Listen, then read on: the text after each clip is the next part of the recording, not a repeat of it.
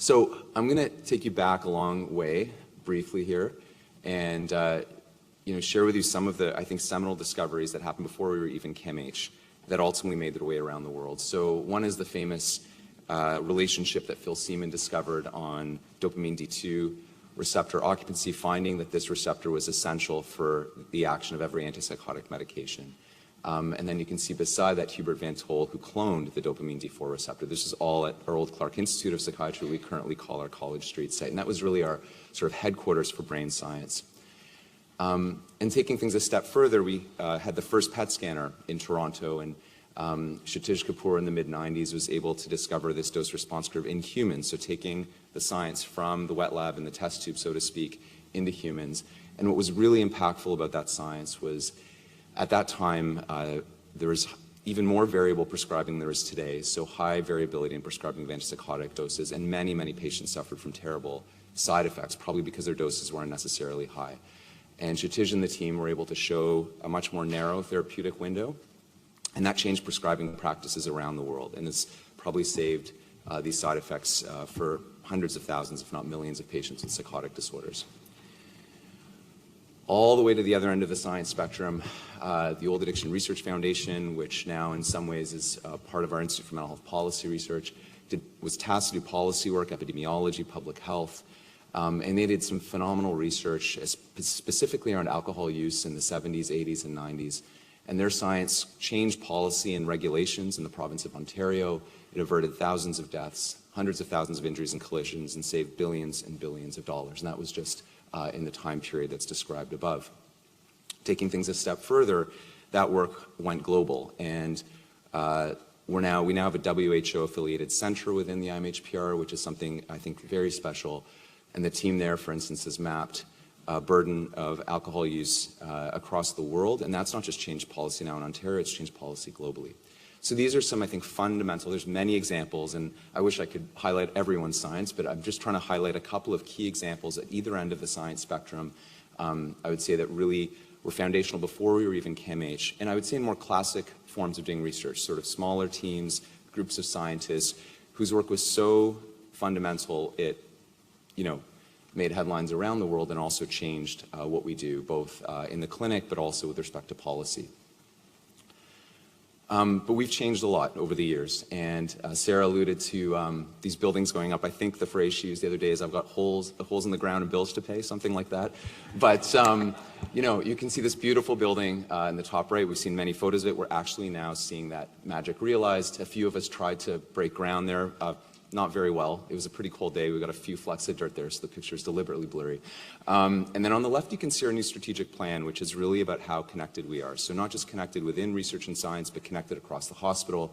And the three pillars of our strategic plan, as you probably already know, are to advance care through learning and discovery, get upstream to prevent and change the course of mental illness, and lift societal health by really trying to reduce and eliminate mental health disparities. And we're going to do that through brain science, through health equity and public policy, and through precision mental health. And we're going to do it across the lifespan, because I think one of our greatest assets are the people we take care of and their own contribution to research and science. Over 40,000 patients a year, literally across the lifespan, from early life all the way to late life. So I think that creates a different culture and a different sense for us of the kind of science we're equipped to do. And even within research, we've tried to become more connected over the past few years. Every scientist and person is now affiliated with a research center, which provides key resources and opportunities to engage. But even the science that happens across centers. And on the left, we have our more population-based centers. On the right, we have our centers that also double as core facilities, providing resources and access to all of our researchers. And then the cores in the orange, which are all relatively new things in the past years that are meant to lift all boats and continue to allow us to excel. And this has provided transformative opportunities, and some of the funding that has been pulled in, I think, which is quite extraordinary. And Sarah talked about the growth up to 116 million. We've grown over 50% in the last 4 years. Has not just been through the traditional PI-led grants, but through center grants and even centers connecting from totally different areas of science to land transformative grants, often at national scale, where we're tasked to do critically important things. And so these are some of the foundations of brilliant minds, but also a great structure and a connectedness that allows us to do really, really special things. So I want to give you a few examples of this maybe newer way that we've been doing things. And Again, I'm just picking one because there's many in each category. So apologies to those that aren't highlighted, but I love everybody as I have to in this job. So all the science we do is phenomenal. So let me just pick one example here of scaling brain science innovation into accessible therapeutics with commercialization partners. So this is some of the work of Jeff Myers. So, the normal thing that, we might do if we're brain imaging scientists, looking on the left at case control studies, in this case, people with depression, people with recurrence of their depression, but then getting interested in a new area, postpartum depression, using PET imaging up in the top right, showing changes in monoamine oxidase A in the brain, which is a key enzyme that's important for regulation of mood, and an important target for mood-based treatments. But then taking that and saying, well, what can I do with this? And partnering with commercialization, partnering with other agencies to ultimately develop a novel therapeutic and nutraceutical through a commercialization pathway that has now been licensed for distribution in 52 countries and is already being rolled out in the US to take care of postpartum blues.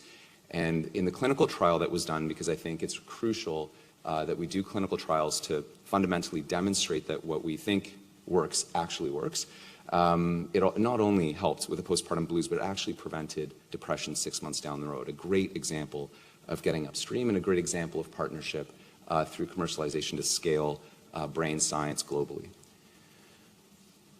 Another great example we have is through our brain stimulation technologies. Again, this actually started in brain science. So before, there's the Temerity Center, which is around the corner of this magnificent place. There was this little lab at the basement of College Street that Jeff Daskalakis ran, which had this weird thing that nobody understood, which is a TMS coil. And he was using it to try and understand how the brain works. So he'd apply these pulses. And initially, you could just record electromyography, so basically the twitching of the muscle, essentially. But then he helped develop TMS EEG with others and then measured it cortically. And then it was discovered that repetitive application of TMS could potentially change outcomes in depression. And this has now become a transformative treatment. But one of the, I think, most critical findings that we've had, and Dan Bloomberger and team led this, was through a much more rapid form of our TMS called ITBS, or intermittent theta burst stimulation. And the team conducted a multi-center trial and had the great idea to partner with the FDA early and apply their FDA application at the beginning of the study. And when they were able to show that ITBS was non-inferior to traditional longer RTMS, the FDA approved this. All of a sudden, ITBS is being delivered around the world thanks to discoveries made here. So this is another great example of scaling innovation, in this case through clinical trials and partnerships with regulatory agencies. 3 weeks ago, we had I don't know if it was exactly 3 weeks ago, a really special announcement at CAMH where you can see the Minister of Health there and the Associate Minister of Mental Health and Addictions beside her made an announcement that they were going to help scale a model of early psychosis care that was implemented first at CAMH and then piloted in 6 sites across the province, which is really meant to standardize care and focus on recovery-oriented care and get more young people with this devastating disorder back into school or work and no longer make it a devastating disorder. And the early results of that work, in that case, critical partnerships with patients and families. You can see Lily and Augustina there in the background, who are biggest champions of this work, and across these communities helped convince government to say that, you know what, we're going to take this from 6 sites and we're going to scale this across all 50 sites in the province. So it's another great example of scaling innovation through partnerships with patients, family, and policymakers across the health system. There's many more things to talk about for youth mental health, but I'm not allowed to, just to put that plug in. There's a lot of great things to come, just to give you good notice and warning. Another really interesting thing we don't talk about as much as knowledge translation, but I think we should. This is fantastic work from the Campbell Center in Child and Youth Depression. They do great trials, great research in child and youth depression, but they also do great knowledge translation partnering with our education team. And they develop all sorts of tools that are useful for people with dealing with these disorders, but also for clinicians. And one of the things that I didn't actually believe it when I heard it, I had to go to YouTube and check, is this video on how to conduct an interview on the impact of trauma. 3.1 million views. Like, I went and checked this myself because I'm like, you guys can't be serious. Like, I checked, isn't that something? Like, that's such a special thing. So that means over 3 million people have watched, probably more clinicians, these interviews on how to actually skillfully conduct these interviews. I think that's a really phenomenal example of international scaling in terms of, scaling our knowledge and helping, in a sense, equip others on how to do great work. And then the final example, that's a really interesting one, which is, again, thanks to some of that infrastructure investment, so to speak, through a clinical trials unit, through a partnership with Oxford, kind of combines all of these things, so which is one of the things I really love, how we combine other areas of science. And this is an example of scaling brain science, digital tools, and global mental health, so like our whole day in one little package. And it was funded by the Wellcome Trust recently. And so it's a clinical trial that's being run through the oversight of our clinical trials unit, but in the UK, and importantly in Pakistan and Nigeria, global mental health sites in lower and middle income countries. And what's really neat about it is it accepts, I think, a clinical reality, which is more and more important that we acknowledge. And I think you might hear about this a little bit in a couple of the talks, which is that we're all different. The way we experience mental illness is different. The way we respond to treatment is different. So how do we get around that and not treat these things as these single big monolithic entities, which they're not? So the team developed a digital tool, which is essentially like a personalized antidepressant recommender, and has tested this tool in a clinical trial showing that it's more effective than usual care. But this trial takes it a step further. It actually builds in someone's pharmacogenetic profile into this tool beyond the antidepressant recommender to then sort of like elevate the quality of the recommendation. That's the hypothesis. And what's crucially important, I think, especially for digital technologies and some of these assumptions, is again, this is being tested in a head-to-head clinical trial in over 2,000 patients, not just in the settings that we're used to, but in lower and middle income settings, to see how this plays out. And so I think this is a wonderful example, sort of concluding example of the opportunity for scaling innovation and the opportunity that's afforded to us through partnerships in these different kinds of approaches. So I hope that was a fun whirlwind tour that sets the day up. And I'm going to transition now to, I'm not taking any questions, because you don't need to ask me questions. We need to ask the speakers questions all day. And in the interest of time, I'm going to just transition over to Ted Satterthwaite. So I'm going to, if we could take this talk down, we're going to have to, actually, what we've realized we have to toggle between slide decks, which will be a little complicated. So what I'll do is instead, maybe it's simpler that I just use my notes instead of throwing two slides up for me. So let's get Ted's talk up. You're going to see Ted. There's a photo of Ted and my intro of him, but I'm going to try and provide a condensed bio. Ted is a McClure Associate Professor in Psychiatry and Behavioral Research at UPenn. He did his med school and graduate training at WashU under Randy Buckner, and then a fellowship at Penn, and then took on a faculty role there. Since 2020, he's been the director of the Penn, it's the LANC, Ted, but I know it's like the Imaging Analytics Brain Behavior Lab, but also I think it's the Lifespan Informatics Center or something to that effect. Thank you. So even though I can't tell you all Ted's titles, I actually know pretty well. I know Ted for kind of a relatively long time. I'm going to tell you a story. I'm going to tell you a little story about everybody. And you know, Andrea's getting nervous because I just met Andrea last night. But I've known Ted long enough to tell a little story. So, it relates to one of his awards. So Ted won this award in 2014, which is the BBRF, Brain Behavior Research Foundation, formerly NARSAD Klerman Prize for Clinical Research.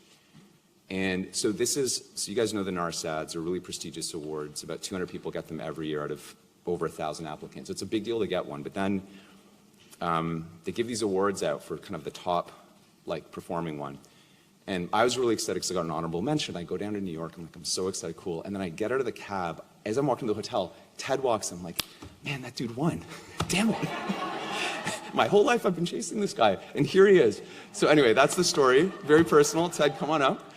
And we're really excited to hear your talk.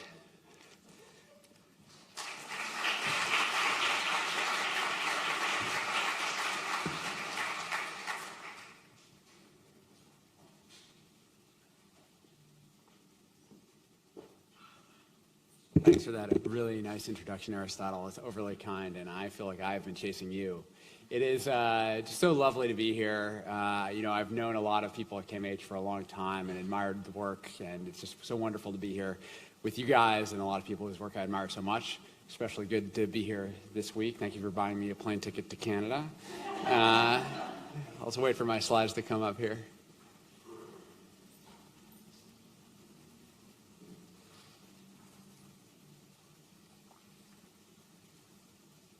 I'm not supposed to do anything, am I?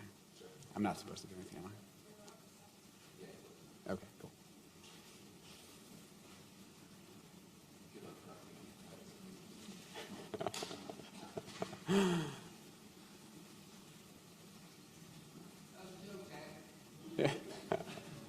Exactly. Just this 9 a.m. stand-up routine. We can do it. It'll be awesome. So I can just get started, and we'll catch up when the slides are up. Yeah, totally. I'll just get started and catch up when the slides are up. Sure. Awesome. Thanks, Aristo. So today I'll be talking about a bit about a really recent project in the lab that is, I think, the most ambitious thing we've ever tried. It's called the Reproducible Brain Charge Project, or RBC for short. I've never presented this before, so bear with me and give me notes afterwards. I was trying to respond to Aristotle's suggestion that I really talk about open science today. And this is an open science project from start to finish. And it responds to the clinical context. So I'm a psychiatrist. I was in clinic yesterday. Mental illnesses are incredibly common, very disabling, huge source of morbidity and mortality. And they're really now understood to be, in many cases, disorders of brain development. So they start early, and then patients have a lifetime of morbidity and often unfortunate high rates of mortality. So the overall goal of the program of research that we have at Penn is to describe mental illnesses in terms of variation of brain development. However, to do that, you first need to understand what normal brain development looks like. And to understand normal brain development, much less variation associated with mental illness, it really requires massive data resources. So that is really what RBC responded to, is like, how do we create a really large public data resource that's fully reproducible? And I want to touch on each of those elements, the part of big data and the part about reproducibility. So why do we need big data if we want to study brain development? Well, first, the brain is a big place, so we need to track many different parts of it as it grows, and it doesn't grow in just a straight line. It grows in this dynamic, nonlinear fashion. So if you want, and our measures aren't like perfectly accurate, so if you want to measure things accurately, you need a lot of samples at each age range just for normal brain development. And then if you go to variation associated with mental illness, that's a really heterogeneous construct. So if you want to cover a lot of the spectrum of mental illness, you just need even more data. Those are kind of straightforward scientific design issues of why you need big data, but then there's also really real statistical issues first. Because the brain is a big place and we conduct thousands of tests across the brain, if we want to correct for all those tests and we just don't get a bunch of false positives, type 1 error, we need to correct for them appropriately, which means we need more statistical power. And on the other side, somewhat depressingly, there's abundant evidence that the really massive effect sizes we hoped that would be there when we started this research, 20, 30 years ago, the effect sizes aren't as big as we hoped in many cases. In some cases they are, like chronic adult schizophrenia in certain brain regions, those are big effect sizes. But in kids and things like mood, anxiety, the most common conditions, the effect sizes are small. And so if we want to be adequately powered to study them, we just need big data. Perhaps most importantly, if we want to ever transition this stuff to the clinic, we need to show generalizability. We need to be able to show that things we find in our ivory tower setting can apply to a different population, not just in Philadelphia, but New York, around the world. And kind of the way forward of this, in many cases, has been shown by genomics. Imaging is usually 20 years behind genomics, maybe 10 optimistically. And the geneticists for a long time have been discovering something and then replicating. And that is really one of the main goals of RBC, is we want to make it easy to convince people that what you found is true. We want to make it easy to discover something in one sample and then show you can replicate another sample with different population characteristics to show it's generalizable. But in this sort of effort, we also need to convince people that our science is, for lack of a better word, real. There's been a huge reproducibility crisis across many different aspects of science. I think it has been particularly important in imaging. I'm a psychiatrist and an imager, but I have a lot of friends who are basic neuroscientists, and if you ask them, especially if you buy them a couple drinks first, what they think of brain imaging, they'll tell you very often, not always, but very often, I just don't believe it. And the reason they don't believe it is because we do so much to our data, that what it takes to go from a raw image to a finding, there's just so many steps. And so this is a really complex analytic chain that we have to go through in this sort of work, and it gives researchers a lot of freedom, and there's a lot of analytic degrees of freedom and a really broad parameter space. And this has some problems. First, it can make studies hard to compare. If I'm exploring this part of the parameter space and someone else is exploring a different part, the findings might not be comparable. Furthermore, sometimes it can lead to bad practices in the field. So if you have a really broad analytic parameter space and you're really motivated to get your preliminary data for the next grant, there is p-hacking. People can just try to find the parameter space, the part of the parameter space that gives you a p-value to say it's significant and declare victory. But that is not a good way to create generalizable knowledge. So what we really, luckily in this sort of setting, there's some easy open science solutions. And that's what we try to design RBC to do. So first is open and track code. I genuinely believe that sunlight is the best disinfectant. If you want people to believe you, you got to show them every single thing. But unfortunately, code isn't enough. I can share all my code, but you won't be able to reproduce my results with just the code. You'll need the data too, and you'll need to be able to track everything I did to my data with the code from start to finish. That's harder, but that was a major goal of the study. And another thing that's super easy, and trialists have been doing this literally forever, but it is relatively new for imagers, is just to write down what you think you're going to find and pre-register your hypotheses. This is sounds basic, and every trial does it, but this is very, very important for imaging as well. So these were some of the principles we were trying to get at with RBC, the Reproducible Brain Chart Project, and it combined many large-scale studies of brain development, harmonize all the clinical measures, and this is just as important as the imaging part, take the functional and structural imaging, get the raw data all in the same format, nicely curated, process it all the same way in a harmonized manner, and then openly share it on the internet with very, very minimal barriers to entry. I lead this study together with Mike Millam, a dear friend and close colleague at Child Mind Institute, and this was generously funded by the National Institute of Mental Health. So the studies that RBC includes are 5 large-scale studies of brain development that include different populations scanned at different locations on different instruments, including the Brazil high-risk cohort led by Giovanni Saloom, the developmental Chinese Color Nest project led by Xinyan Zhuo, 2 of Mike's studies, the Healthy Brain Network, which is a really important study of help-seeking kids in New York. The Nathan Klein Institute Rockland sample, which is another study Mike leads, which is more epidemiologically sampled. And then the Philadelphia Neurodevelopmental Cohort, a study I've been very involved with, which is a community-based sample in Philadelphia. In total, across all of these data sets, this gets up to over 6,000 participants with over 7,000 imaging sessions, each imaging session with many different image types and rich data. So what I'm going to talk about today is I'm going to spend some time on the challenges we've had with RBC, because it was actually way harder than we initially expected. Initially, at the beginning, I'm like, this is going to be easy. It wasn't easy. And then talk a little bit about kind of show some examples of what we can do with this sort of data to learn about brain development. And I've been given very firm guidance, and I'm supposed to stay on time. So if I skip a couple things as I look at the clock, bear with me. I'll try to keep pace here. So there's 5 challenges. We may only get to 3 to 5. The first is variation in psychiatric phenotyping. Second is on reproducibility challenges. And then we get into things like data quality and data access. I'm an imaging geek, but in the end, we care about mental illness, and so we need to get the psychiatric phenotyping right. And this is, in some ways, was the hardest part of RBC.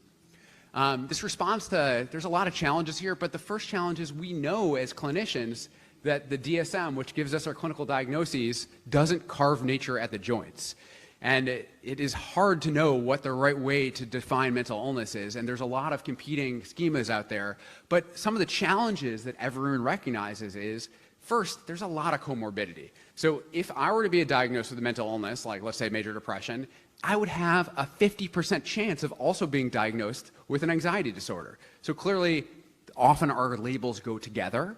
And then second, the classic DSM view of mental illness doesn't really recognize this huge dimensional variation in symptom across a population. So there are some symptoms of mental illnesses that are really either you have them or you totally don't, but many sort of symptoms like anxiety, for example, are smoothly distributed across the whole population. So it's actually pretty challenging to say where the transition from normal to pathological is.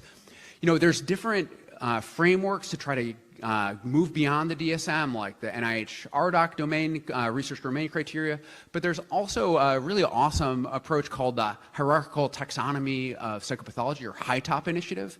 And what the HiTOP initiative does is it takes like very granular clinical symptoms here at the bottom and then nests them within this hierarchical framework, where at the top is something called the P factor. And the P factor is, if like general intelligence, or Gardner's G, if you guys remember from Psychology 101, the idea of Gardner's G is if you are smart at one thing, you're likely to be smart at other things. Most people aren't like cognitive specialists and only good at one thing. And the same thing is true in psychiatry. If you have symptoms in one domain, you're likely to have symptoms in another domain. So what HiTOP does is you get this P factor for overall psychopathology that captures this general liability for disease severity being collinear in a person. And then you have specific domains like internalizing symptoms, that's like mood and anxiety, externalizing symptoms, things like disruptive behaviors, and then on down in this dimensional hierarchical framework. So this is the sort of framework we tried to adopt in RBC, but there's immediately a lot of technical challenges, even if you have the same instrument, which you often don't, because different instruments behave in different settings in different ways. A scale might not have the same sort of response properties in males and females, or in Brazil and Philadelphia. Furthermore, often you don't have the same instrument, so how do you harmonize those? And so luckily, and I want to be clear at the beginning, I didn't do any of this work. This was all work led by Giovanni Saloom, Mauricio Hoffman, and Tyler Moore, just expert psychometricians and phenotyping experts, to harmonize these instruments across studies and make sure we have a hierarchical framework that can actually allow us to combine data in a reasonable way. And so basically, the first thing we faced is that different studies have different instruments, like the PNC, great study, used kind of in a one-off instrument that no one else uses. Very good instrument, but no one else uses it, so hard to combine, an instrument called GoSS. So we had to learn how to combine this specific assessment of psychopathology with more commonly used instruments like the CBCL. To do that, Mauricio and Tyler used item response theory, which is basically the sort of statistical measures used in standardized tests. And adaptive, how do we make sure an item that Aristotle takes on a standardized test is as difficult for him as someone else? And how do we use that to predict their overall response liability?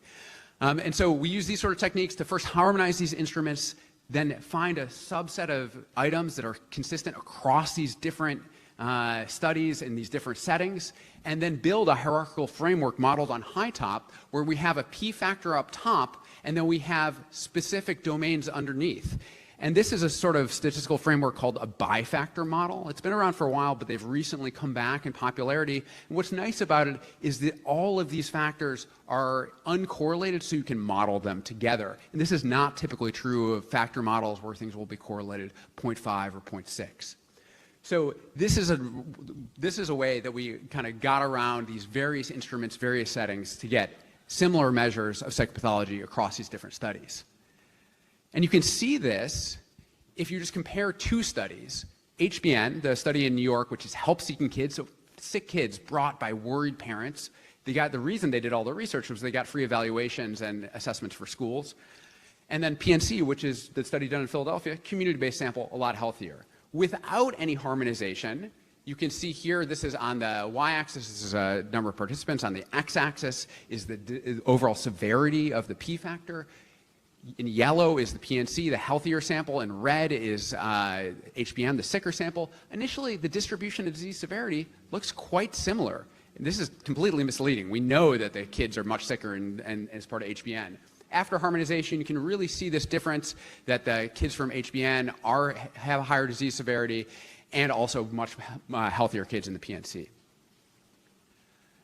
All right, I'm going to move on to the next challenge. And this slide is intended to put you to sleep. I'll try to click through it rather quickly. The challenge is, how do we maintain reproducibility in complex imaging workflows so you actually believe what we've done? This is one element of a standard imaging workflow. There's many different elements like this that are stacked on each other. The problem is actually way worse than this graph. So typically, there are tools for tracking things. So if you write software code, the industry standard for how you keep track of code is something called Git.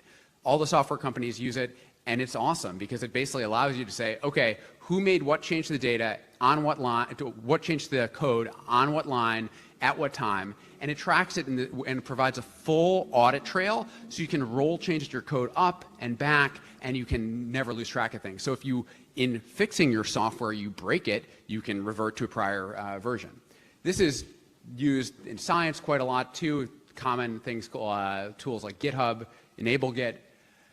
But what we realize is we need this not just for our code, but for our data itself. And this is actually now possible using tools like Git Annex and DataLad. And basically, Git Annex is an extension of Git, originally developed for music file sharing, that allows you to put huge data files into the framework provided by Git and then allow you to see every single change, byte by byte, to your data at any point in a complex process, keep a complete record of it, and then roll it forward or roll it back. Git Annex is let me move back here. Git Annex is really hard to use, so an awesome group led by Michael Henke and Yaroslav Holshenko created DataLad, which is software tools to make it easier to use with things like imaging data. However, DataLad is also pretty hard to use, to be perfectly honest. So as part of RBC, we created another software package. This was led by awesome bioengineering graduate student, Chenying Zhao, to create a fully reproducible workflow that basically anyone can use. So you don't have to be a software engineer to actually have your workflow be reproducible. We use this extensively throughout RBC, and what this means is that as we do all these things to the data, you can track every single step. It's all on the internet, all written down. And if you disagree, you can see where we went wrong, and you can roll it back and do something differently. This tool is very geeky, but we are very proud of it. Another challenge, to stick with the technical for a minute, is data curation. So when you are trying to combine data from all these different studies, people will often just blindly pull it in together and start running tests. This is a problem because we know the effect of mental illness and association with that on the brain is small, but we also know that technical variation between different scanners is massive. So unless you are really, really careful, you will be swamped by the technical variation, and you will be unable to study mental illness or brain development. However, when you get these thousands of scans from these different studies, how do you even know what the variation is? Before RBC, there really weren't tools to do this. And so as part of RBC, we created a new tool for reproducible curation at scale, which allows us to see what data we actually have, say which scans shouldn't be included because they were acquired in a bad way and they were just like something weird happened that day and we just shouldn't use that data, rename them to standard format, and fix incorrect metadata. Because otherwise, unless you do these things, all the image analysis pipelines, which will generate the measures that you actually do your testing on, will be incorrect. This is work led by an awesome data analyst who's now a bioengineering graduate student at Stanford, Sidney Kovitz. And what is really important is that we integrate DataLad, this version control system for data, at every step of data curation. Because typically, data curation, saying, oh, which study should be in our which scan should be in our study, which scan should be not in our study, that is done by like one human with like a notebook and paper and pencil. And so you are breaking the chain of reproducibility right at the beginning and making it impossible to reproduce your work right at the start. You know, I'm not going to get into it, but these sort of tools interface very easily with a lot of other software we develop in the lab. We have a very significant neuroinformatics team that develops large-scale imaging software that can be broadly applied across consortia studies and other things. These includes post-processing tools like XCPD for fMRI, QSI prep for diffusion imaging of the brain's white matter, and ASL prep for looking at cerebral perfusion. We love these tools. If you use them and they don't work, please let us know. We want them to work for you. They should work for everyone. The next challenge that I want to talk about is data quality. And this is should be an obvious one, but it has been like a problem in our field for a long time. I have two 14-year-olds and a 12-year-old. They used to be younger, and you don't need to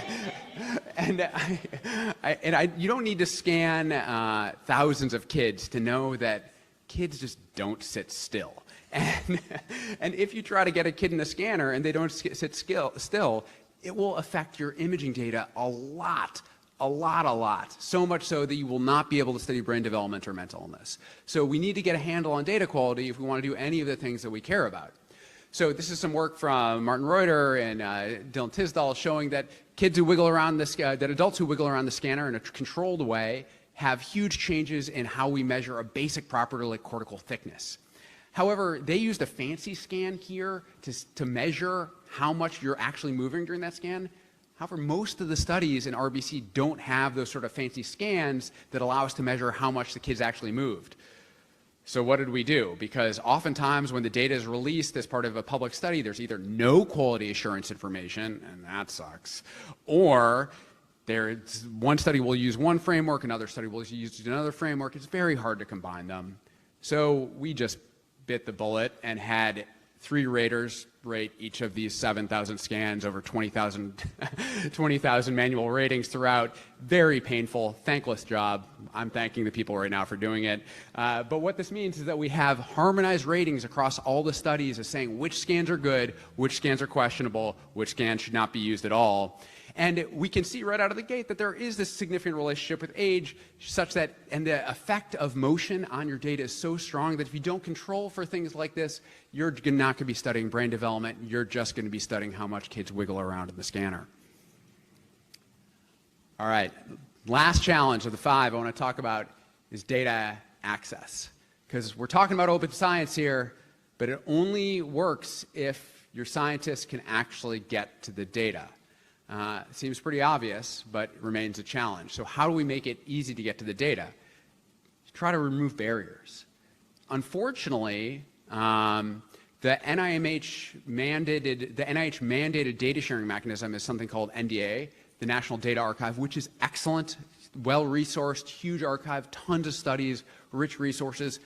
Let's be honest, kind of a pain to work with though, because to get access to any of the government shared data on NDA, you need to have a data use agreement that you have a university official sign. Those people are often hard to get a hold of. And then you have to renew it annually. And if you have a new student in your lab, you need to have a new data use agreement for every single person. So you're kind of constantly filling out data use agreements.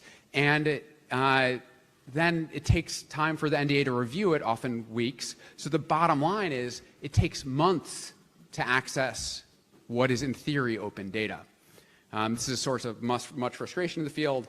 And so what we try to do from the beginning of RBC is make it absolutely no barriers to entry while preserving privacy.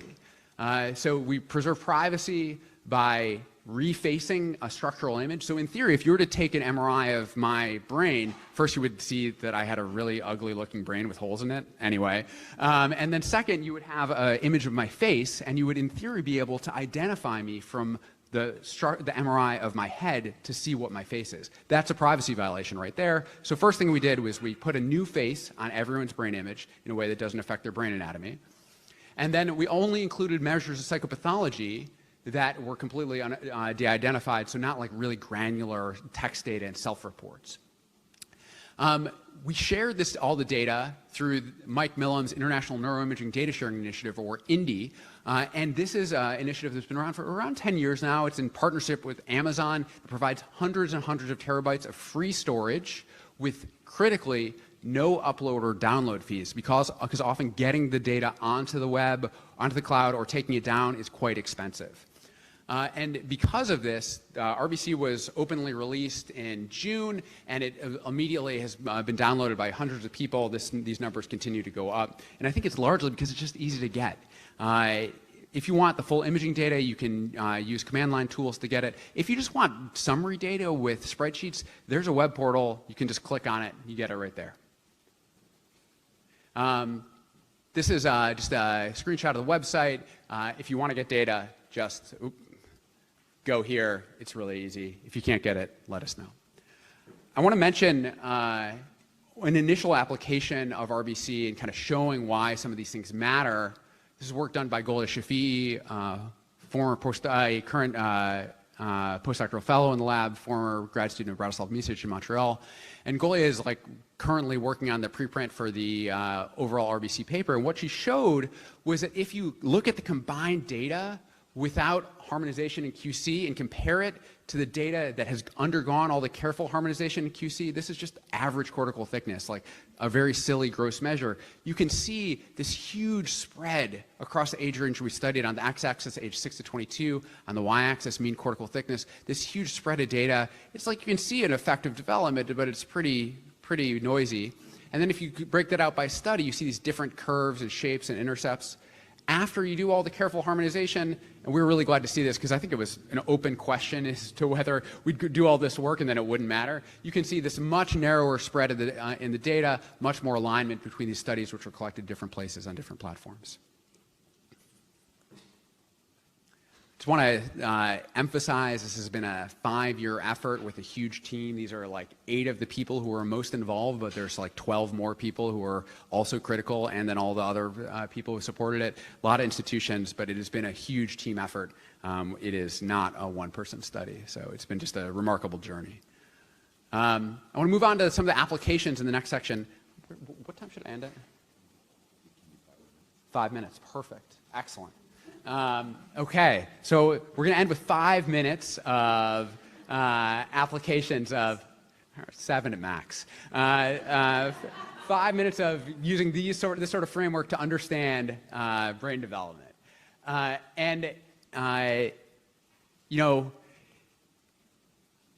of the main ways we understand brain development right now is through brain organization. Many different sources of data point to the fact that there's this common pattern of brain organization called the sensory motor to association axis. And one of the most important things we've learned is that to understand brain development, you also have to understand brain organization. And brain development both shapes, refines, and ultimately leads to the pattern of organization we see in adults. And so this pattern of brain organization goes in yellow from a sensory motor pole of function to an association pole where things that we care about as psychiatrists, executive function, social cognition, and mentalizing functions occur. This is in purple here. So we see this pattern of organization in many, many different data types, including evolutionary expansion, allometric scaling, blood flow, thickness, activation. This is work done by an awesome former grad student, Val Sidner. And what we have shown is that that development aligns with and refines this axis of brain development.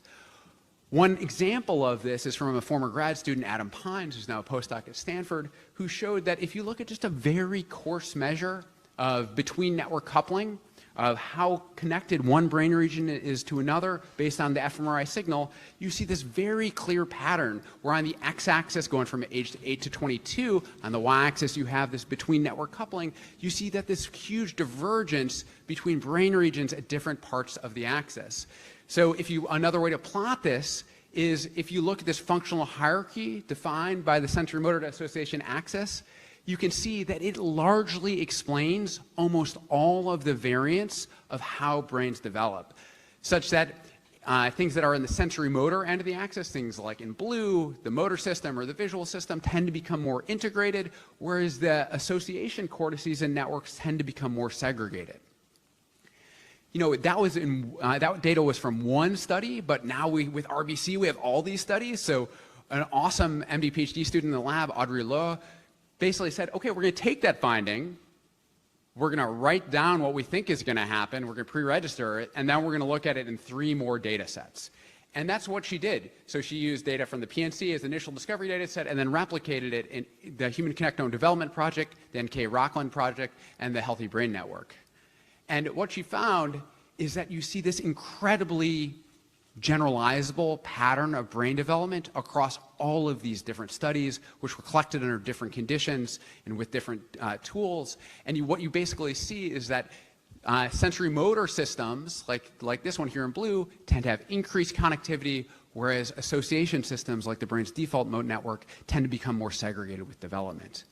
again, if you put this all together, you see this very, very convergent pattern of brain development across all these different studies, such that you have integration at one end of the axis and segregation at the other. And this pattern of development is what gives rise to the pattern of connectivity that we see in the 20-year-olds and 30-year-olds that we study in non-developmental studies. So just to recap, maturation of functional connectivity both aligns with and refines this major axis of brain organization called the sensory-motor association axis.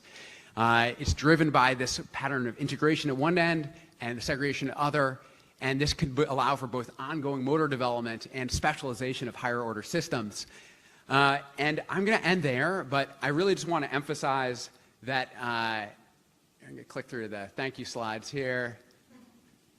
This work is awesome, but I can tell you about another time.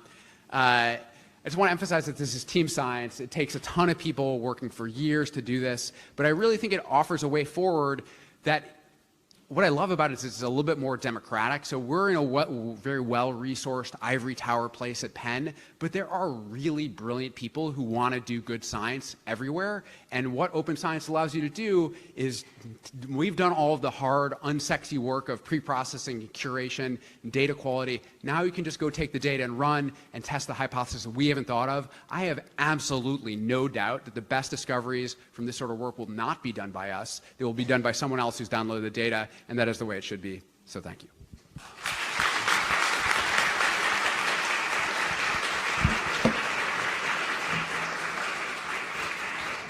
Thank you, Ted. What a tour de force talk. No surprise, but always impressive. We have time for 2 questions. If anyone wants to ask questions. I know we have some people in the room who do exactly this kind of science, or try to. Anyone? Okay, Jeff, go ahead. Thanks for a really wonderful talk, and gave many of us many thoughts ahead for our own research. COVID, of course, is affecting the world in many ways. Lots of people have long COVID, and you have these massive data sets that you're accumulating. And I'm just wondering, how are you planning to integrate the impact of COVID into your work in the longer picture? Such a great question. This is, many of the studies that we're incorporating here, I think all of them except HBN were collected pre-COVID. So COVID is not a variable that we anticipate would affect this data, but that doesn't mean it's not going to have a big effect and be super important. So I think some of the ongoing studies like ABCD, that's a 10,000 person study conducted in the US that follows kids from age 10 to 20, that COVID ran smack in the middle of that. So I know there's a lot of people looking at that. We have not looked at that yet, but I think it's very, very important and could be like the source of a lot of new hypotheses. Thank you. Thanks. Stephanie? What about new studies that want to share their data and put through sort of the centralized harmonization process? Absolutely. Just email me. I'm happy to talk. It's unfortunately, this study's funding is running out, and the software engine. We have an application that we submitted last week to renew it and expand it to 10 times the number of diffusion images, so 70,000 diffusion imaging scans. And I'm hopeful that reviewers will be excited by that. I think that we don't have the ability to support harmonizing the world's data indefinitely, but we're happy to talk to people as much as you want. So definitely just email me and we can be as involved as need be. Okay, thanks very much, Ted. Be more opportunity at the panel at the end of the day to have conversation. So now I'm going to turn it over to Neil Vastev. Actually, my cognitive task every day is synthesizing a 2-page bio, which all is like so impressive into like a small paragraph. So, I mean, you all know Neil, but just it bears repeating a few things. Neil's the scientific director and chief radiochemist of the Brain Health Imaging Center and director of the Azrieli Center for Radio Neurochemistry at CAMH, and has the Azrieli Chair and a Tier 1 Canada Research Chair. Neil, if you see him here, you're also going to see him elsewhere because he's been featured on many news stations, including, I think, what was a really special article in the New York Times about CTE, and you're going to hear more about that today. And Neil's won a number of awards. There's way too many to list. But I think one of the more impressive ones is he was elected as a fellow of the American Chemical Society in 2020. And Neil sort of grew up in this area and started his career at CAMH, but then went to Harvard for nearly a decade, and we were so fortunate to recruit him back to do all the cutting edge work that he has and lead our brain imaging program. So Neil, please come up. Really excited for your talk.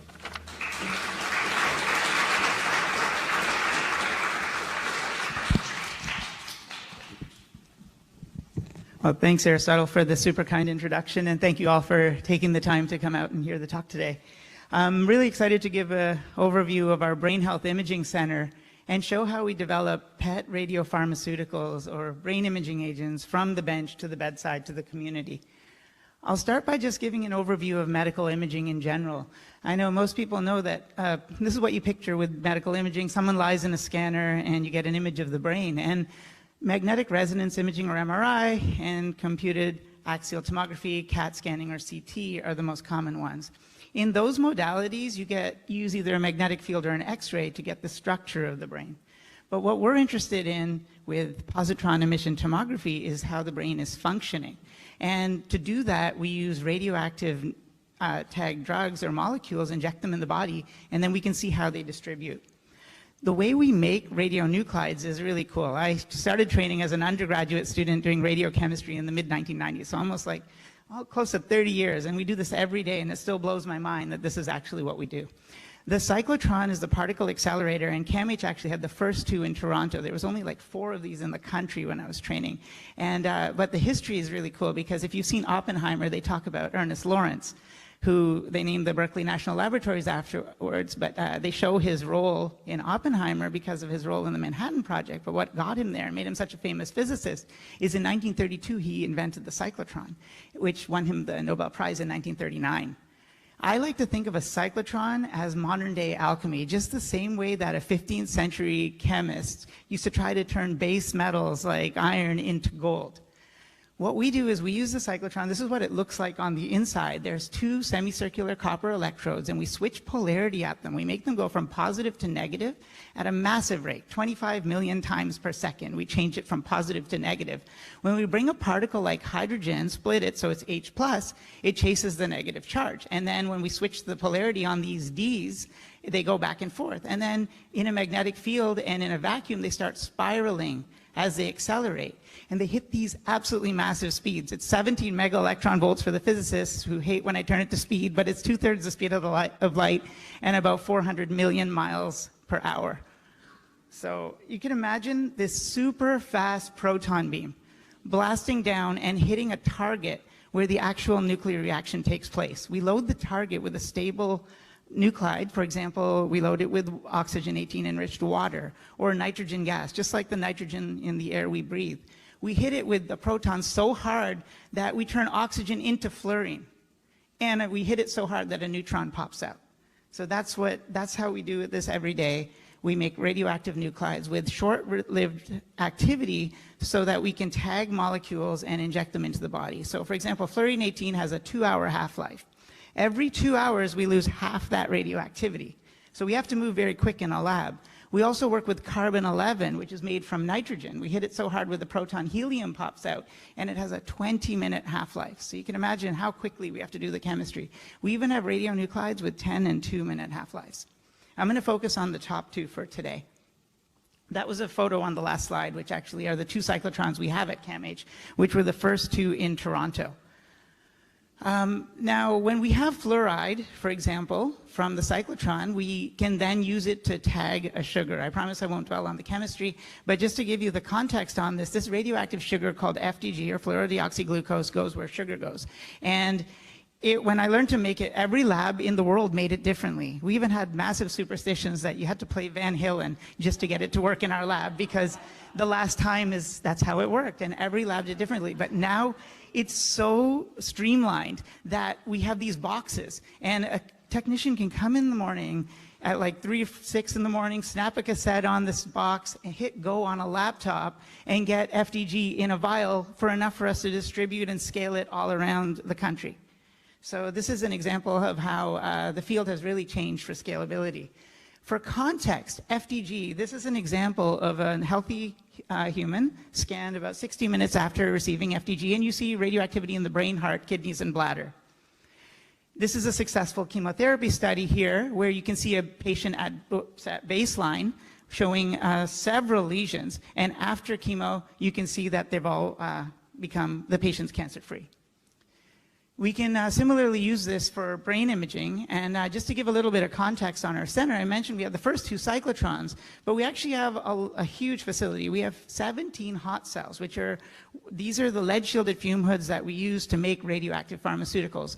We have 2 human PET scanners. We have hybrid scanners. We have an MRI scanner, and we also have a very large program that does preclinical neuroscience, about 100 faculty, fellows, staff, and students working in all facets of brain health. Way more than I'll be able to highlight today, but just to give a snapshot, I just thought I'd give a few things about the widespread impact, including looking at sex differences, therapeutic discoveries, and improved animal handling, which was done by Dr. Thomas Prevost and co-workers. So trying to get these methods shared around the world is a major goal. Our center is unique because we have over 40 radiopharmaceuticals for human imaging that are labeled with carbon-11 or fluorine-18. And that's a very large number. Most centers don't have anywhere near that. But even more interestingly is that about 20 of those, or half of them, were developed from bench to bedside to community and shared worldwide. And one of the reasons for the success is the ability to apply new chemistry methods to make unprecedented radiopharmaceuticals. This is a snapshot of the different tracers we have. In purple are the ones that were developed for first in human, blue are first in Canada, which so you can see the majority are used in Canada for the first time, and then some others. I haven't updated this slide yet, but there's 3 more that are going to be added within the next month. So we're excited to keep adding to the list. As Aristotle mentioned in his opening, we're excited to move to this new building, which many people in this room are I'm very graciously thankful for, especially the foundation for fundraising. This is an incredible, iconic building. It's going to be shaped like a brain. The way I like to describe it, from what I heard the first time, is the staircase in the middle is supposed to be the corpus callosum, separating the left and right hemisphere, becomes a collaborative space. But from an imaging point of view, what I'm so excited about is this is going to make us the largest facility dedicated to brain imaging in the world. It's massive. We'll have 2 cyclotrons and 24 hot cells, and if you walked in from that side, the south side, you would have seen that they're already broken ground, and as Sarah said, we'll be moving in 2027. So we're very excited about that. The reason we're investing so heavily in imaging sciences is if you look at drug development as a whole, it's a really brutal process. We start with a million compounds. For example, if you're making a drug for a new target, just to get one FDA-approved drug, if you get there, because there's so many steps from biological target validation, lead identification, preclinical studies, and clinical trials. And you could imagine the failure rate along the way. So PET is amazing at de-risking drug development, especially for neuroimaging. You can use PET to determine the dose of a drug. You can use PET you can label a compound and see how it distributes in the body and in the brain, see how much even gets in the brain. And very valuable to pharma companies, you can confirm that a drug is hitting the target of interest, target engagement. So we need new chemistry methods and tracers to image such new targets. Another thing that, like when I mentioned, when I started in this field, there was only 4 sites in Canada that even had PET scanners. There was McGill, UBC, and Toronto, and McMaster. Toronto was the new kid on the block that came on in the late 80s, early 90s. So there was 4 sites one could train if you could get trained at them. But now all these blue dots show where the PET scanners are across the country. So there's a massive distribution network to scale this type of work, including our own site, which manufactures, and we ship tracers all over Ontario and Quebec. Send them to Pearson and get them out almost 4 times a week. That scanner on the left is called the HRT. It's another thing that's CAMH proud because serial number 001 is the highest resolution head-only brain scanner in the world. It's about 20 years old, and in our new building, we've already bid for tender for the next generation of neuroscanners. But as Aristotle said, this field did not start with all the complex tracers. We actually started by looking at the dopaminergic pathway. So I think most people know that dopamine itself is involved in psychosis, it's involved in addictions, but it's also, when levels are low, involved in Parkinson's disease. For those of you who've seen the movie Awakenings, they show that you can't actually give dopamine to a person to boost their dopamine. You have to give the metabolic precursor L-DOPA, which crosses the blood-brain barrier and is enzymatically converted to dopamine to boost those levels. So I trained at McMaster, that was the birthplace of fluoro-L-Dopa. People had been trying to make this for human use since the early 1970s, and it was my PhD advisor who figured it out. Fluorine is a really, really difficult element to work with. It's the most electronegative element. If you let fluorine out onto anything, it will set fire and or cause an explosion, almost guaranteed. It detonates with any organic substance, pretty much. So he found a way to tame it so he could put fluorine onto the aromatic ring, and then injected his boss, who was the pet center director at the time. And they got the cover page of Nature for this, because you see this really nice uptake of fluoro-L-Dopa in the striatum, where the majority of dopamine neurons are known to be present. You can see an application of this in Parkinson's disease, which shows a dramatic reduction of dopamine in the striatum. And just to show you, this was a picture of my fume hood from graduate school, where I had 10 milligrams of a fluorine source, the shake of salt from a salt shaker that detonated so violently it blew out the entire hood and all the glass in front. So it's incredible that it was tamed, because this not only changed the field of radiochemistry, but it showed functional imaging could be realized in the living human brain for the first time. We've written a review on how dopamine imaging shaped PET, but before I segue to the next topic, I'd want to say I was fortunate to train in those glory days, because the first 3 first-in-human PET studies I did during grad school were actually making tracers and injecting my boss, and those are my PhD advisor and PET center director. All right, so after that, people started really trying to focus on neuroreceptors. And this was a really exciting collaboration that came out of Astra Pharma at the time and Karolinska Institute to make a radio tracer called raclopride. Raclopride hits the dopamine D2 receptors. It's an antagonist radio tracer. You can see an example here showing raclopride in the control and a patient on an antipsychotic like Haldol, showing blockade. This is incredibly valuable for drug development. Now, at CAMH, they were also doing really interesting work on this at the time. Really innovative chemistry by using carbon-11. Instead of doing chemistry in a vial, they were using early microfluidics by doing things on a small stainless steel loop. It's patented technology that came out of CAMH and has been shared all over the world. The tracer here is called DASP. And this is a study led by Dr. Jeff Meyer and colleagues, where they used DASP, which it targets a serotonin transporter, to show occupancy of antidepressant drugs. What's interesting here is billions of doses of antipsychotics had been given, but nobody knew how much the dose should be. As very similar to the antipsychotic study that Aristotle showed in his introduction, with antidepressants, it turned out to be 80% occupancy shown by PET was a sweet spot. Any less than that, the drug doesn't work, so patients don't take it. Any more than that, the patients start getting side effects and also stop taking the drugs. So I'd finished my postdoc at Berkeley National Labs. I was looking for a place to start my career, and I was really looking from the point of view of chemists and radiochemists, where can we do new cool stuff? And this was the place that was doing really cutting edge stuff. So I was excited to start my career here 20 years ago. There was a textbook we all had to learn called The Logic of Chemical Synthesis, written by Nobel laureate E.J. Corey. I was really fortunate to write a grant with him when I was at Harvard, but that's a whole separate conversation I can share later. But what he came up with, he said, is the field of chemistry was absolutely stagnant 60 years ago when he started. He said, people would say, you cannot make this drug. There's no methods. So he said, no, we should be able to make anything. Take the drug, break it to its simplest bits. Even if you have to make it in 20 steps, you'll not only make your drug, but you'll revolutionize the field of chemistry by coming up with new methods and reagents along the way. And he calls that total synthesis. So I feel in radiochemistry, we're similarly stagnant. Most of the field is reliant on one method for carbon-11 and one method for fluorine-18 labeling. If you can't label it like that, they say, well, we can't make that compound. So we're trying, and another harsh reality is, just like most drugs fail, most tracers also fail. So most drugs can't be labeled, most PET tracers fail. So I envision total radiosynthesis, and during my postdoc fellowship, I pushed the limits of fluorine-18 out to 10 steps to show, in theory, you can actually make a tracer with multi-steps. You don't have to just bring it in at the last step just because the half-life is short. So a question I'd ask in this audience, I'd love to discuss later through the day, is what if we could label anything for any target? What would people be interested in? I've asked this a few times in my career. I regret it every time because you get very, very, very challenging problems.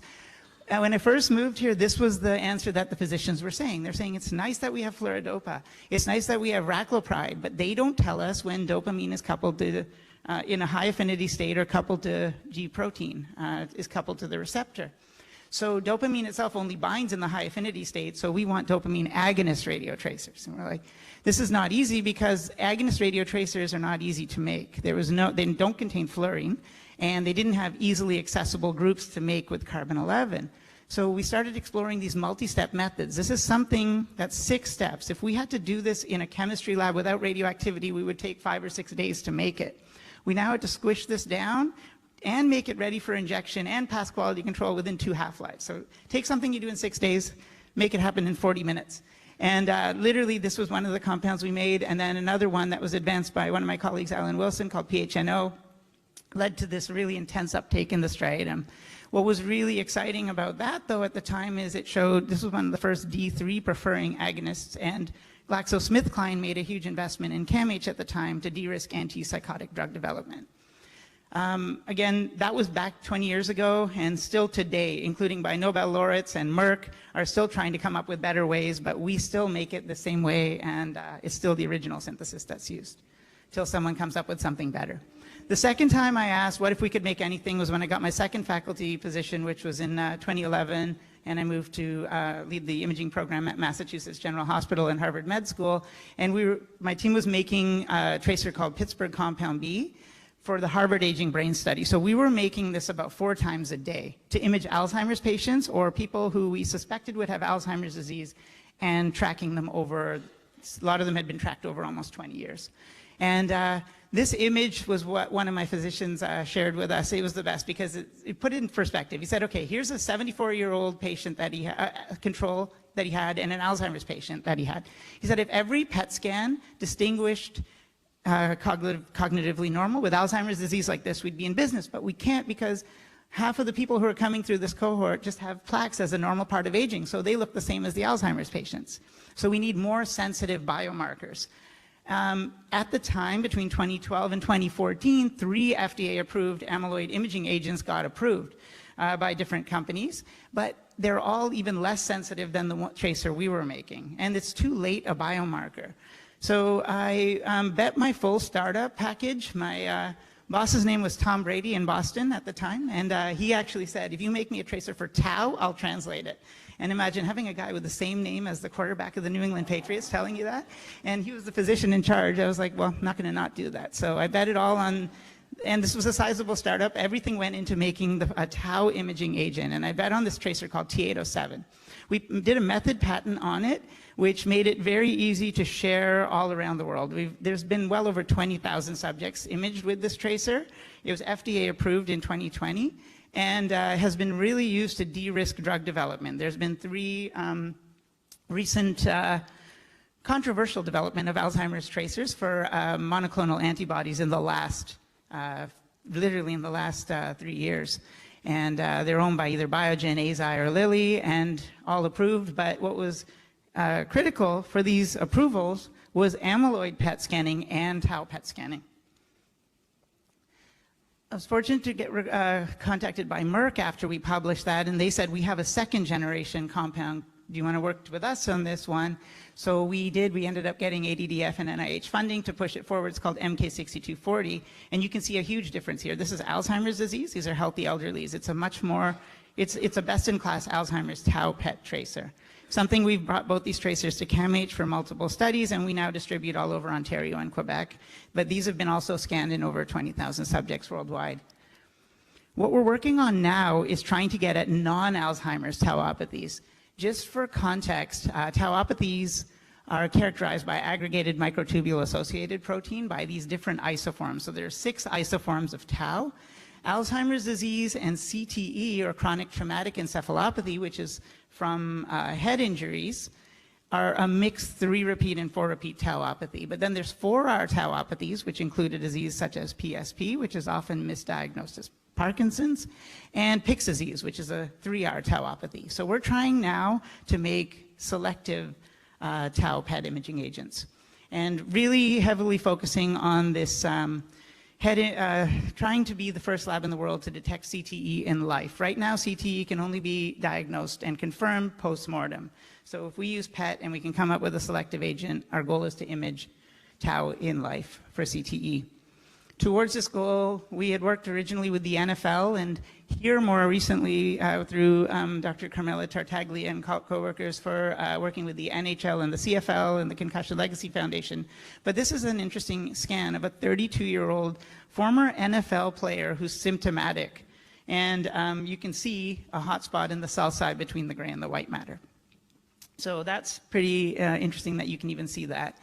I'm personally and professionally interested in veterans' mental health. My mom served in the armed forces from the 1970s for over 30 years, and it's not just the head injury, it's these other mental health consequences that are the problem. It's increased risk for mood disorders, increased susceptibility for suicide. Just in the US alone, there's a death by suicide almost once per hour, which is a shocking statistic, by military veterans. Just US military veterans, and I'm sure that extends across the world. Most of the injuries actually happen during training, and that's why we have a partnership with the Canadian Armed Forces, National Defense. This is a study led by my colleague, Dr. Isabelle Boileau, and she has this data showing military breachers. These are the people that use blast the most to get into buildings. And you can see low exposure to blast, high exposure to blast for the tau tracer. I mentioned we're working on new tracers. We really just made this new tracer from bench to bedside. We were very excited about it, just published it this year. It's designed for non-Alzheimer's tau. And these are first-in-human scans, and it just shows that this tracer was developed, and it's, again, huge effort from a lot of people, a lot of co-authors, but it was done here, developed in CAMH first, showing the tracer gets into the brain and clears from healthy controls. Again, massive thank you to so many people involved, more than I can thank in this time. But most exciting is that last week we scanned the first PSP patient. So that's a scan, unprocessed, published, but it's something we're really excited that we're moving forward. And again, this was led by Dr. Antonio Strafella and his team. Okay, now, Alzheimer's disease needs multiple tracers to really understand it. We need multiple drugs, multiple tracers, and Cliff Jack came up with this method called the ATN criteria. So you look at amyloid, tau, and neurodegeneration, or using like FDG, for example. We have tracers for all three, that's fine. But during the pandemic, I bet he had too much time on his hands too, and he started writing and redefining the criteria. So he said, now it's not called the ATN, I'm adding the letter X. And X can be things like neuroinflammation. X can be I, for example. So when we look at inflammation and neuroinflammation, CAMH actually was a leader in the space from 2006 at making a tracer for a target called TSPO. This is again something called FEPA, went from mouse to human back in 2008. To show that it's been widely used, here's an example where the tracer was shared with the group in Stony Brook, and it's used to show cognitive impairment and World Trade Center related exposure. So these are first responders to the World Trade Center sites, like the firefighters and many people. And interestingly, most of them had symptoms which are similar to those who've been deployed to war. Exposed to chemical neurotoxins, had brain inflammation, PTSD, so many things like that too. So pretty interesting study. And actually yesterday we had a paper accepted with a collaborator in UCSF on looking at HIV patients using this tracer. Now, another thing that we're interested in is addictions, being a Center for Addiction and Mental Health, and this whole legalization of cannabis in Canada and worldwide. So imaging the cannabinoid pathway is critical for us. We had developed a new chemistry method which is based on greenhouse chemistry, where you trap carbon dioxide. So what we do is we take CO2 straight out of the cyclotron. Normally we convert that into another agent, but we said, let's just take it straight out, trap it, and then throw in these very simple, cheap compounds, and you can throw in the left and the right half of the molecule and label at the carbonyl group, which is the C double bond O. And mechanistically that's critical because the enzyme cleaves the right half of the molecule off. This is something that was developed for first-in-human studies here. This is a patient with this tracer at baseline, a subject, and a few minutes after blocked with Pfizer's cold drug. And Isabel's team also looked at healthy control and cannabis users, which show a decreased uptake. You can also use it for library radiosynthesis, so you don't have to make tracers one at a time anymore.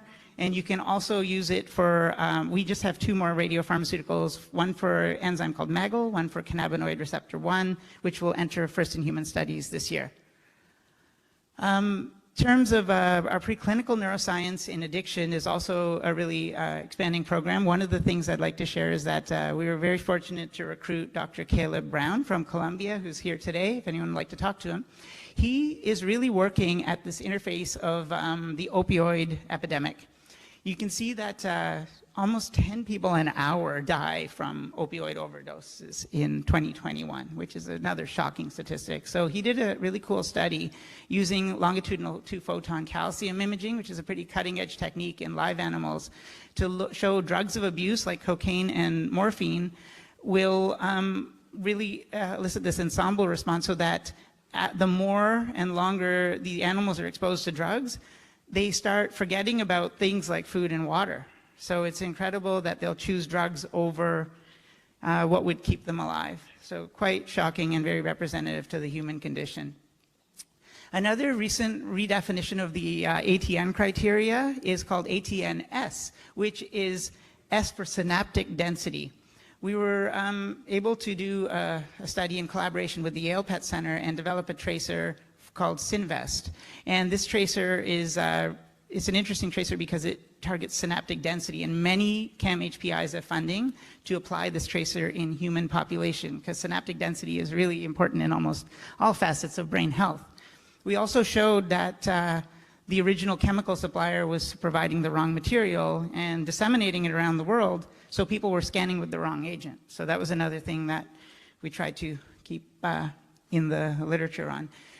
In terms of, for example, one of the studies that I'm just going to showcase, led by Dr. Stephanie Amias, Omer Hussain, and Christiane Shafani, shows like PET studies of synaptic density in autism spectrum disorder, also in youth studies, and even in schizophrenia. And you can see reduced synaptic density in chronic schizophrenia and earlier disease course. The last major topic I wanted to show was about how we have also developed a fluorine-18 method to put fluorine onto aromatic rings. This is still one of the hardest things to do in the field. It was hard back in the 70s when they were making fluorodopa, and it's still a problem today. But there's a tracer called FPEB, which targets mGluR5. Unlike all these other tracers which show a decrease in Alzheimer's disease, FPEB shows an increase in mild cognitive impairment or early Alzheimer's. So there was a need to make this tracer. We came up with a new method that's patented called using this type of a leaving group, and it gives you a 10-fold increase in yield. The old method gives about 1%, and it's something that's very, very, very easy for us to do. And we've shared it again worldwide. Academic labs like Yale, Amsterdam, Beijing Normal University and Copenhagen are using it, as well as pharma companies like Merck, Pfizer, and AstraZeneca for their human imaging programs. And I'll show a couple examples. When we published our paper, it was an academic exercise, but we got approached by Pfizer saying, can you use it to make label our drug for non-small cell lung cancer and show that it accesses brain metastases? So that was an interesting study. We labeled it with carbon-11, and then we also used fluorine-18 to do the same thing. So that was to de-risk drug development. I showed that slide at a talk about a year ago, and this group from Amsterdam approached me afterwards, and they showed me this slide where they said, we're using it, we made this compound here called MIBG, or FM, it's a benzylguanidine. And what was interesting here is that these are being used in 20 children with neuroblastoma. So you can see these are the SPECT scans with radioactive iodine. It's another imaging modality, but it's hard because it has limited resolution. The children have to come for 2 visits. As Ted said, children don't sit still. These are 90-minute scans, so you have to anesthetize them.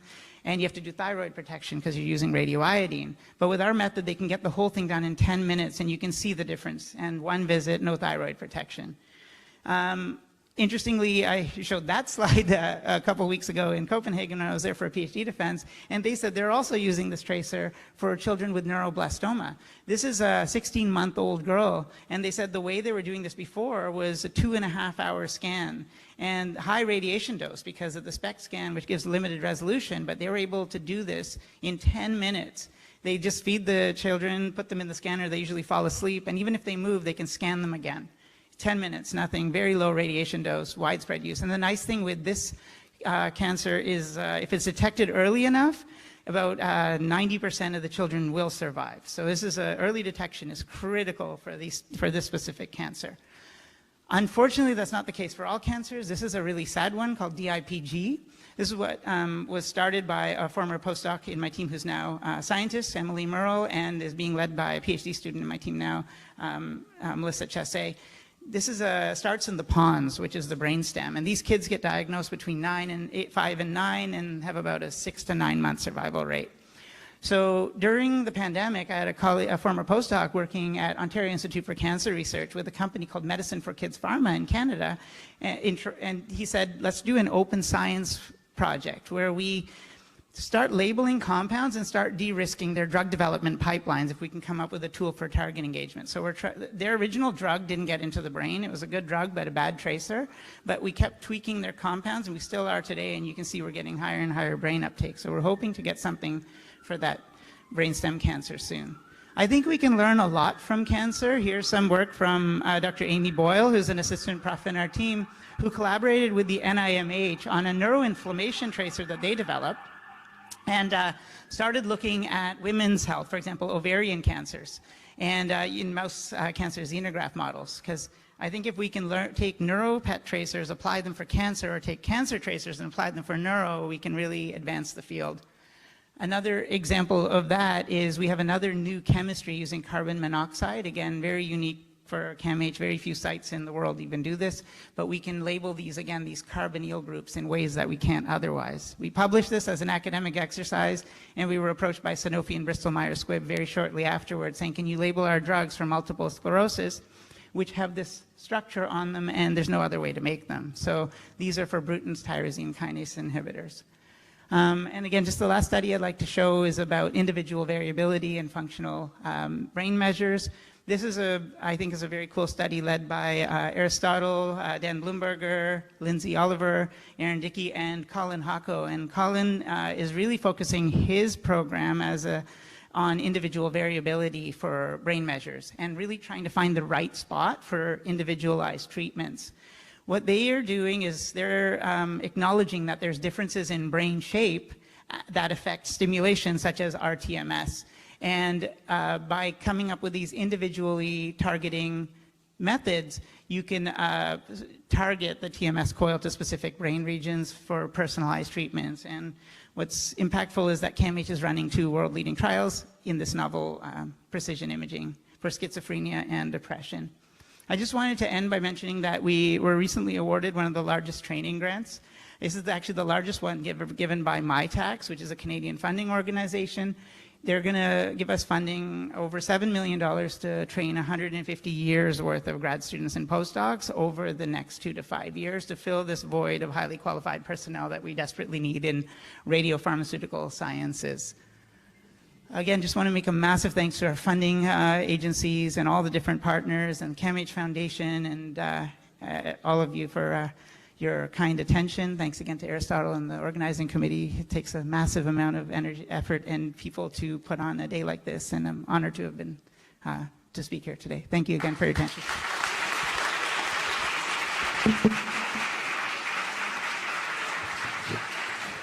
So, just what another sort of force. You guys are setting the standard for the day, and equally impressive that you stayed on time, Neil. So, I'll give you the mic back, though. Any questions for Neil? There's nothing immediate. I actually had one. You know, the story you told, I don't know, a few slides back, about the finding that you made of, I don't know if it was another company, another group that had erroneously, I don't know if they'd synthesized a chemical slightly in the wrong way, and then it was being rolled out in a massive way. Just tell us a little bit what was that like to have to pull that back, to have to go through that from a scientific process and a human process point of view?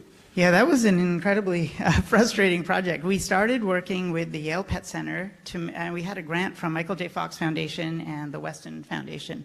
So we're working side by side with them to make fluorine-18 tracers to image synaptic density. And Yale had provided us with starting material, and we were concurrently studying in first in human.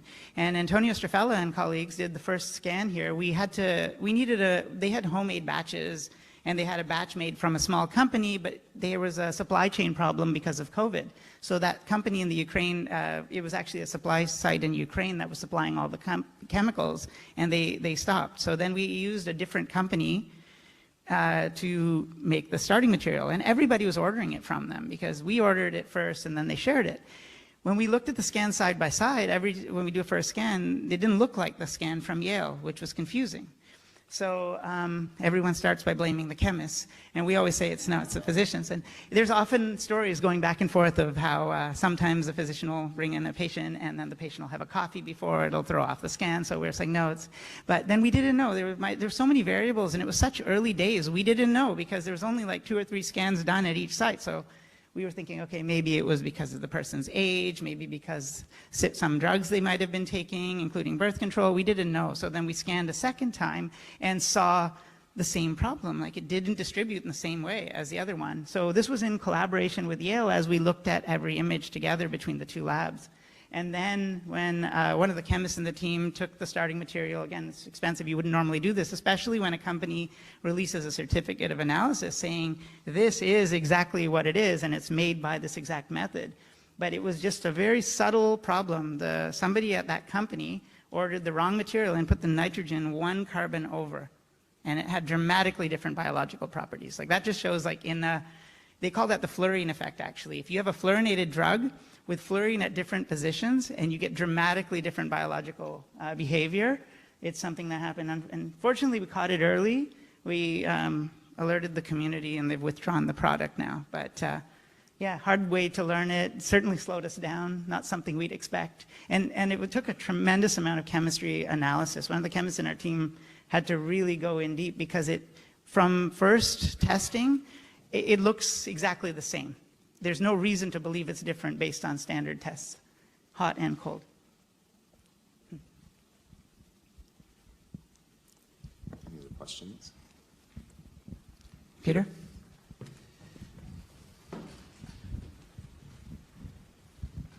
Thanks, Neil, for that and making it so accessible. And we just had a bet here that you're going to be nominated for a Nobel Prize at some point, so or get it. And I think we need to it's just unbelievable.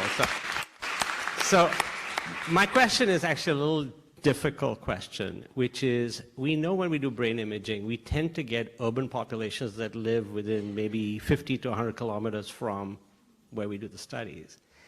And as we're thinking about equity and making sure we represent all people, any ideas about how we manage to image brains that don't live in urban settings?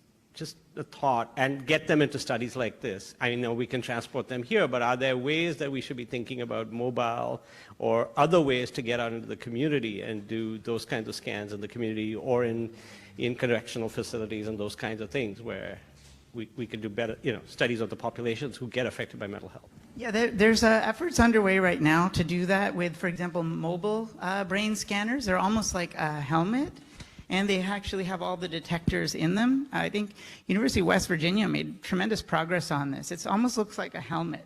And, but they're really trying to make it work for multi-center clinical trials in Alzheimer's disease or oncology studies, things that you can do widespread distribution with, because we can distribute the tracer anywhere, and not exactly a lot of communities, a lot of countries, they just can't afford the infrastructure. But if you see the explosive growth of PET, it's incredible. It's literally all over the world now, and there's distribution sites everywhere, which was never the case 20, even 10 years ago. So I do believe that's going to bring the cost down. That'll make it more accessible in time. There are mobile PET scanners that go by truck, so those do already exist. And then, but there's actually this helmet one, which is really low cost. They're trying to make them for, instead of like $2 million, $2,000. They're trying to really, really bring the cost down with all the new technologies. So they're trying. People are working on it. It will take time. But if you look at our technologies, they've changed so much. Now there's something called the baby cyclotron, which is our cyclotrons are roughly the size of this area here for the stage, but now there's ones that are just about this big. So cyclotrons are becoming even more accessible, and Scanner technologies have come down. When people first envisioned PET MR, they said that was ridiculous because they said the magnetic field's so strong, you'll never be able to add a PET scanner into it and be metal-free. But we have a PET MR for our preclinical facility. There's PET MRs around Toronto now. So I think the technologies are moving very quick.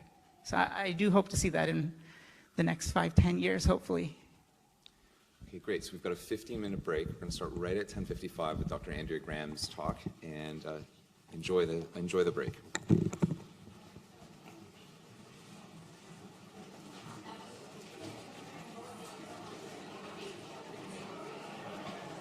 it's okay. It's okay. I didn't even think of it too as like the flipping. So I mean, I think if we had more time, we could have bring these slides in order with those like. Don't worry about it. It's fine. I can just read it off. And actually, it's so long. It seems like just like so. Yeah. Not to worry. Yeah. No, thanks. I mean, it's been amazing. Thanks for the help.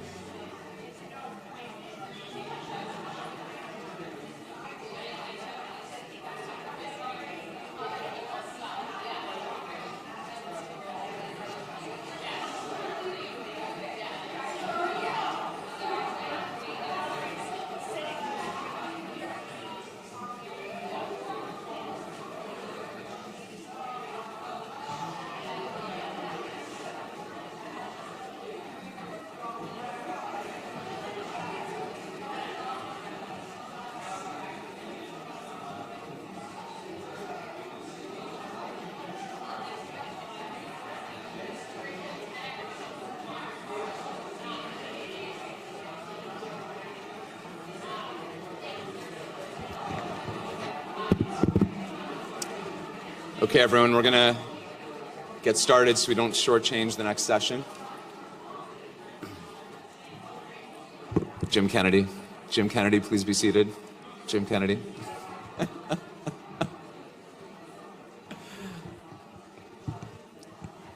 It's the best tactic. All right. Okay, so I think that morning set quite a standard, but I am very confident our next set of speakers and the following set are going to maintain that standard. So I'm really delighted. Sanjeev Kumar, Dr. Sanjeev Kumar, please be seated. You know. All right, thank you. Oh, Ted's got his CAMH water bottle. Then he's going to be wearing a CAMH t-shirt soon. Then he's going to be, no, okay. All right, so just really delighted to introduce Dr. Andrea Graham, who's at Northwestern, is the co-director of the Center for Behavioral Intervention Technologies, and I believe also the chief of the implementation division there. Andrea's program of research focuses on the design, optimization, and implementation of digital mental and behavioral health interventions.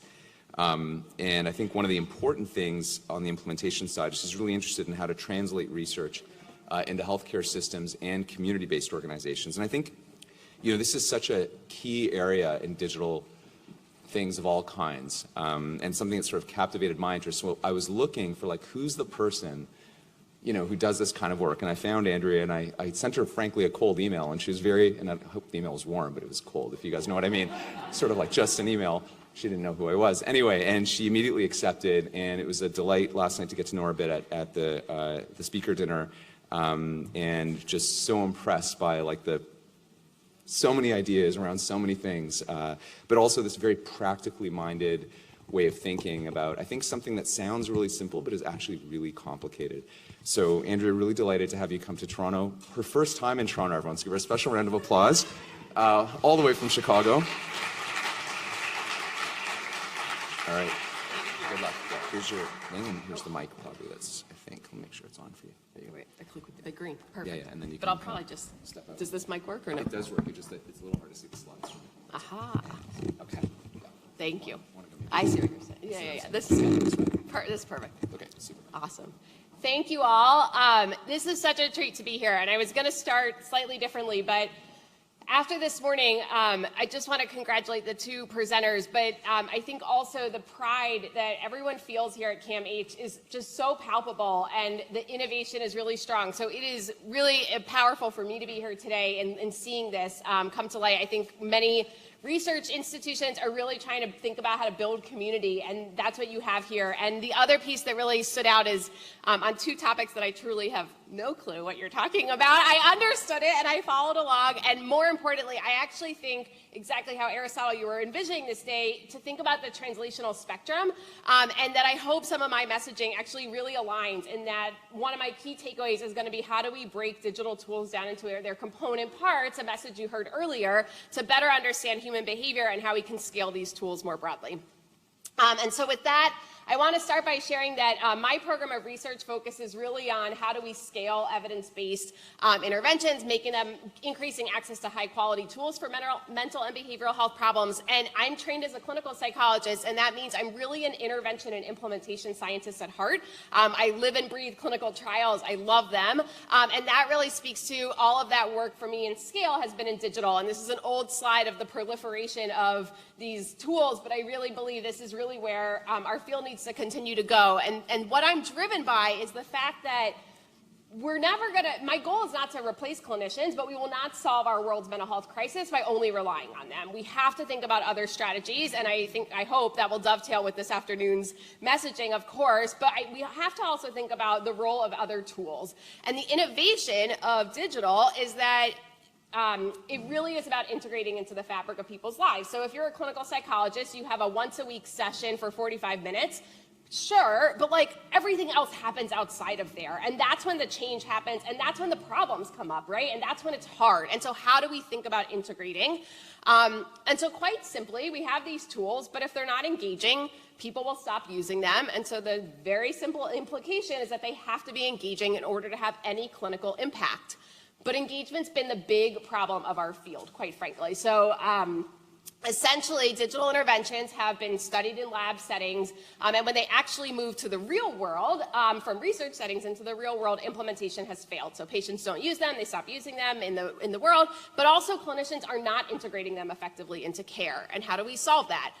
Part of why that's happening is because we haven't designed them effectively. And so here's an example of mental health apps. We cannot simply translate face-to-face treatments into digital formats. So cognitive behavioral therapy, a very commonly known and evidence-based psychotherapy, we can't just put that online. And here's why. So typically, digital mental health interventions were designed where they rely heavily on psychoeducation, tons of reading. They require 30 to 45 minutes of use per week, so kind of similar to a therapy session, typically for 6 or more weeks, and engagement's challenging because nowadays, when have you read something for longer than 30 seconds, literally? Like, it's just impossible. And so instead, think about how we use apps. So this is the commute from my home to work, and essentially, I open up Google Maps in the morning when I'm driving. I see, should I take the highway or the more beautiful route called Lakeshore Drive, where you're going along the lake? I figure out which is going to be faster, and I close the app. And then when I'm leaving in the afternoon, I do the same thing. And essentially, people use apps with a single purpose in short bursts of time, sometimes frequently throughout the day, and very often towards the goal of action over psychoeducation. They're not looking to learn, they're looking to do. So that disconnect really is then that we need to design these tools to fit into the fabric of people's lives. And I phrase this as, not that it's a brand new phrase, but we really need contextually relevant care that is better matched to patient needs through personalization and precision, but better matched to clinicians' workflow. And I'm going to come back to both of these points throughout today's talk, and design can help. So I phrased it that digital interventions have been a disruptive innovation to psychotherapy and the delivery of behavioral treatments. Learning human-centered design has been the disruptive innovation of my career. It's really been my pivot point. It has completely changed, as I was discussing really excitingly this morning in a great breakfast meeting.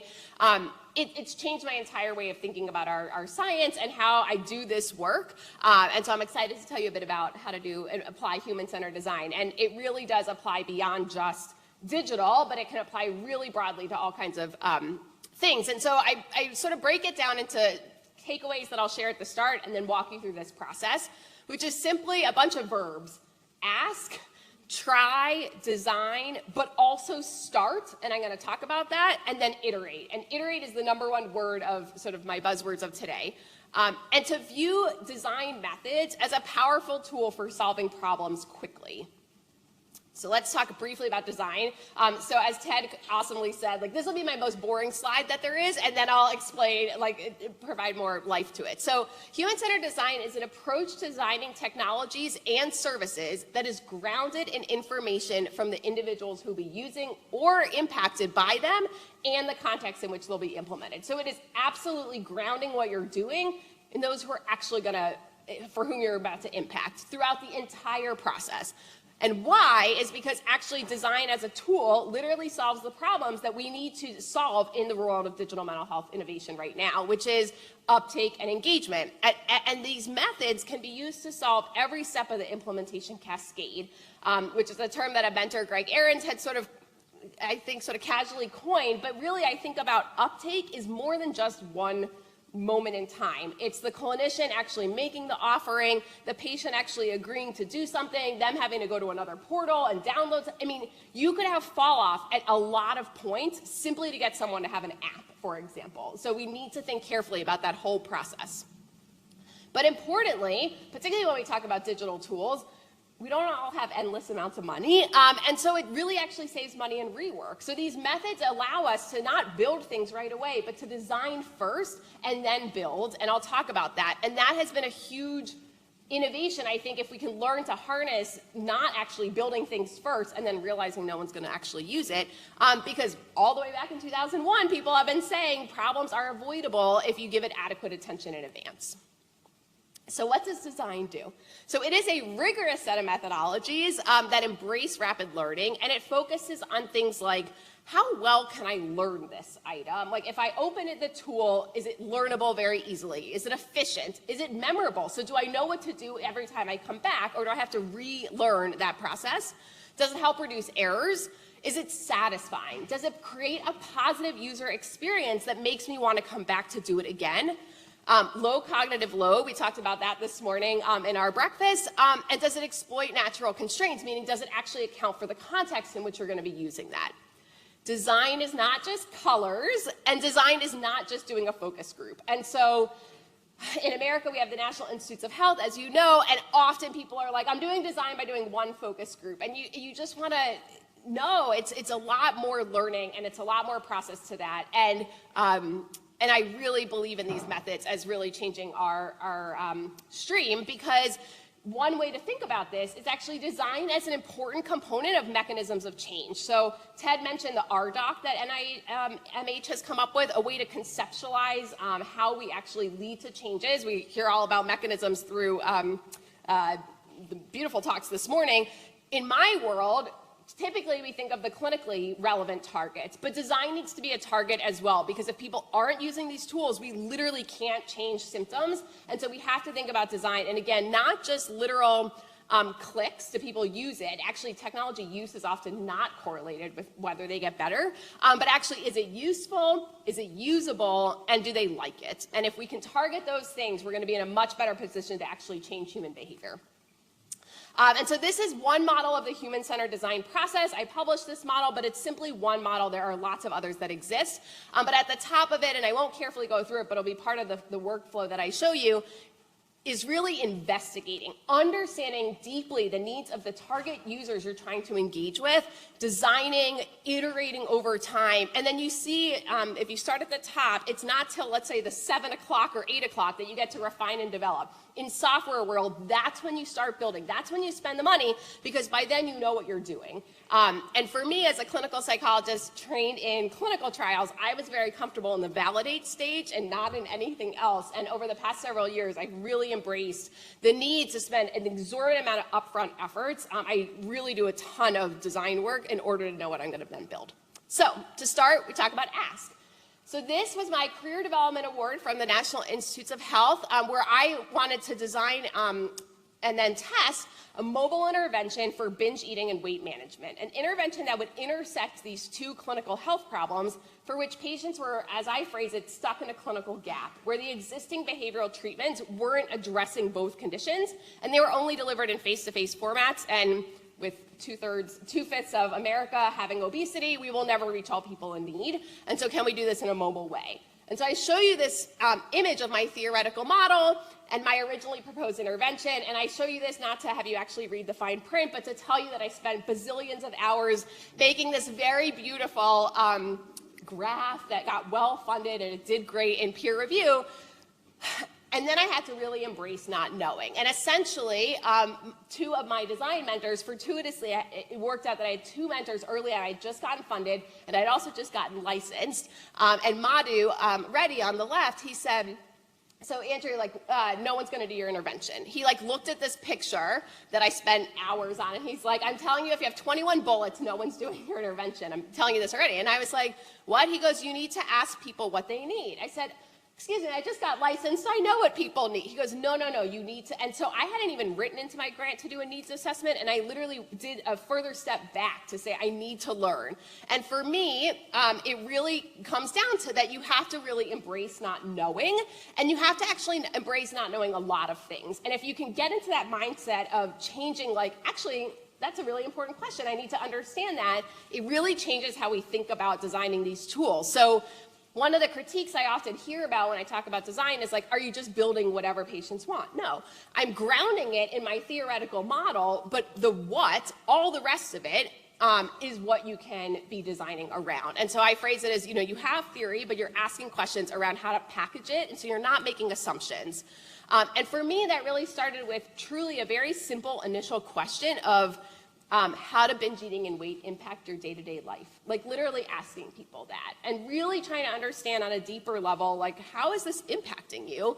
And I just, the reason, not because I'm proud of these papers, but I really got on a soapbox. We published a lot from just this initial question data set, because I became on a real soapbox around we're not using these methods in clinical science. There's a whole field of human-computer interaction and lots of other domains that have been studying this kind of work for a long time, but not bringing it into the health domain, not really bringing it beyond usability, but actually does it improve health outcomes. And I really felt strongly about how do we help convince scientists, like clinical scientists, to do this.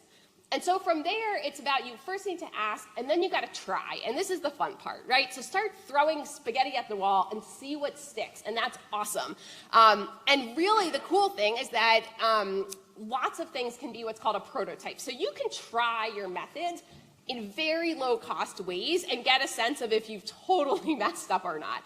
And so this was an example where, here I had that fancy graph, but I said to people, pick 20, here's 20 skills, pick one and do it for the week. And I just literally let people do it for a week, and they reported back what happened. I didn't give them definitions, I just said pick it. And long story short is, and I'm not trying to convince you to study binge eating, but what I'm trying to convince you is the importance of these simple questions and tools, is it really reminded me, people, when it comes to eating, and my uncle says, like, you got a doctorate in, like, eat less, exercise more, like, okay. But when it comes to eating, people actually do know what to do. What's hard is actually how to do it. Like, that's the hard part of it, about behavior change. It's not what happens in the therapy session where you learn what you're supposed to do, but actually putting into practice throughout all the other days of the week. And when you have 200 decisions about food every day, making those important decisions at each step of that process.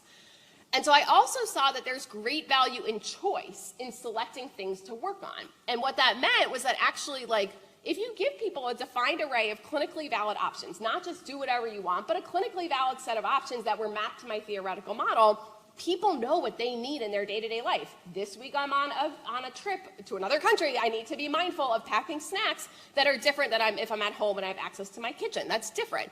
And so, much to Madhu's appreciation, I went from 20 skills down to 10. I'm now down to 5. And then I also saw that people need support in problem solving. And so the other thing that's really fun about this try phase is I've really done a lot to sneak more in. And so anytime I have a captive audience, I'm thinking about what more could I ask? What more pilot data can I be generating? Not because I'm so invested in NIH dollars, but really about, like, this is a chance to, like, really ask off the topic, like, off the cuff questions. And so things like, what am I wanting to maybe build in the future that I want to make sure I know I'm going to invest the right amount of money in? I start to show people PowerPoint slides of pictures. I'll ask them questions about if they would do it. And I think about intervention offshoots. So someone was asking me about wearables this morning. We haven't ventured into that, but we've started asking people, here's some different wearables. Like, here's how it could impact, how would you want that integrated into the intervention? So sneak more in.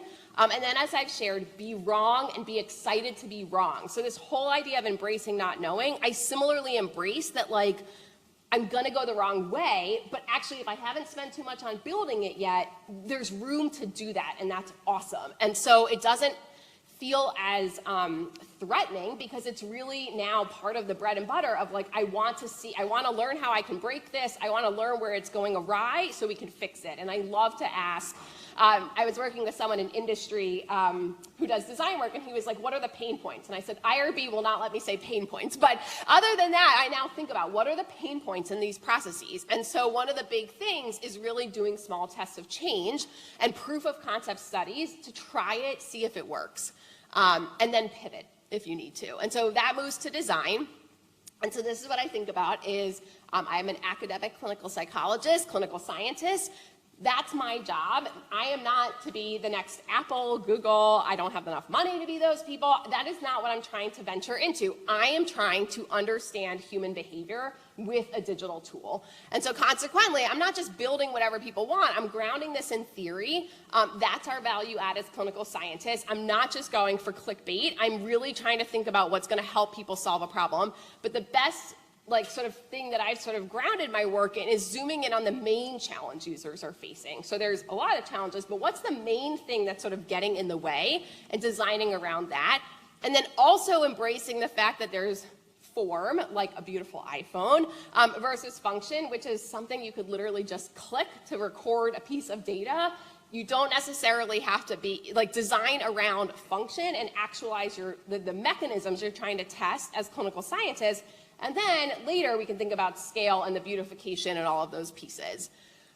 And I think about that, again, solving for the primary problem in that features are nice, colors are nice. It's very sexy to get off on a topic with your design, with your software developer of like, wouldn't it be cool if, and then to sort of bring it, I was like, what if we had all these emojis in there?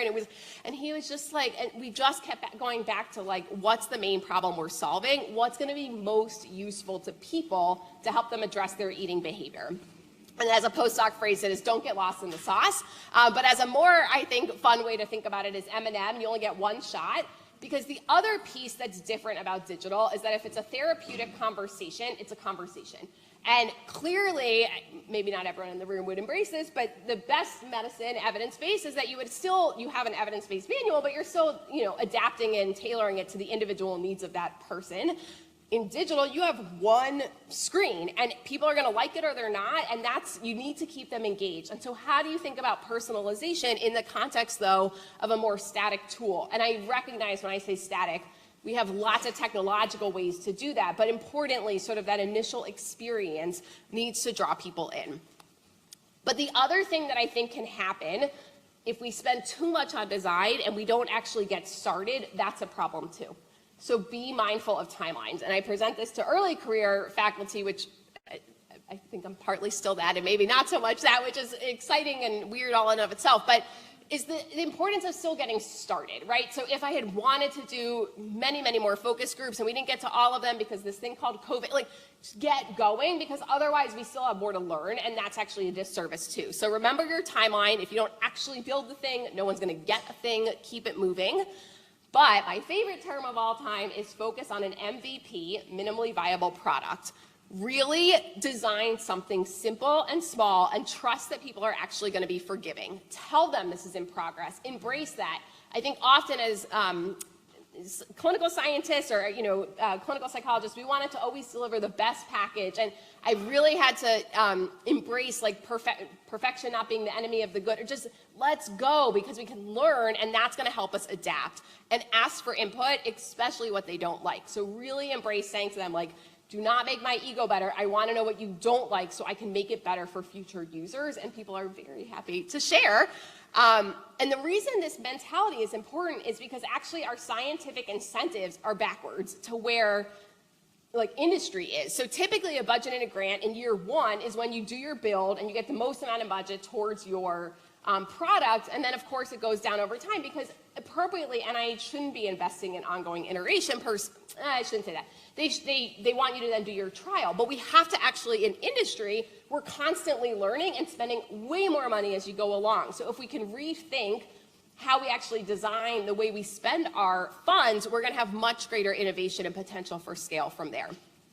So this is my binge eating app, Food Steps. If you see this and you think, wow, that's pretty ugly, you'd be right. And that was the best part, because that was actually the feedback, was we had incredible engagement. We engaged so many people in design work before our trial, and that was one of the #1 pieces of feedback in the trial is, it's not that nice looking. And I was like, that's the biggest win, because they were using it and they got better, to the point where our software developer was like, whoa, you have like a really engaging group. And so now we've hired a designer, because I have some more money to do it. And so we've made this much nicer, and we keep iterating, because this is meant to be the strong arm emoji of we can do even better. And so I have currently a trial where we're doing a micro-randomization trial to learn how to more effectively get at each target and personalize the user experience in that moment of a critical piece of the time where they're making the decision of what to focus on for that week. And it's an infrastructure to build a just-in-time intervention that would more personalize that experience to each person's needs on a week-to-week basis. And we're constantly innovating. And iterating. So we've focused on improving engagement strategies by thinking about when people we were talking about this at breakfast this morning, like, we have to make sure people know what we're talking about when we come into the trial, so they don't consent and then drop out 5 days later. How can we do a better job of really engaging people before they even start? We're doing constant iteration. This is our coach dashboard. These were things that were added in probably the first 3 weeks, because we realized, like, oh, it would be great if we had this and this, based on people actually using it and seeing those workflows. And we even now have a new logo, which hasn't been fully integrated yet. So we're constantly embracing the need to pivot. I was joking last night that if no NIH funders are in the room, I never really thought this program of research would blossom, and it has, and that's been amazing, and I'm grateful and thrilled. We've been doing a lot more to now scale and further optimize. So I'm constantly thinking about like this as a launch pad to study things, not necessarily that I'm trying to be the next Weight Watchers. While I believe that this would be a powerful tool to people, it's like, what more can we learn about human behavior? So we now have a grant to study some of this in adolescents, to build a self-guided intervention in collaboration with a tech company. I'm focusing now more on subpopulations, so people with food insecurity and diabetes, because there's higher rates of eating problems in people with food insecurity. I have a grant under review where I want to adapt this intervention for Latinos for important reasons of doing both linguistic and cultural adaptation to that population. And then I have a grant under review that excitingly scored well, so I'm hopeful to then think about, there's a human coaching component to this, and that's a rate limiting factor. It's not clinicians, it's bachelor's level individuals, and yet still you need people to be able to deliver this at the moment. And can we actually de-escalate that? And so often you think of digital tools as the first line intervention within a stepped care to then step people up. Can we still even step down in the context of a digital tool? And I'm really excited if we're able to do it. And so in the last few minutes, I want to switch gears to an important component of also designing for implementation. So whatever we build is only good enough to think about not just where the thing needs to be now, but where is it trying to go? Where is your tool hopefully getting out into the world, and how do you make that possible?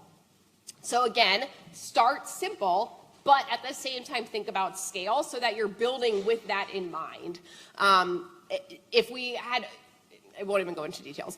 So what will it take to do it now, but then what do we need to do to make that change exponentiated? That's a pretty powerful way to think about things, and I think that's another way in which design can help sort of say, like, but how would we do this on a larger setting, but also to embrace, and this is both fun and crazy and hard to do, people, settings, technologies, and policies are all going to change over time, both because of the tools that you're providing, but also because the world around it.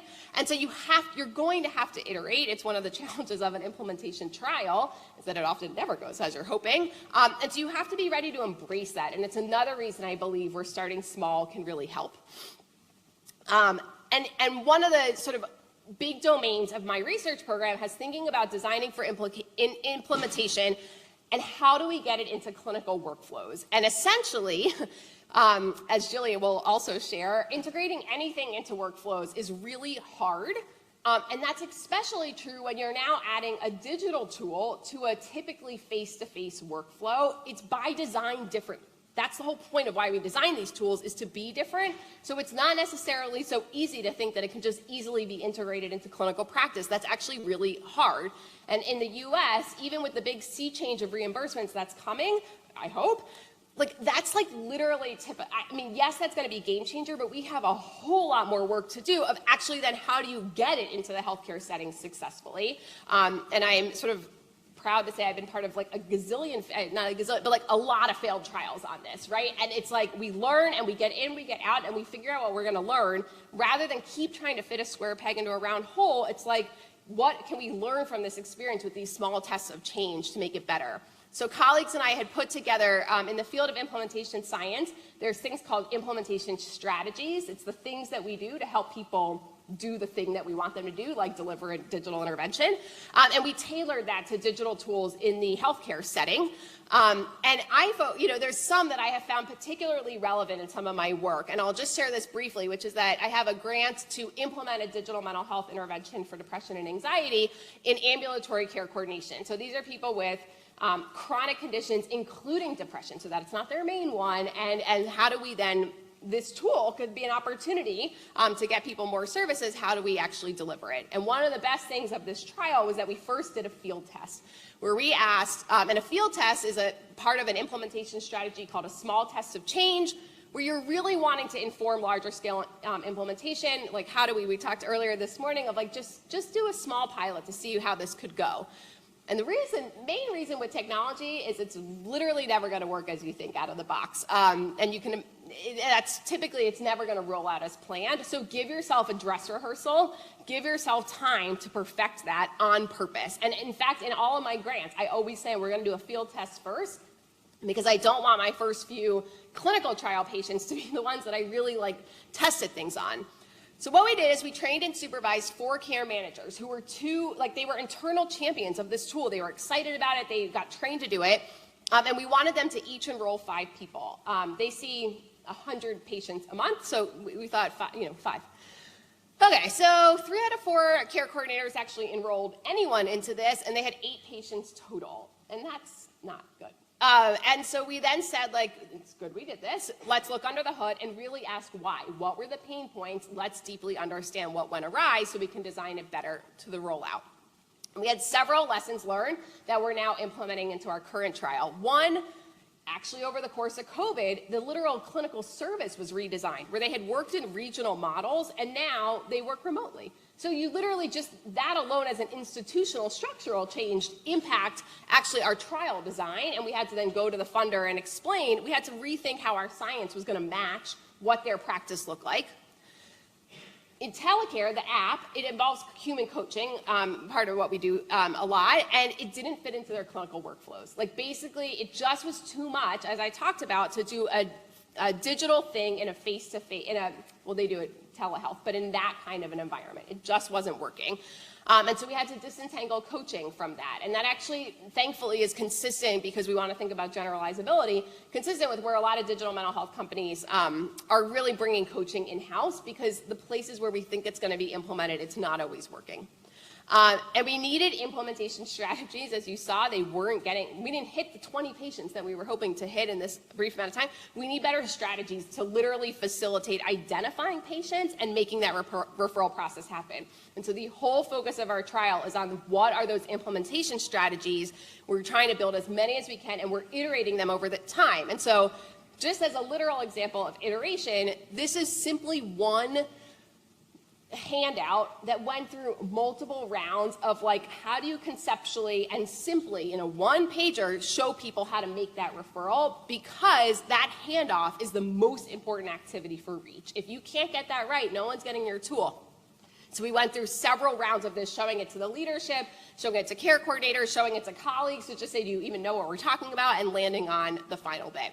And so I'll close with one of my favorite studies, which is that we tried in another trial it was a clinical trial, but still tested in a primary care setting, but it was still within the context of doing a consent form, and so it wasn't totally a pragmatic implementation trial. But we had all kinds of strategies to get to patients, and I like to show the EHR alert and order. So this is the fancy, spent a lot of money making this diagram with tons of people, informaticists, blah, blah, blah.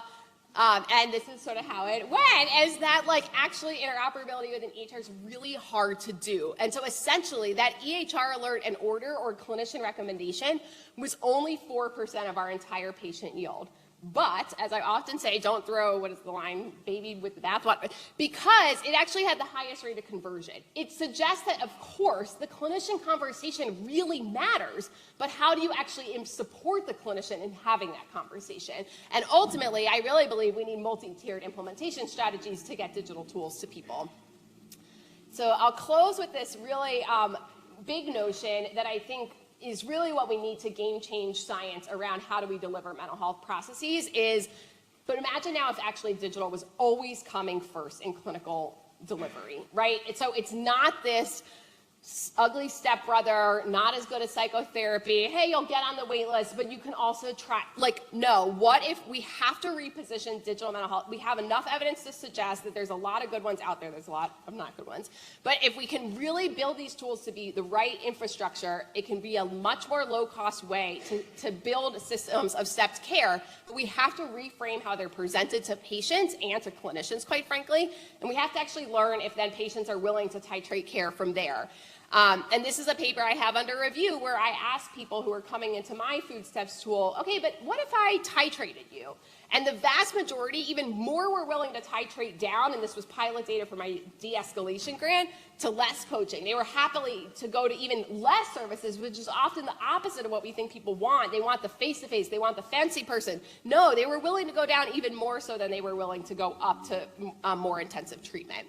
And so we can and we should, I believe, leverage digital mental health interventions to scale innovation. We have capacity, and the more positive approach to that, we need to design them better for implementation from the start.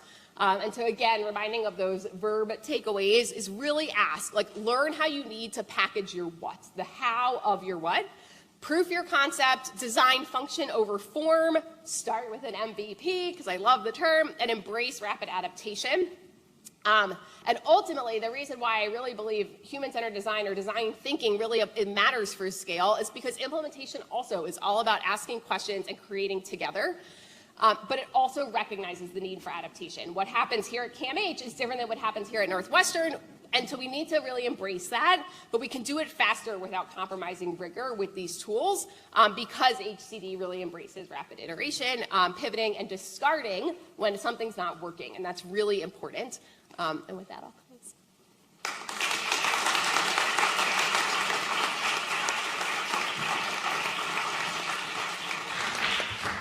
Any questions for Andrea? Nelson.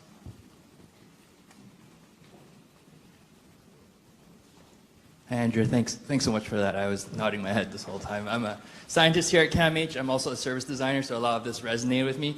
One thing that I loved was that slide with M&M, not because it's M&M, but because it kind of shows this, I guess this, not struggle, but this challenge we have as designers, where we have designerly knowledge versus evidence, right? Where it's very practical, and you know, design often gets very messy, like mom's spaghetti, but it's a good thing. But so what is one thing that you, maybe one tip or one thing that you always do to maybe try shifting that culture towards more this understanding of design and the need for it? Oh wait, shift clinical scientists to the design culture or the other way around? But, well, because what came to mind when you brought that up is I think one big thing that we don't always do that clinical scientists, academics can really bring to the table is grounding in theory. So any change I'm making to the intervention, I'm constantly saying, how is this going to positively change behavior? And if it's not, just because people might like it, that's not good enough. It has to have a theoretical or clinical implication for me to want to make that choice. And it actually has really helped, like creating these a priori like sort of understandings, but really not just my theoretical model, but sort of any aspect of behavioral change has to have some kind of grounding in that. Is that what you're saying? So it's more about the process of accepting that process and embracing that messiness of things. It's a slow process, right? I think we're trying to do more at Northwestern to really like spread the good word. I phrase it as I've drunken the Kool-Aid, and like I really love these methods because they are easy to learn for people who anyone can apply these methods, right? And there's a lot of really accessible tools. I don't have them on here, but great websites, great books that make it really simple to understand how to try it. And then I've also, and I'm happy to connect with anyone offline, of how do you set up your IRBs to be really fast? And I've gotten to, like, figured out ways to like work collaboratively with IRBs so that I'm still having ethical research practice, but able to iterate in my processes without needing an amendment every time. I'll have to pick your brain on that. Yes, Thank you. We'll love that. Sanjeev.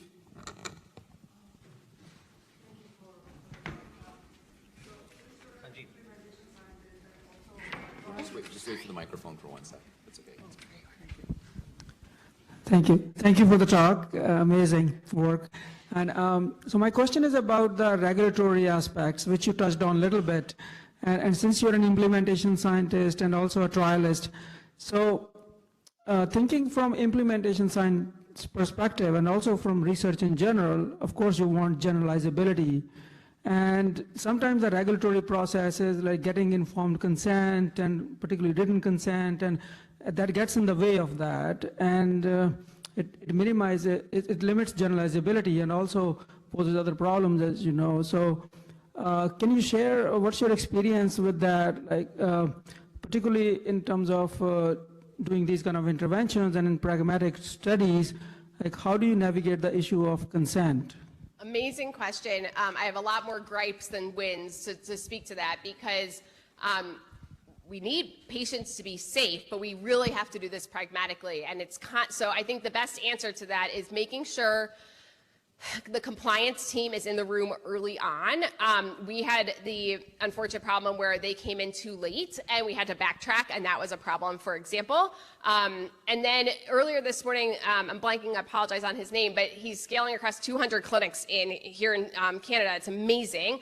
you have to meet with leadership early. Like, you have to get leadership buy-in. It's like, it's not for me to tell you to do this. If you don't want this tool, like, it's just going to fail. And so I think it's really learning what's going to, convince clinicians, what's going to convince leadership, because right now this fancy trial that's like being majorly funded, it's really only going to be a pilot. Like, I don't see my university investing in this afterwards. And that's ridiculous. It's depressing. And it's just kind of like, then what's the point? Like, you're not doing me a favor. Like, sure, I got you the grant, but like, it's crazy town. And so it would really suggest doing like a very different approach early on, that you have to find groups that want it. And I'm not saying only go for early adopters, but there's a lot of wins we can have in learning from people who want this to then moving out towards people who don't. I will say I have a colleague who often says, start with the people who definitely don't want it, because it'll make it so I think it's a both, but it's a real challenge if you don't have the right players in the room early on who are bought into sort of wanting to do this and wanting to do that process. You're absolutely right.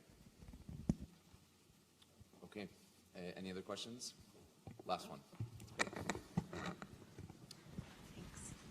Great talk. Thank you. I'm Susan. I work with 988, the Suicide Crisis Helpline, and so we have partners across the country. And when I'm thinking about what I hear from you, I wonder if you have any lessons learned or projects you've heard about where you're trying to iterate in the context of something that is a big collaborative initiative when you have like 40 different organizational stakeholders.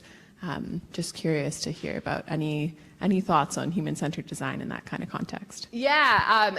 My colleagues at the Center for Behavioral Interventions, or CBITS, Technologies, CBITS, we're doing a lot in partnership, for example, with Mental Health America, the largest nonprofit mental health organization. And what they're doing is really starting from the exact get-go of saying, like, let's bring everyone at the table in the organization and people who are visiting the website and who are, coming in and designing with the goal of implementation from the start, so that, to your point, it's small rollouts to begin, but it's making sure it's capturing. Otherwise, it's like, if you build it in the lab and then you try to bring it to MHA, it's not going to work. So in many ways, I actually think there's a great opportunity to try things with 988, but really starting small. So not saying, let's roll this out. I mean, unless you have to roll it out across the whole organization because COVID happened and we need to see change fast, I think there's real value in doing small tests of change too.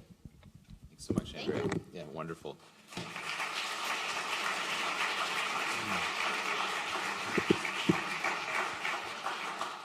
Okay, so delighted to introduce Dr. Jillian Stradwick, who many of you know. She's the director currently of our new digital mental health innovation,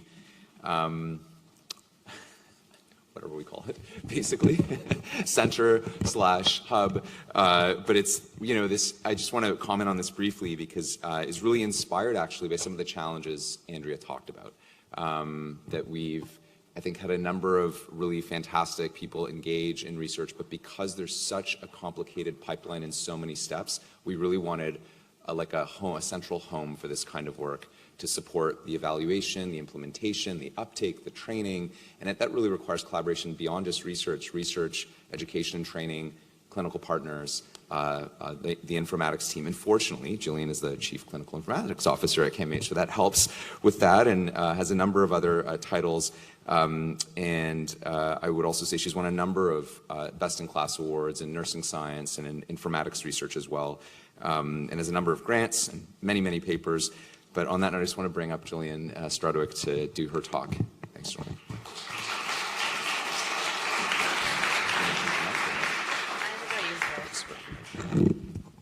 So, thank you. I like when Aristotle does an introduction because he does the elevator speech for the hub, and then I don't have to do the elevator speech for the hub. So you know all about it, and I'm going to assume that you remembered all about it as we continue for today's presentation. I'm going to bring us in closer to home and talk about some of the activities in digital, mostly here at CAMH, but I put in and beyond because a lot of the work that folks are doing have started here but expand beyond the walls of the organization. And I think that is the direction that we will continue to head in.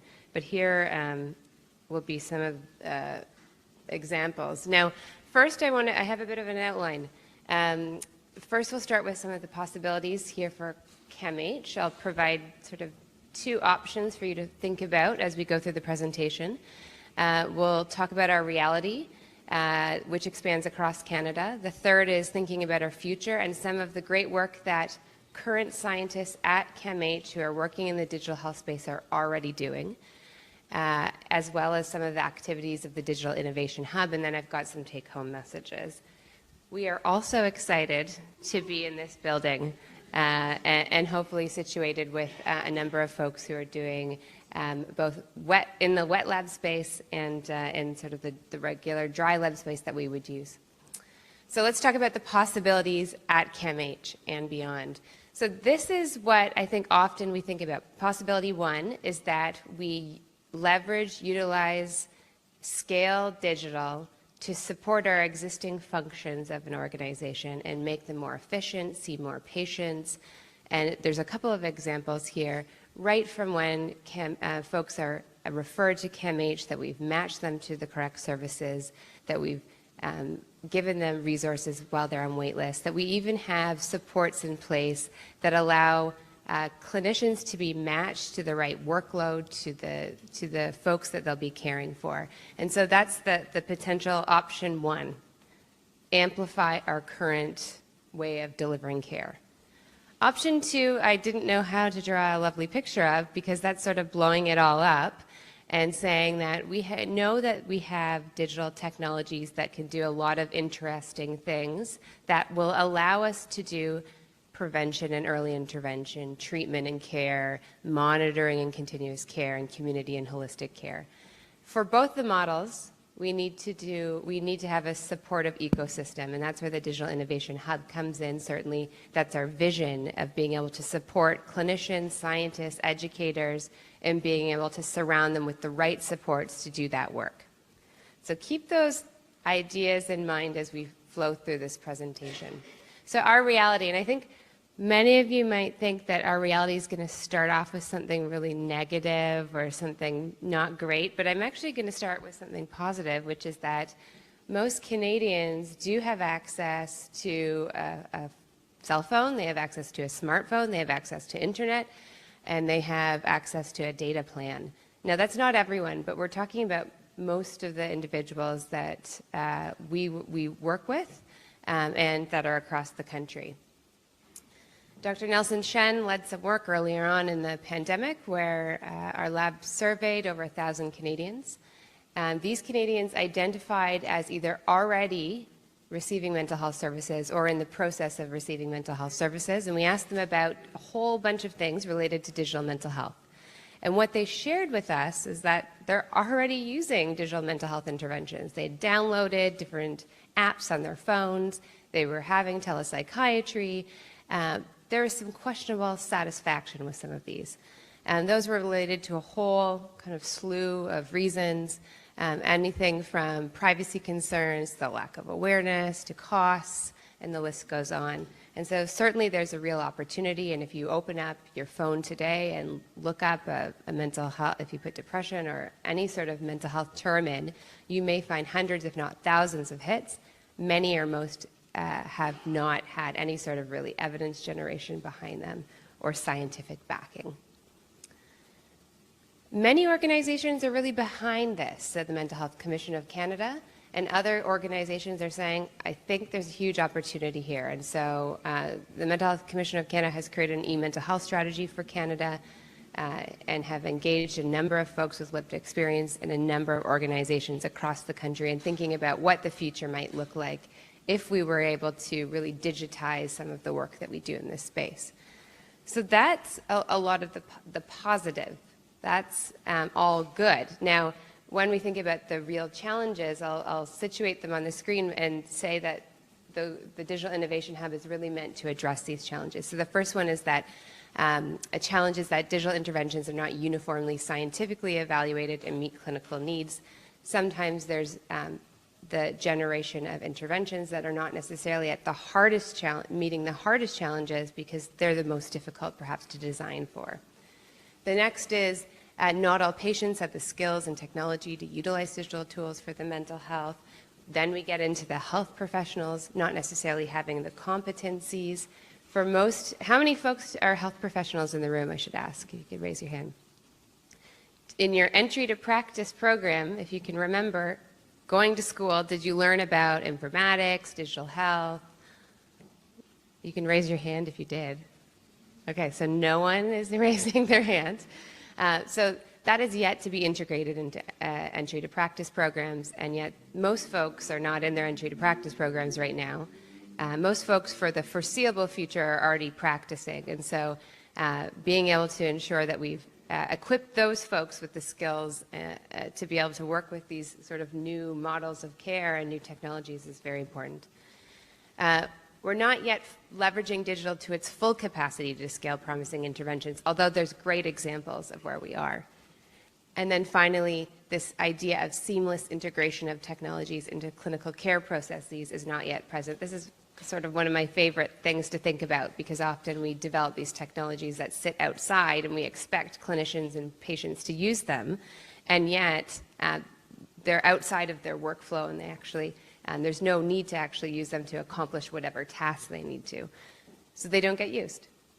So our future, I think, is actually rosy. I think our future is actually good. It's really positive in this space. We have a lot to be excited and looking forward to. And so what I'm going to do next is go through the challenges, but flip them and make them about the work that we're doing now. So instead of it being that we don't have the science, let's talk about where we are building and generating the science in this space. I'm not going to go into great detail about what each of the researchers are doing, but give you a bit of a soundbite about each of the researchers I will profile. I will also say that there are a lot of folks that are doing work that touches on digital. So I'm not including everyone in what I'm talking about today, but certainly I have picked a few to give you a sense of the kinds of work that's already being done. And so I saw Dr. Ortiz earlier today. Oh, perfect, great. So Dr. Ortiz is an award-winning psychiatrist and a senior scientist, and is really a pioneer in the space of wearables at CAMH, figuring out the path for how we can move forward with using wearables. Dr. Ortiz works with individuals with bipolar disorder and is using the Aura Ring right now in some of her studies to be able to look at individual trajectories and to be able to ultimately be able to predict perhaps relapse. And so there's a lot of interesting potential in this idea of using wearables for a lot of different clinical utility, I should say. And so, Dr. Ortiz, I know that your work is underway. We don't have results to share now, but really interesting work. Dr. Sean Kidd. So I know he is here today. Great. So Dr. Sean Kidd is a psychologist and a senior scientist, and he has developed and commercialized with partners a digital platform. It has an app that patients have access to, and then there's a portal for clinicians to use as well.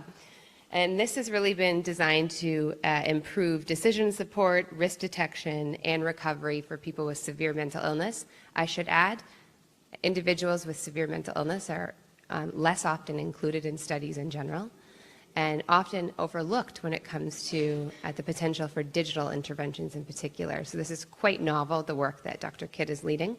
And in terms of results, I won't focus on any particular results, but to say that it's being built out for opioid use disorder. A lot of the work, the RCT, the implementation, the trial in real life is going on, yes, here in Canada, but also internationally and in the US. So this is also a great example of commercialization of work done here at CAMH and really expanding elsewhere. Next, I'll move to more the youth space and talk about two researchers, Dr. Koslov and Dr. Polillo, who work at the Slate Family Center for Youth in Transition. And they identified that the gold standard treatment, which was having outpatient early psychosis intervention services, about 30% of individuals are not showing up for their first appointment. And so that was a real missed opportunity. And so they developed an app. They've recruited almost 200 individuals so far for this app, so results sort of still pending. But this app does a couple of things: psychoeducation, reminders to attend appointments, and a distress check-in. And so far, early results, although I don't have the results of whether they're finding it reduces folks not attending appointments, is that they're finding the reminders really helpful and they're finding it really easy to use. So there's some promising, it's promising that this could go well and could be a model to think about in the future for other kinds of services. I know that Dr. Omer Hussein is here as well. And Dr. Hussein is also interested in working with youth and high-risk individuals, clinical high-risk individuals, and is looking at two kinds of digital platforms or programming. So one is dialectical behavioral therapy, so DBT or DDBT, if you add the digital component to it, as well as the optimal health program for youth, which is about self-efficacy development. And so that work is in the, and Andrea, you'll like this, this is very much in the co-design phase and development with youth themselves to ensure that later on down the road, there's great uptake of this.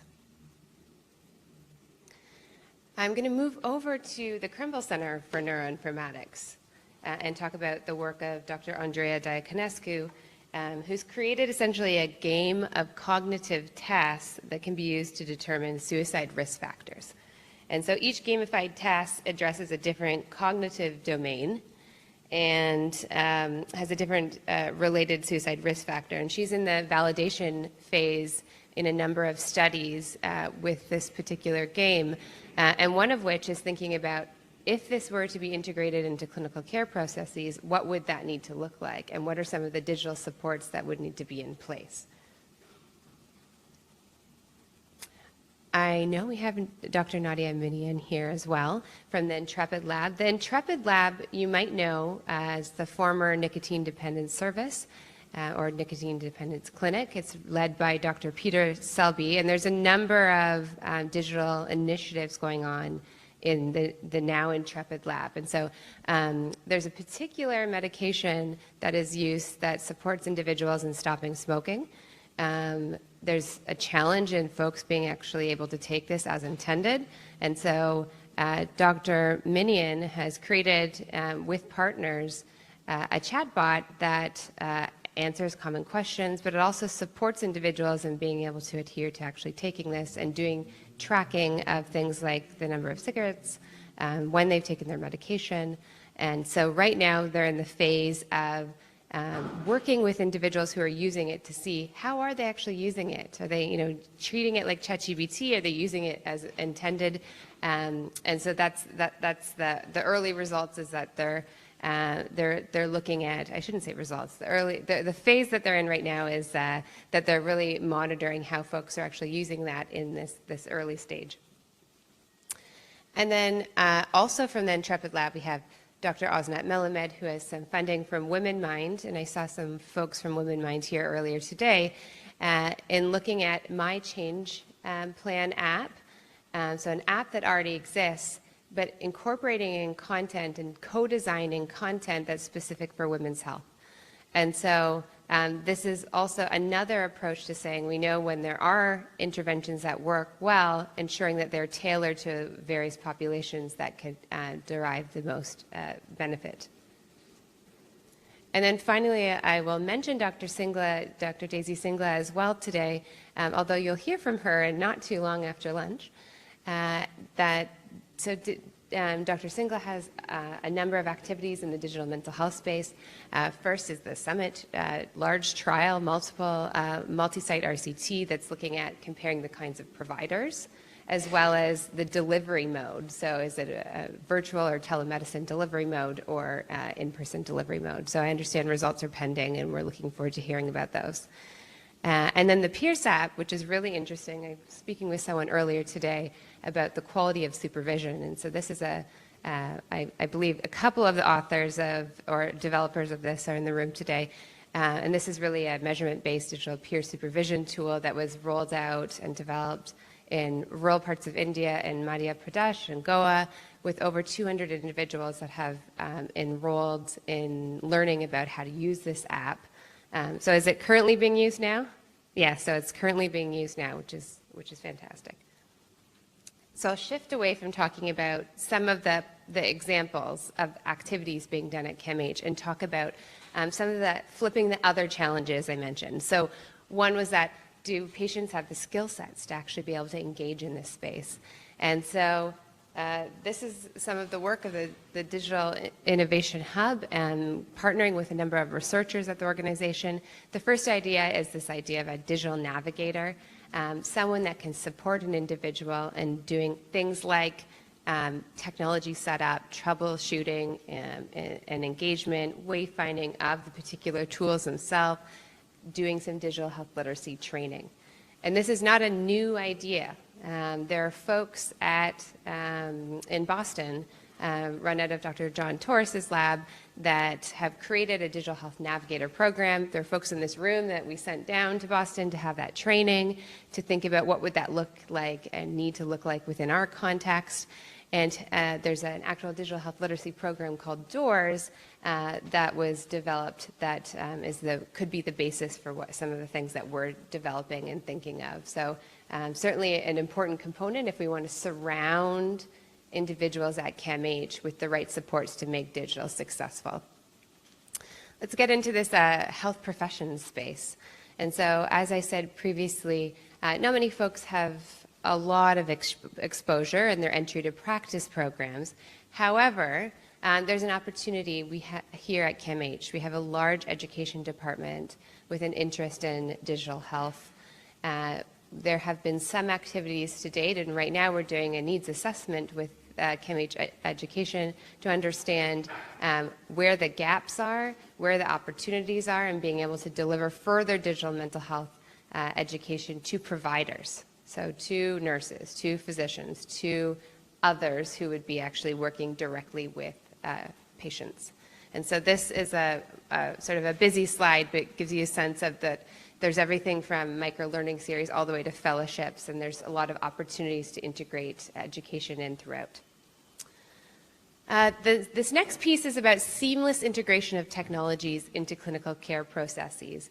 And so I think it's been mentioned already today by simply giving someone a technology, and if it's not part of the actual workflow, it's unlikely to be successful.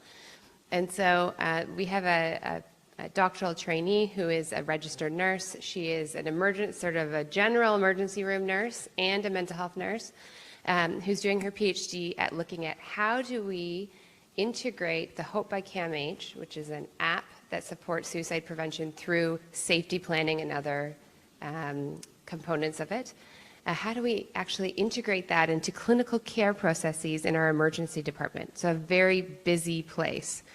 And so she's been working with a number of clinicians there by really embedding herself as a member of that team and understanding workflow processes and co-designing with the team where the opportunities for when that app could actually be presented to individuals and how they could be supported in using it. And then, of course, identifying and co-developing a number of supports, as Andrea mentioned, and you showed some of the ones that you had created with them. So she's right in the phase of co-developing some of the strategies and then being able to roll some of those out. And then I will say the last piece is about leveraging technology to its full potential. And so this is one that we'll be all working on over the next several years to get to. And so this is where I'll talk a little bit about the work of my lab and bring us back to, I forget the date. This should be like tattooed in my brain. March, what was the day that the pandemic was declared? 17th. Okay, so I went back in my phone and found the photo that I took on March 17th. And this was my little guy on March 17th, and he was 5 months, and now he's 5 years. So that's, I guess, how long ago it was. And perhaps you've blanked it on your memory, but early on in the pandemic, we had researchers from IMHPR, and I know Dr. Wells is here, and I think Dr. Hamilton is here as well. Who did a series of surveys over a number of months and asked Canadians about their mental health. And I won't go through all the results, but to share that Canadians were experiencing a lot of mental distress. And from the perspective of my lab, who knew about some of the digital interventions, we thought there's so many supports that are available out there for people that maybe not have clinical depression but need some help. And yet it's really a challenging space to navigate. There's some that don't have much evidence generated behind them. When you go to your app library, like I said, it's hard to identify which one would I even choose. And so we got some funding from the Canadian Institutes of Health Research to create essentially an inventory of the various interventions out there that individuals at a population level could access fairly easily, and went through them and identified if they cost money and if there was any evidence behind them and who they were actually developed for and did they have co-design and a lot of these sorts of things. But then we thought, okay, that's fine, we can put that on a few different websites, but how do people actually access these unless they stumble upon a particular website? And so the opportunity to work with Saskatchewan, as well as Memotex, so a partner, technology vendor, came about, and we were able to develop with CIHR funding something called SaskWell, which evolved into something called BeWell. And this was an intervention that individuals would text to enroll, they would fill out a survey, and based on how they filled out a survey, and it asked some general demographic questions, it asked some mental health, sort of brief assessment questions, they were then matched to one of the previous identified digital interventions. So this is really about trying to get those into people's hands, also about would something like this even work? Would people actually use it? And so co-design with citizens of Saskatchewan was the early days work of this, and seeing really, was it feasible? And so we were embedded in one of the common implementation science frameworks or we used one of the common implementation science frameworks called RE-AIM. We collected a whole bunch of data, mostly about usability and whether there was any utility to what we were connecting folks with. And long story short, we felt that we had enough data to move forward, and it was acceptable enough to move forward and use in other populations. And so we worked with our commercialization team here, Claire and others, to commercialize this and to BeWell. And BeWell was then, we've been able to use it in a number of different populations and settings, including Pacific Blue Cross, which is essentially the OHIP of BC. So they used it with their employees. We used it with Georgian College for international students. And then here at CAMH, funded through OBIO, we worked with social workers and occupational therapists to co-design BeWell for health providers. So I'm just going to summarize, or I should say sort of sum up some of this work. I presented a number of the challenges, and then I talked about work that we're doing here at CAMH that I hope will make you hopeful about where we're going in this space. There's lots of work to do. It is complicated. It is messy. But the Digital Innovation Hub, along with the many scientists who are doing great work in this space, are aiming to really address those challenges by having specific initiatives and programs in each of those domains. And I've pointed out several of them here today. So my take-home message is that I think this has been brought up a couple times today. We're really the perfect place here at CAMH to do this kind of work. We have a really strong research infrastructure, team, scientists. We work with patients. That's what we do every single day. We're a hospital. We provide clinical services. And we have a really strong education department, along with an award-winning information management and IT department. And so that really situates us in a really unique place, along with the university, I should say, and other players, to be able to lead in this space. We have so many things to be looking to leverage to be able to support us and taking this digital work to the next level. And I'll say we're early days, but I'm feeling that this is very promising for us.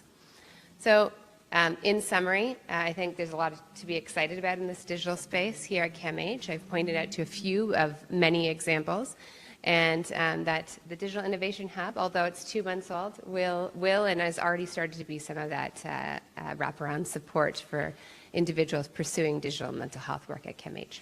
So thank you for your time, and I'll look forward to any questions.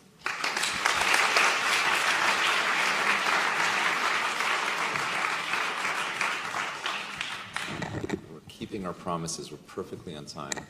So a couple questions for Jillian. Okay, Jillian, I've got a question for you. Take a deep breath. Oh, no. It's okay, no.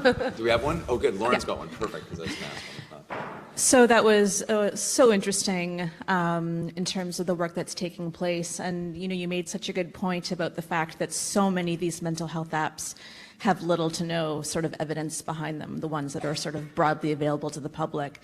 Is there anything that you or your team, or that that's sort of more broadly happening in the mental health kind of digital space to educate the public more broadly about what options are available that are science-based? Because I'm afraid that people will download the first one that they see and it won't work for them, and they'll feel disenfranchised and not use those tools. So there's actually a lot of interest in this. The Be Well work that we started off doing was really exactly for that purpose, was to create a synthesis of what existed. It's really hard to stay on top of that. That's the challenge. Is to really have a log of all the various apps and interventions out there and be able to tell folks, this version on this date is this good, good being this very vague concept, but with all the criteria that I mentioned previously. But there are a number of organizations that are trying to do work in this space. The APA, as an example, has a list of criteria for self-assessment. How usable is it? That's debatable. Are you going to, does every patient know how to go through the various assessment steps that the APA puts out there? Do providers actually have the time to be able to, if they're going to be able to support individuals in selecting an app, as an example? I think this is also a role where the digital navigators can come in. So digital navigators with that education can help support individuals in selecting an app. That said, that's when you're in contact with a clinical setting or you're in contact with a clinical service, that there is a digital navigator present. So that's and I could talk about, this could be a whole talk, because I have been involved with many of these. Canada Health Infoway is doing work in this space. The Mental Health Commission of Canada is working with ORCA in the UK. Farouk Naeem's done some work here. I don't know if Farouk's here. So there's lots of work that's being done. Have we figured it out totally yet? I agree. Not quite, not quite. Oh, hi. Daphne. Made it in time for your talk, Jillian. So I think it's a really interesting talk, and I'm excited to see where this work goes. I wondered if you could talk a little bit about how you see the work the Digital Innovation Hub is doing and all of these apps integrating with some of our clinical intervention trials. So I think there's a huge opportunity there. I keep thinking about a very specific example.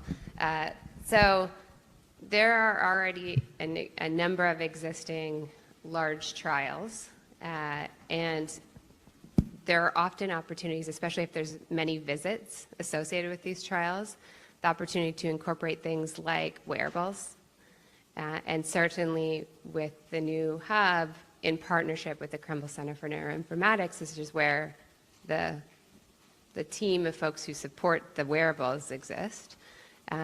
There's a commitment to certainly supporting that within these existing trials or adding it onto trials, including potentially additional funds in the future, who knows. And so I think that's a great place to actually bring in wearables, because if there's an infrastructure set up for trials already, why not be able to support with an additional person with the wearables? And we're early days in this space.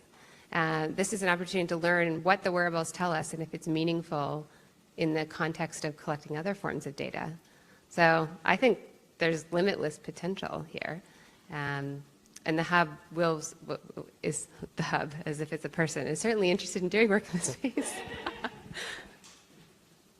I've got a quick one, Jillian, and it sort of builds on that, because with clinical trials you have a lot of frequent monitoring and visits, as you're saying, and something that has always struck me in research generally is how little inpatient mental health research we do. It's tricky from an ethical point of view, it's logistically tricky, there's a lot of issues, but it seems to me like monitoring of things like sleep and other, it's more from a wearable point of view, but even from an outcome point of view, might be a lot of opportunity. What do you see as the potential for that and the likelihood that that could lift off here? Is this a planted question? I mean, maybe, but you can still answer it. Yeah.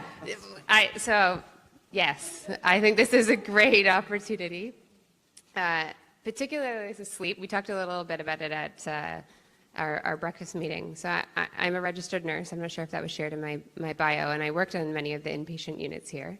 And I would do sleep assessments, and I know how imperfect they are. We would go around with flashlights, open a door sometimes, which might wake someone up, and shine a light in their face to see if they're breathing and see if they're sleeping. And surprise, surprise, that might actually change the trajectory of their sleep. So our current assessments are imperfect, but we have the supports. When someone's in the hospital, we have staff that are here 24/7. We have stable Wi-Fi. We have all these supports. Okay, that was a mistake. Sorry about that. No, but we have these supports that would be more challenging if someone was outside of our walls. So I think it's probably the more, not to say it will be easy, I think it will be really challenging, but I think it's the lowest hanging fruit of potential here. Yeah, I think it's just another generalizability thing. Like many people never are hospitalized. It's a smaller group, but from a generalizability point of view, to learn about them, we have to, and help people, we have to study people in those situations. But anyway, thanks, Julian. That was a wonderful talk. It's really inspiring.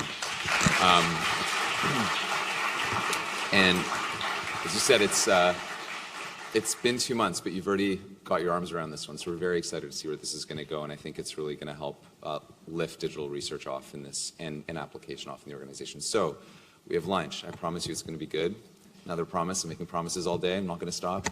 And we'll bring you back in a little bit after 1 o'clock for the final tour de force on global mental health with Vikram Patel and Daisy Singla.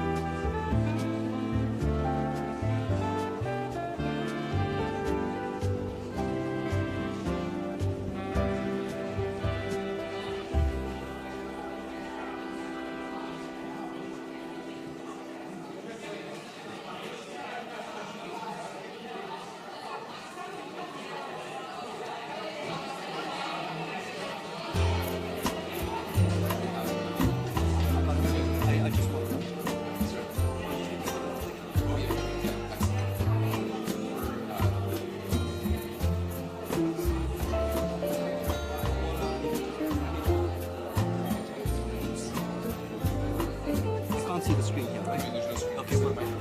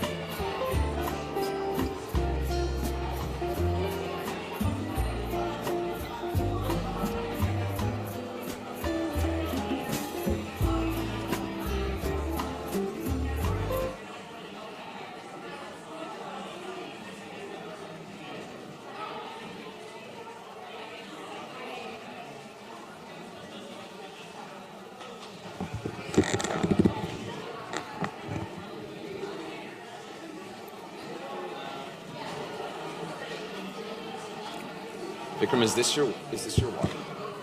It's just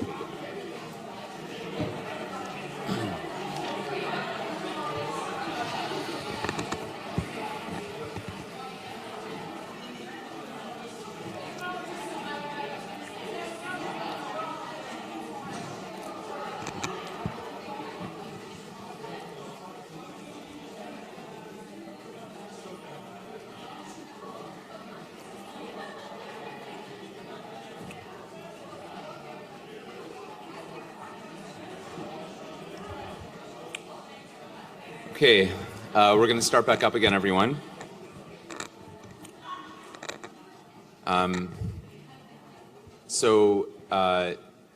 We've done brain science, we've done digital health, and now we're going to do global mental health.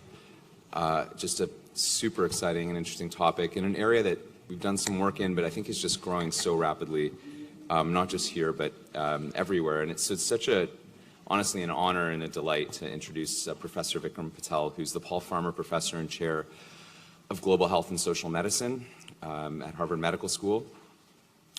Vikram's bio is a little outrageous, but I'm going to read some parts in the best way possible. He's the co-founder of the Movement for Global Mental Health and the Center for Global Mental Health at the London School of Hygiene and Tropical Medicine, where he was previously. The Mental Health Innovations Network in Sangath, an Indian NGO which won the WHO Public Health Champion of India Prize and the MacArthur Foundation's International Prize. He's a fellow of the UK's Academy of Medical Sciences and a member of the US National Academy of Medicine. It's only getting better, hold on. He served on the committee which drafted India's first national mental health policy in the WHO High-Level Independent Commission for Non-Communicable Diseases. He co-led the Lancet Commission on Global Mental Health and Sustainable Development and the Lancet World Psychiatric Association Commission on Depression. He's been awarded a number of prizes and awards. I just want to highlight a few. He's won the Party's Humanitarian Prize from the Brain and Behavior Research Foundation, an Honorary Order of the British Empire from the UK government, a Gairdner Award, which is like what we call like the baby Nobels in Canada. Many Gairdner Award winners do go on to win a Nobel Prize. Honorary doctorates from Georgetown, York, Stellenbosch, University of Amsterdam, and beyond the area of science, listed in Time Magazine's 100 Most Influential Persons of the Year in 2015. Having dinner last night, so I only know Vikram a little bit. We met last year in DC at a conference, and just someone with enormous wisdom and really good perspective, because we were talking a little bit about the election. And as someone who's around longer than the rest of us and who's seen a lot of things, I think he was a little less anxious than we were. I think things are going to be okay. So I want to reassure you, things are going to be okay. And on that note, it's such a delight, Vikram, to have you here to give your talk.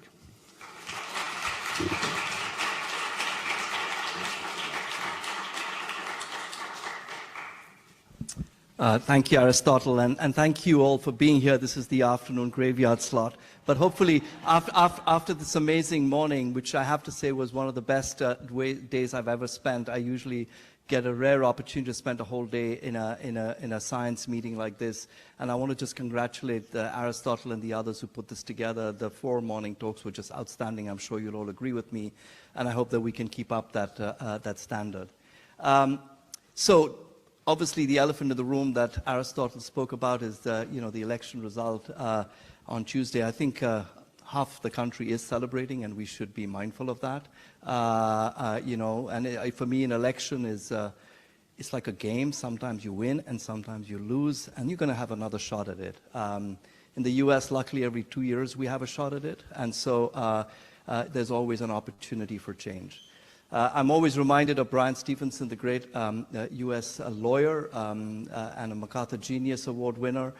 When Paul Farmer, who was a MacArthur Genius with Brian, died, and Brian was at his funeral, and he said something very beautiful that I always remind people as a hopeful inspiration. Is he said, "We got to keep on keeping on. We got to keep on doing what it is that we do." And those of us assembled here today, we know what our mission is, and I think our focus on our mission is the single most important way to make the world a better place. So I'm going to give you a talk which is, I actually spoke here a year ago, and when I was thinking of what I'm going to speak about, the previous talk was very explicitly about work in the Global South. I will touch on that, but what I'm going to speak about today really applies to all of us in every context. And it's really to do with the prevention of mental health problems. And I'm really pleased that Ted, in his morning talk, spoke about the developmental origins of mental health problems. I think this is a fundamental point that he made, that actually most mental health problems, if not all, are fundamentally neurodevelopmental conditions. We've been attuned to thinking about neurodevelopmental conditions as being equivalent to conditions like autism, which have their onsets very early in childhood. But actually, as I'm about to show you in my talk, most mental health problems, including those that emerge in later life, in fact have origins that begin in the earliest years of life. So I'm going to start off with a very depressing and demoralizing start, but I assure you it gets better. I want to start off with this very demoralizing statement from Tom Insel. Many of you know who Tom was.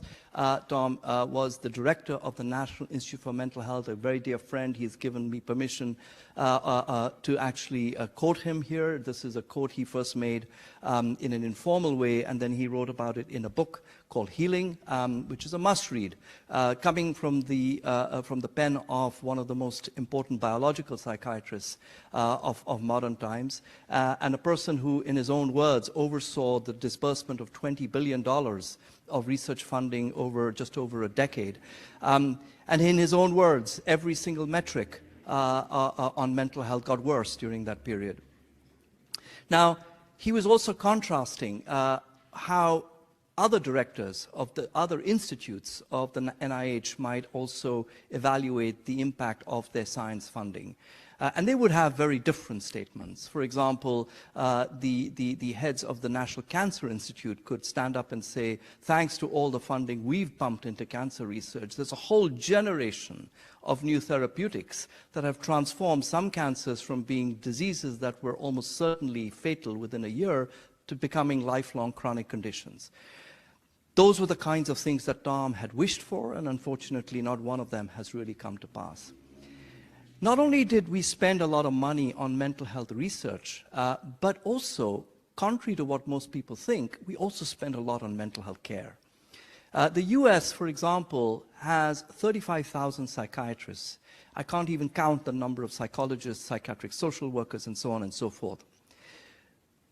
That may not seem like a lot, but in fact, the per capita density of psychiatrists in the US is higher than any other country in the world.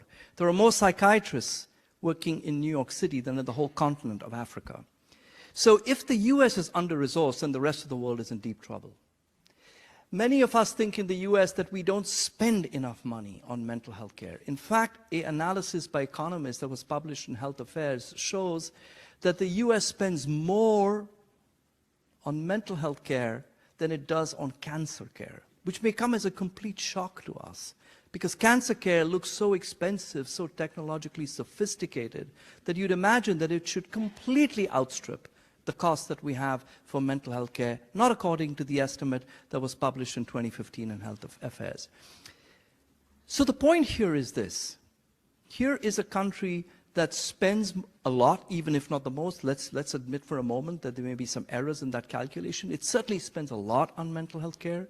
It enjoys more mental health specialized human resources than almost any other country in the world on a per capita basis, and has spent, for sure, spent vastly more than any other country has on mental health research. Why is it that every single metric that Tom speaks to here has gotten worse? Why is it, for example, that over the last 2 decades, suicide and substance use mortality has not only driven mortality rates up, particularly in middle-aged Americans, but has done so to the extent that life expectancy in the US has begun to fall?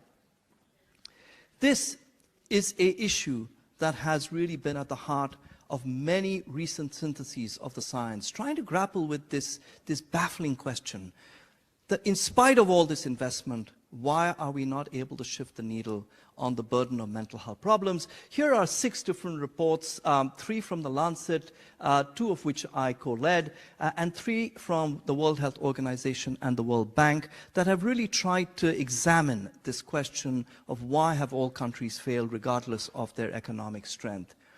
Last year, with a group of authors who were involved, there was more than 200 different authors involved in those 6 reports.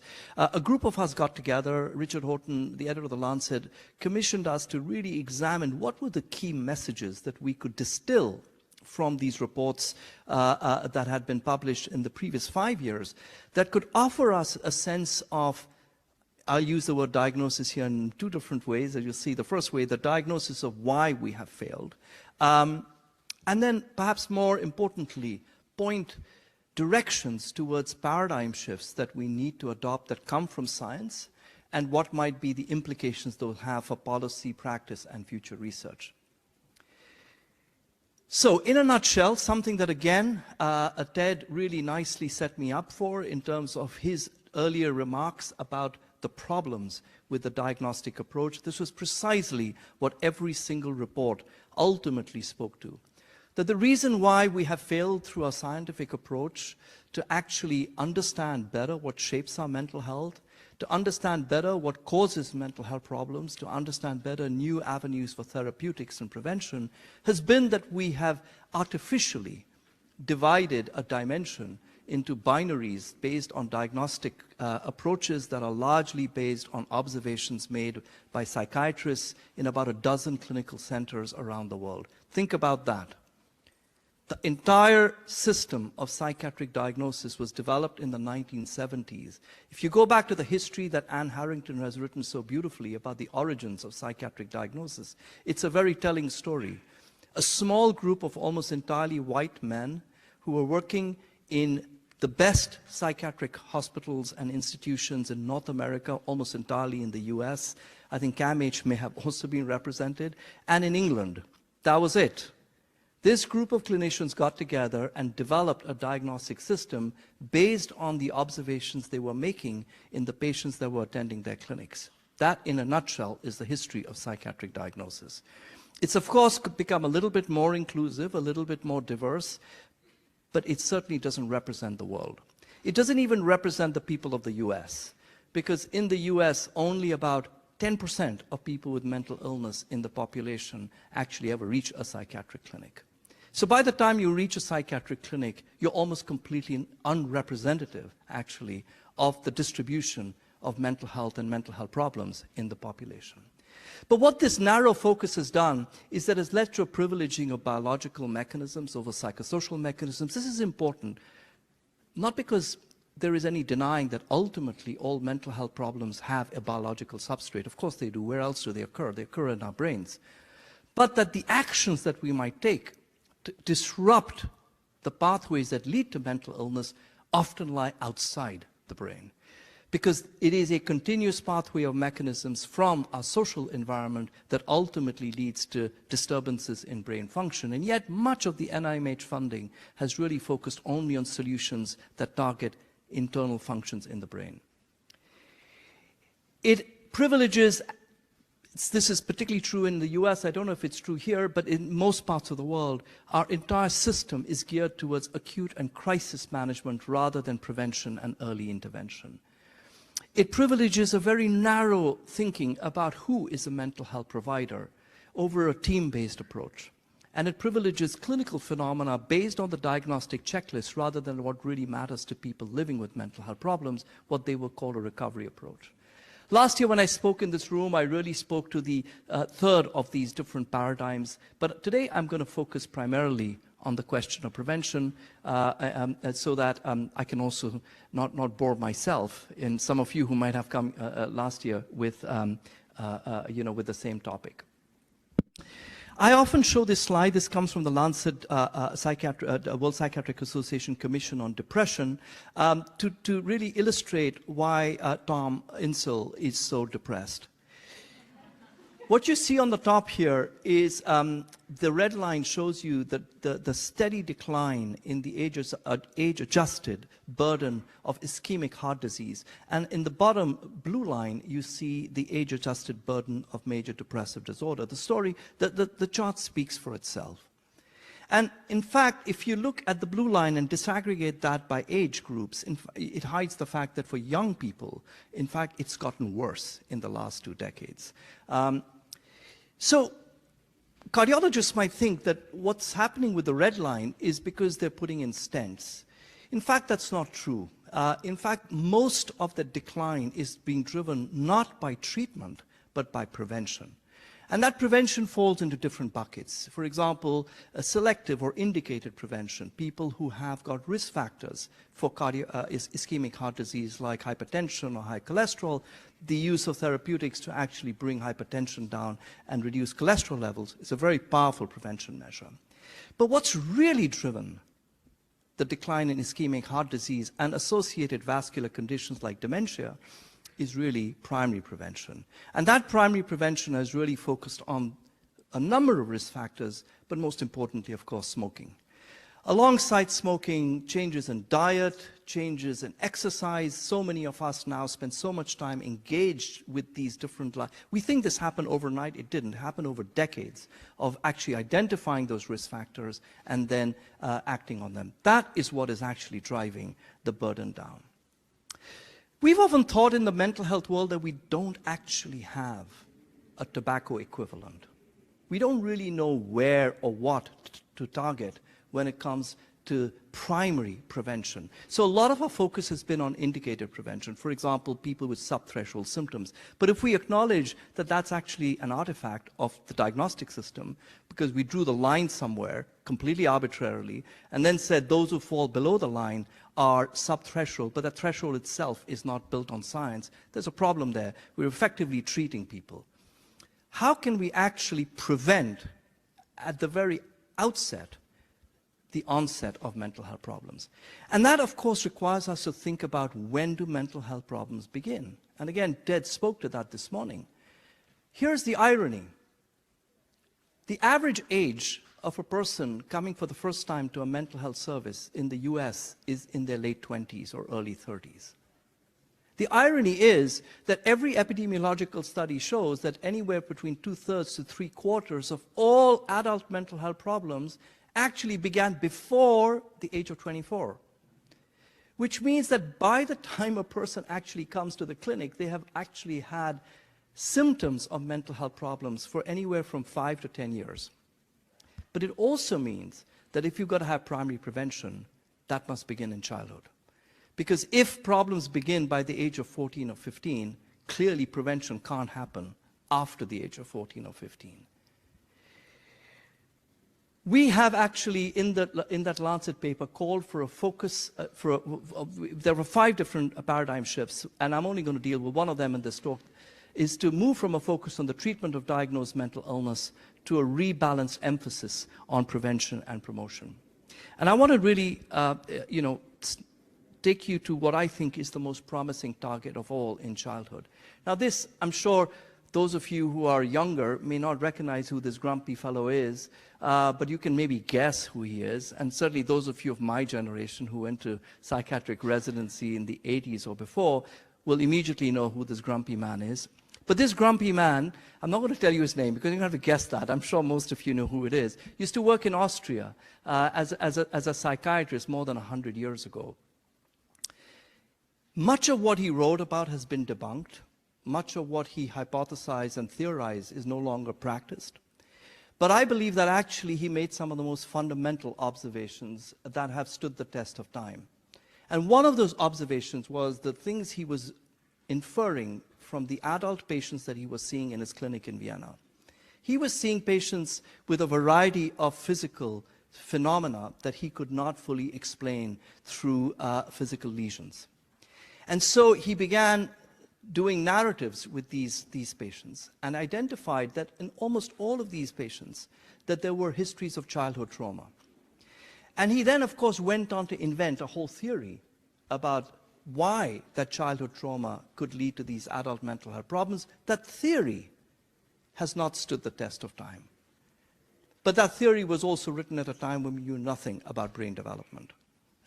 But the observation has absolutely stood the test of time, probably more replicated and more compellingly shown than any other risk factor that has ever been demonstrated in our field.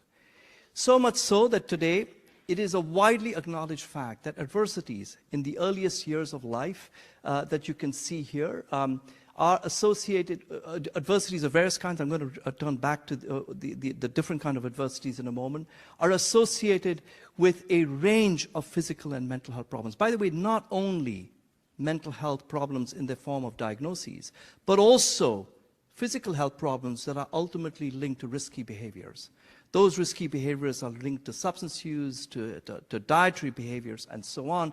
No matter which mental health condition you look at, from the most severe and serious ones like the psychotic conditions, to eating disorders, to self-harm, to mood and anxiety problems, and you look at the literature and ask the question, which risk factor has been shown compellingly and repeatedly to be associated with that mental health outcome, you will find that adversities in childhood almost always appear on that list. Not only do they almost always appear on that list, but they appear on that list as the largest fraction of risk.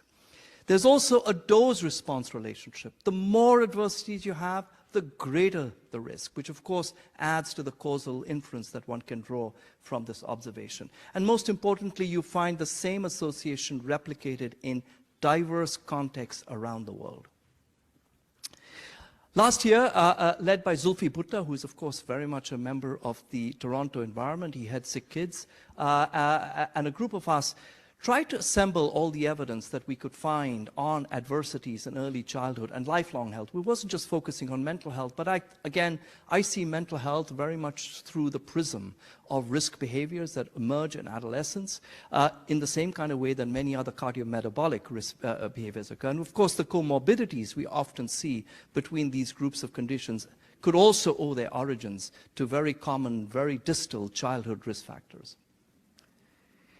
What did we find? We found that a lot of the literature often focuses on very severe psychosocial adversities when we think of these adversities. And we often think, therefore, that these kinds of adversities, tragically, they're not all that uncommon.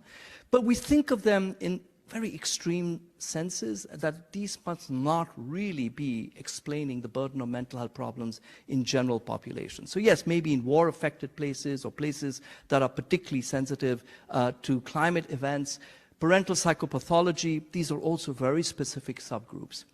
But in fact, we increasingly know that the most important environment for adversities in early childhood is just growing up in poverty.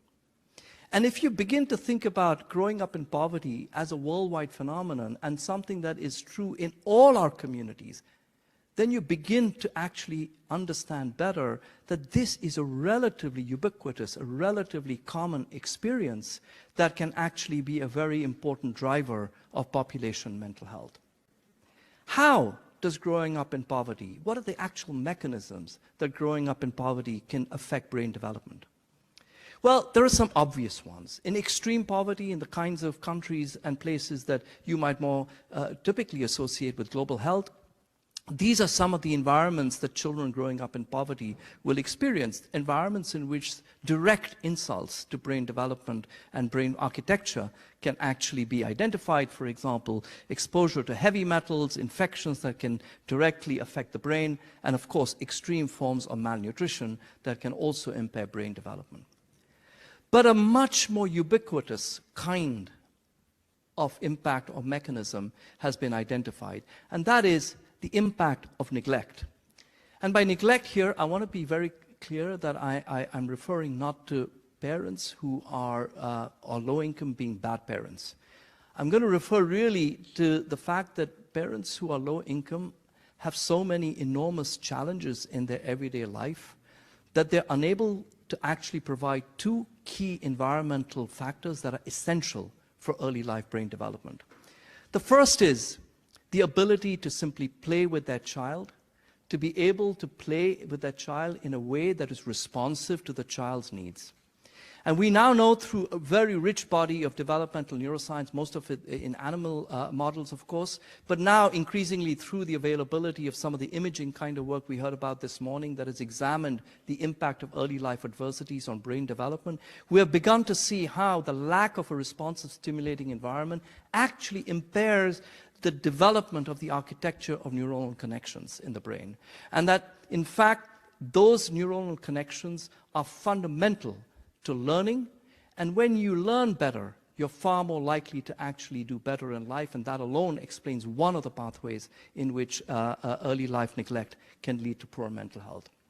And the second is that also these environments in which children grow up are also oftentimes environments in which toxic stress, a term that was coined by my colleagues Jack Shonkoff and Charles Nelson at the Center of the Developing Child in Harvard, from where I've taken these images, that toxic stress is more likely. Stress, of course, is part and parcel of everyday life. It's a very essential part of learning. But when stress goes uncontrolled, where there is no safety net, where stress becomes a more persistent experience, the bathing of the brain, of the developing brain in stress hormones has been shown, once again, mainly in animal models, to impair the architecture of the brain. So through these two different mechanisms, neglect that is something that is experienced by children in diverse environments can affect the developing brain. In the Nature Medicine paper, we map out actually a lot more of the different biological pathways through which adversities in early childhood affect brain function, brain architecture, brain development, and how that ultimately leads to poor physical and mental health across the life course. I referred to the changes in brain volume and the connectome. That's exactly what I was referring to in the earlier slide, but also toxic stress and how it affects the HPA axis. There's also a very good evidence on how neglect can also lead to inflammatory changes in the brain, and so on and so forth. And of course, there's epigenetic factors as well. But what I want to point out too is on the right-hand side, how we also find evidence that when you grow up in situations where you're exposed to adversity through these various biological pathways, you develop a mental health or physical health problems that then contributes to the intergenerational transmission of poverty. And this is deeply important, especially when we consider the intergenerational transmission of poor mental health that we see in communities that have been historically traumatized. For example, indigenous peoples in North America. In a very separate kind of way of thinking about this important relationship between adversities in early childhood and adult mental health is the oft-reported observation that mental health problems in adulthood are disproportionately distributed in the population. With a group of economists at Harvard University, we published this deep analysis examining the mechanisms through which the cycle between poverty and poor mental health, focusing on mood and anxiety problems, was mediated. And of course, it is a vicious cycle, but you will see here, for example, at the top, poverty leading to very neglectful or disadvantaged early life conditions, which then lead to mood and anxiety problems, for example, perinatal or depression, which in turn affect childhood development, could be one of the pathways through which you have the intergenerational transmission of disadvantage and mental health.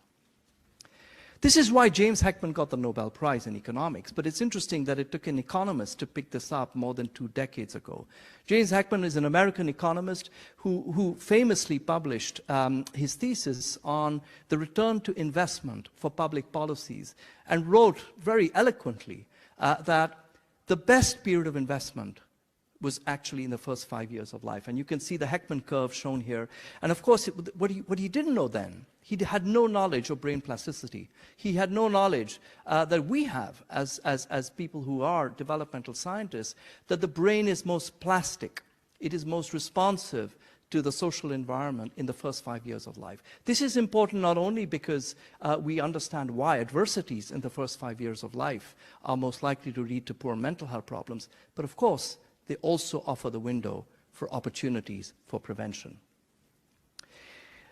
The World Bank doesn't usually adopt health-related issues. It has never adopted a mental health issue as a priority program. But under the leadership of Jim Kim, who interestingly has been the only physician to ever head the World Bank and was in fact the chair of the department that I currently chair now. He was the chair about 15 or 20 years ago and then became the president of Dartmouth before he was picked by Obama to be the president of the World Bank.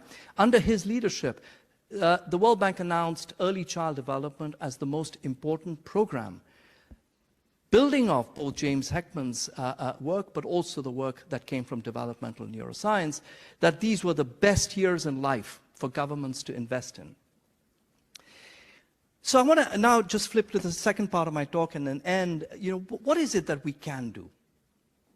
Now that we have a better sense of that there is at least one very clear target for prevention, we have very clear mechanisms. Of course, they are ultimately biological mechanisms to do with the plastic brain, but a lot of the more distal mechanisms are in the social environment of the child.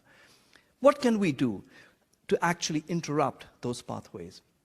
Even if we can't eradicate poverty, what can we do for children growing up in disadvantaged settings? So the notion of nurturing care has been around for decades, and it's only become increasingly popular on the back of this renewed interest in early child development and public policy. And what you can see here are the 5 key elements of nurturing care, and I'm going to refer to a few of them in the remaining slides. But important to say that if you really had to package this all together, it's really about loving young children and treating all young children in any situation or context as if this was your own child. And I think this is extremely important as we think about also children who are in terrible circumstances in many parts of the world, not least the Middle East. Because what we're really seeing there not only is a devastating cataclysm for the people in the Middle East today, but a cataclysm that will continue to haunt the young children in that region for decades to come as they grow into adults. So this is a very important document that has been produced. You can see it's been produced by a range of world-leading policy organizations that I would recommend for those of you who really want to understand how love can be transformed into technical interventions, to have a look at that. And I'm going to give you examples of 3 interventions that are coming from the program of work that I am involved with. The first intervention is structural interventions, just giving money to the poor. This is a conditional cash transfer program, but honestly, I don't even know why we need to give conditional programs. So this is the world's largest cash transfer program, the Bolsa Familia. My lab has been working with the University of Bahia in Salvador, where we have been able to access the Bolsa Familia program database of 100 million Brazilians, which is 2/3 of the country. And with NIH funding, we've been examining, we've done this enormous exercise of data linkage. We've linked mortality data sets, with hospital use data sets, with data sets on school performance, and of course the data sets on social welfare data sets. And so this itself took several years of pulling together, and now we have a slew of publications that are emerging. The most recent one in Lancet Global Health that examines the impact of receiving money on substance use-related mortality. But this was our first paper, and it was examining the relationship between receiving cash transfers on suicide mortality in the children as those children grew up, because it's a prospective data sets, and incredibly amazing. It just shows you the power of big data when you're able to link all these data together, especially routinely collected data. And what this, I just want you to pay attention to what I have highlighted in the green box. Obviously, this is not a randomized control trial, so you have to use a variety of other statistical ways in order to arrive at a fairly matched comparison group between those who received and did not receive the cash transfer. And the most robust way is called propensity scored matching, which you see in the lowest row. There are a variety of ways in which my statistical colleagues tried to actually do the adjustment of confounders.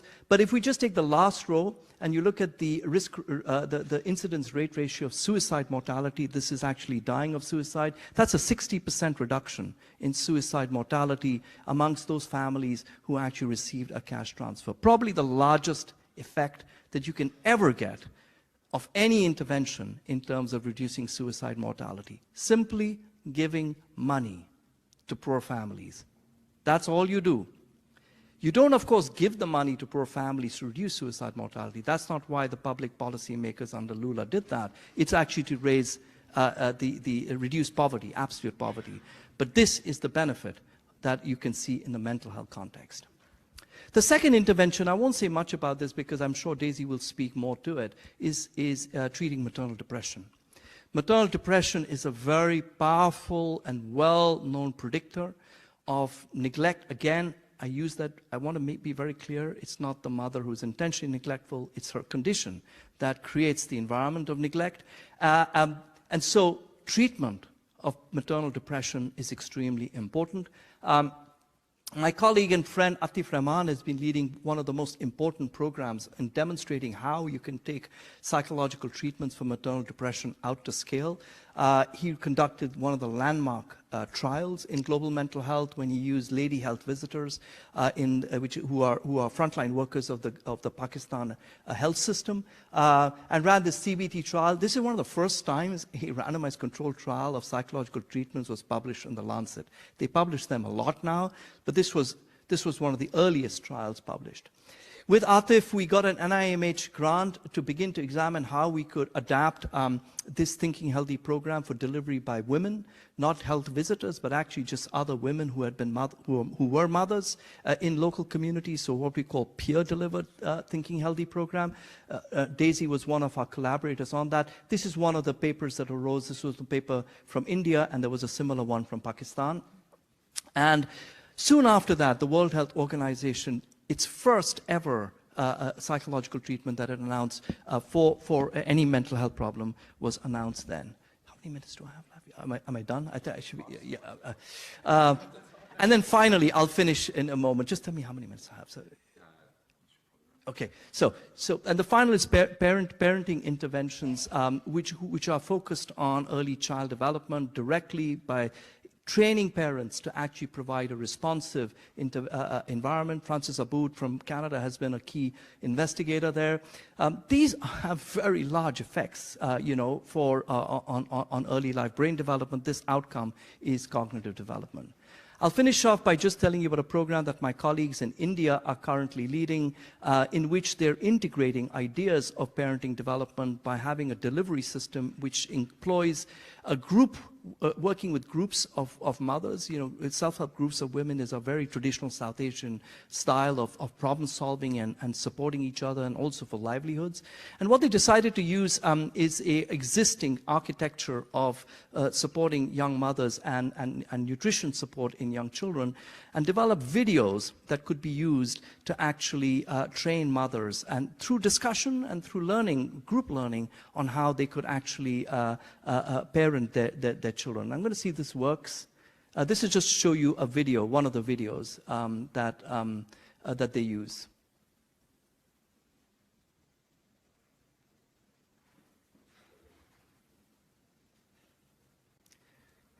Could there be some sound? Anyway, it's in Telugu, so you won't understand that. But if there's anyone in the audio, you could put on some sound. So this is just an example of a video that the health worker uses.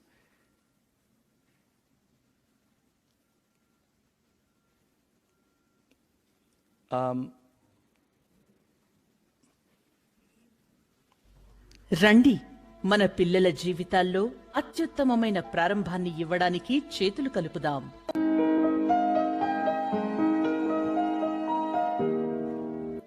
పసిపిల్లలు ఏది నేర్చుకోవాలి అన్నా వారి కళ్ళలోకి తరచుగా చూడటం, ముట్టుకోవడం, నవ్వడం, మాట్లాడడం వంటివి చేస్తూ ఉండాలి. వారు మిమ్మల్ని గుర్తుపట్టి మీకు ప్రతిస్పందిస్తూ ఉంటారు. అలాగే మెల్లగా చుట్టూ ఉన్నవారిని కూడా గుర్తుపడతారు. వాళ్ళు ఎదుగుతున్నప్పుడు వారు శబ్దాలను గుర్తించి వారు సొంతంగా శబ్దాలను చేస్తూ ఉంటారు.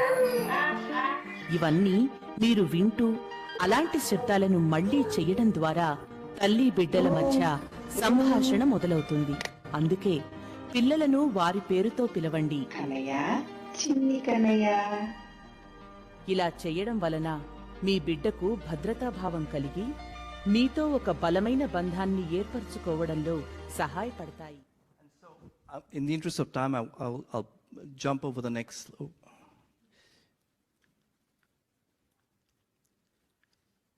So in the interest of time, I'm going to jump over the next slide, and I'll just show you.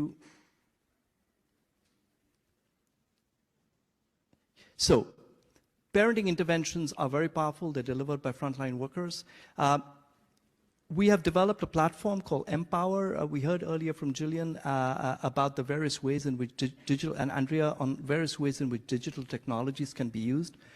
Here we're using digital technologies to actually scale up evidence-based interventions like parenting interventions or depression or interventions for perinatal depression, where we use digital tools for designing competency-based curricula, digital tools for supervision. You heard about the Peers program, etc. And one such effort is now being scaled up in central India in 8 districts of the state of Madhya Pradesh. This is a population of nearly 20 million people, where the Thinking Healthy program and the early child development interventions that are group-based have been integrated into a curriculum for frontline workers to deliver to new mothers and their newborn children. We're also very excitingly partnered with the Carnegie Hall. You might wonder what that's about.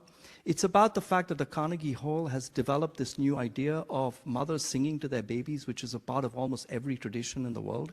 I certainly remember being sung to by my mom. It's one of the few things I remember of my childhood is the lullaby that my mother sang to me. But to actually incorporate that within the framework of responsive parenting. And so the Lullaby Project is working with folk communities in central India to use rhythms and songs that have historically been used and to incorporate that within early child development paradigms. Here you can see some of the frontline workers who are using the Empower platform. So in closing, prevention of mental health problems is going to require us to really build resilient brains by targeting the early years of life. I've spoken about the first 5 years, but actually the early years of life go on to the early 20s. I haven't spoken about adolescence. It's an extremely different and distinct phase of neurodevelopment, and that alone also has a set of interventions and mechanisms that we need to attend to. But if you can imagine that ultimately we can take this very powerful new developmental science to scale, we're going to need to do 3 things. The first thing is we're going to have a life course approach. If we really want to prevent, we need to have a kind of a window that is 15 to 20 years down. We're not going to have the kind of actions that we adopt from treatment paradigms. We act today, we see a change tomorrow. No, it's like tobacco. It takes 15 to 20 years for those effects to become evident, and we have to have that kind of window, that kind of runway thinking. The second, it has to be equity focused. Of course, there are children everywhere and in all communities who have needs, but some children have greater needs than others. And for sure, we need to emphasize from an equity approach children who grow up in low-income neighborhoods and low-income families as our priority. And of course, other groups, such as, for example, children who have been severely disadvantaged because of war. And finally, an ecological approach, a one-size-fits-all, does not work. We need to be thinking from the most distal income poverty alleviation, for example, through cash transfers, all the way down to the household, treating mothers who are depressed and providing parenting interventions. We have to think of a sequence or a slew of interventions for that goal to happen. So thank you again. I'm sorry I took a little longer than I thought.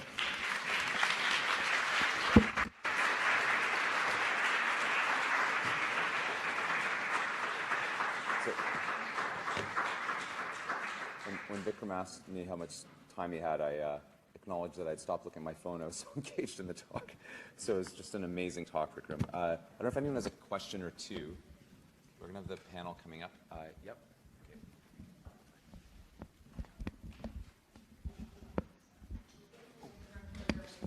We'll get a mic too. Thank you, Vikram. Much of what you talked about related to social medicine and structural interventions have really resonated with myself. I asked my question in the capacity as a psychiatrist and a global mental health researcher, and I know that there's increased attention paid to addressing the upstream factors of mental health, uplifting societal health. That's part of our hospital's strategic plan, as well as addressing the commercial determinants of mental health, the ecological determinants of mental health, including climate change. And I just wonder, based on your wealth of experiences, if you are aware of any interventions beyond, say, conditional cash or unconditional cash transfers that are still in the realm of structural interventions for mental health, and how do we make these kind of interventions sustainable beyond the scope of a research funding? So your question is particularly about structural interventions, and I have to say that most structural interventions are not done for the goal of improving mental health. Like I said, the cash transfer is a political choice that people are making. Structural interventions are almost always political choices. They're ideologically driven, whether it's redistribution of wealth or it's providing income support. These are political choices. What we can do as mental health experts is to investigate whether these interventions can help improve population mental health, particularly from an equity perspective. Because what that helps you do is to add another set of evidence when people are making these ideological decisions. Right now, some of these decisions get divided between right and left in a way that completely excludes any information about the health consequences of these interventions. And I think that if we were able to bring the science of mental health into play, I would like to think that people who are against, for example, these sorts of structural interventions, their minds may change somewhat.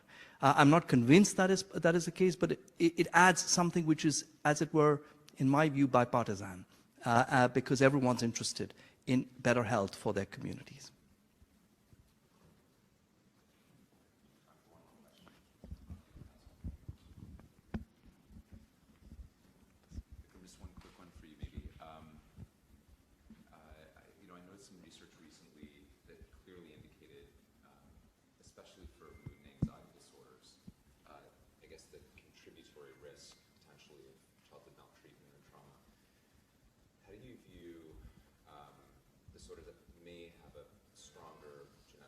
Like autism and schizophrenia in this context? Like, how do you apply the approaches you're describing in relation to prevention of those disorders? No, I think that the literature on autism is very different. So I would not say that adversities in childhood explain all mental health conditions. No, I wouldn't say that. There are some conditions that are far more profoundly genetically, determined, and autism is certainly one of those. With psychosis, it's a very interesting story. I would have thought the same applies to psychosis, but if you look at the literature on adversities in childhood and psychosis, you also see a very strong risk associated. Why that is, I don't know the answer to that. Whether it is through the similar sort of biological mechanisms, whether it's epigenetic, I am not 100% sure how that happens. But clearly, these more severe, enduring conditions which have a much stronger genetic inheritability, I would say the role of adversities in childhood will consequently be less than it is for most of the more common mental health problems. Okay, thank you. And I mean, seeing just as I'll transition that, because it's a good transition for Daisy, I think, you know, probably opportunities with parenting interventions are so unrealized, both in well-resourced places like ours and also around the world. So on that note, I want to introduce Dr. Daisy Singla, who many of you know, a senior scientist at the Institute for Mental Health Policy Research at CAMH, and associate professor in the Department of Psychiatry. Daisy joined CAMH in July of 2021. She's the first women mind scientist. She's a clinical psychologist by training who received her PhD from McGill, and her focus is on leading large trials in real-world settings globally to improve access to brief evidence-based psychotherapies for depression, anxiety, and trauma. In 2018, she became the youngest recipient of a $13 million Pragmatic Clinical Study Award. She's been recognized internationally for her work from a number of different agencies. Daisy's just completed the PCORI-funded Scaling Up Maternal Mental Health Care by Increasing Access to Treatment, which is the Summit trials. Now I know what the acronym stands for, Daisy. Thank you, after I just bungled it. And it's a large clinical trial across a number of hospitals in Toronto, at UNC, and in Chicago. Globally, Dr. Singla has developed a global reputation for implementation science and treatment mechanisms and has conducted trials in rural Uganda, India, Pakistan, Bangladesh, Nepal, and Kenya. And I think Vikram alluded to this trial, the Promoting Effective Mental Health Care Through Peer Supervision, or PEERS trial in India. And Daisy is consultant for the WHO and serves on several scientific advisory boards. So, Daisy, we're excited to hear your talk.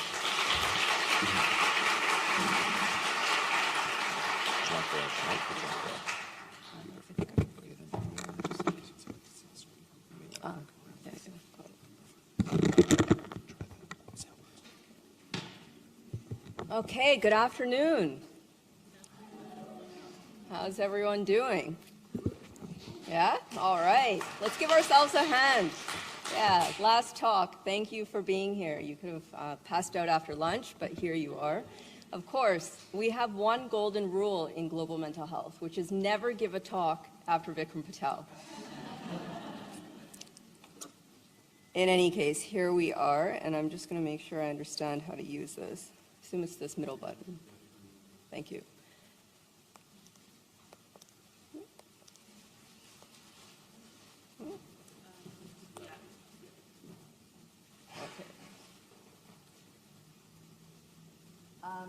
So I am a psychologist, as Aristotle had mentioned, and thank you so much for having me. I should mention, you know, I feel like I just joined CAMH yesterday, and I know I bother a lot of members of our Ross team, probably Aristotle on a weekly basis, many of you, and you have provided nothing but a warm welcome to me. And I feel really privileged to be part of this community and to be a woman mind scientist, so thank you.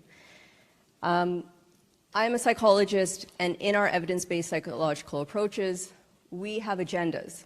It often informs what we're going to do within our sessions, but also through treatments. And so this is my agenda today. I will try to keep on time. As mentioned, I'm a clinical psychologist, and I've had the privilege of working in global mental health settings abroad for the last 15 years. I'm also Canadian.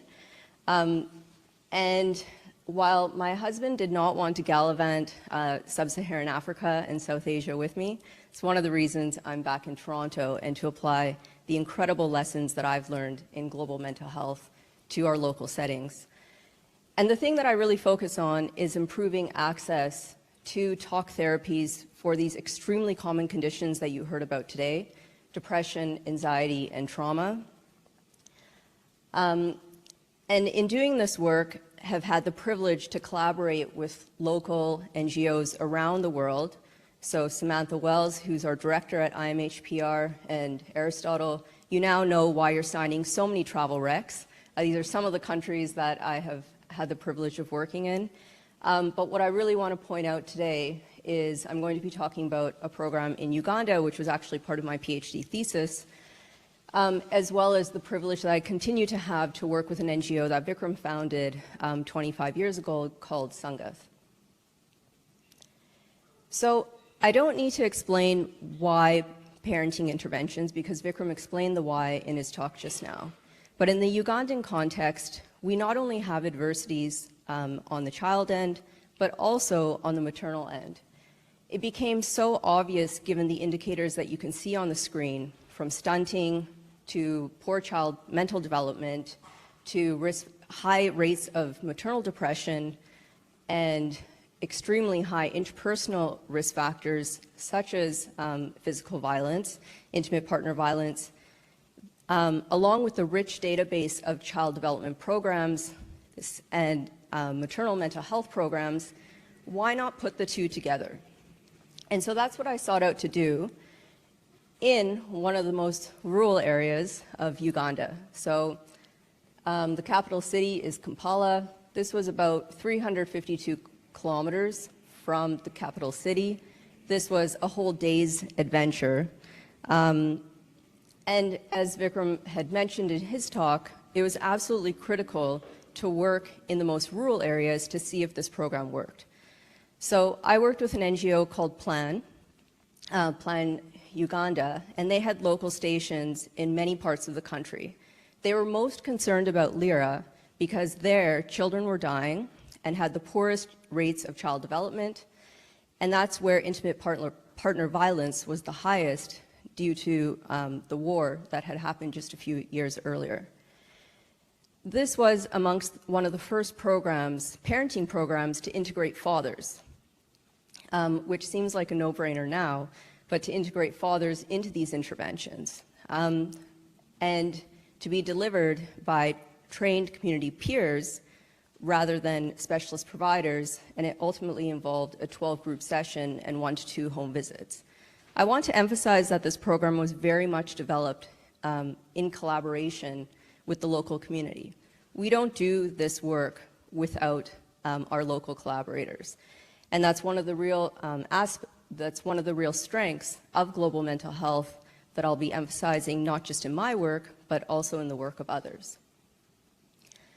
The trial was eventually published in Lancet Global Health back in 2015, and as Vikram had emphasized in his talk, the real emphasis was on two-way talk and fostering psychosocial stimulation, again based on a rich evidence base in child development interventions, but also on things like hygiene and nutrition, which are key indicators, as we heard earlier, on child development.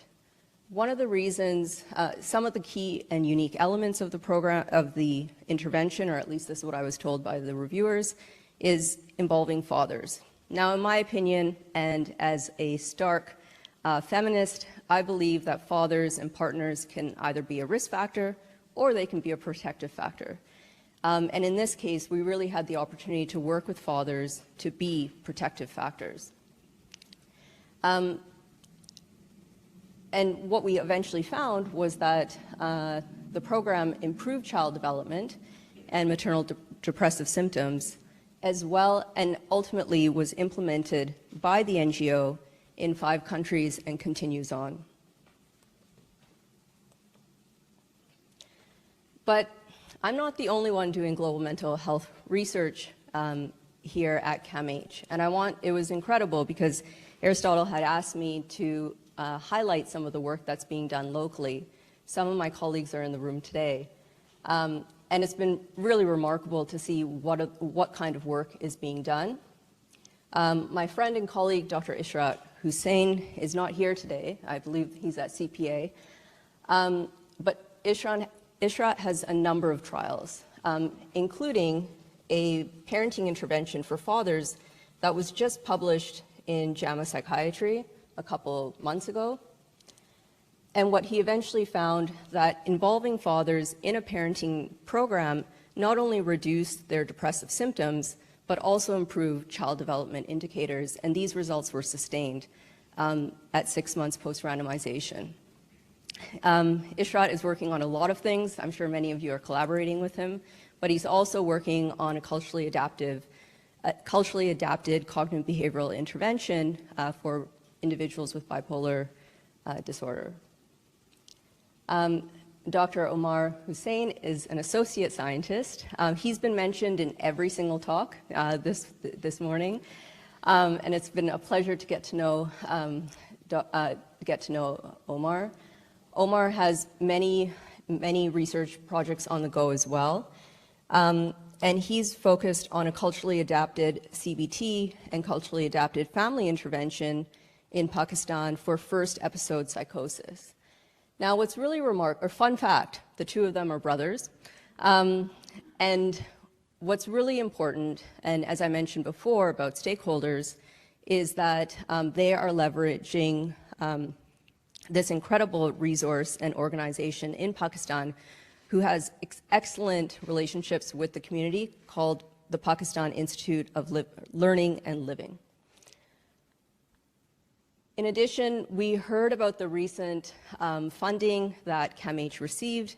I believe Dr. Ishrat Hussain is the site PI here, and this is a collaboration between many countries, but will be implemented in Pakistan, the UK, Nigeria, and of course in Canada, which seems to be missing from this slide. But really, this is going to be a personalized. This will be a personalized allocation for antidepressant medication, and I think the results will just be remarkable. Dr. Alison Crawford is a clinician scientist here at CAMH, and I believe she's in the room. Alison is working on so many things. I really can't keep track, but you know, of her projects, of the projects that I want to highlight are two in the field of suicide prevention. One of them is in Nunavut, and Project Creates is actually in the Arctic, in the Arctic states. And another fun fact: the Arctic states encompass 8 countries, including Canada, Greenland, and Russia, as well as 6 international indigenous associations. What's really remarkable about Alison's work is her stark commitment to involving stakeholders, and in this case, youth, in ensuring co-design, co-design with youth who will not only be the recipients of the future intervention, but also in terms of being key stakeholders. The individuals who are circled in purple, which include Dr. Arun Ravindran, Dr. Nisha Ravindran, and Dr. Angela Parikh, also focus on youth mental health and focus on peer-delivered youth mental health in university settings in Guatemala and Honduras. I came to learn of Kevin Shields' work and Bandit's work more recently.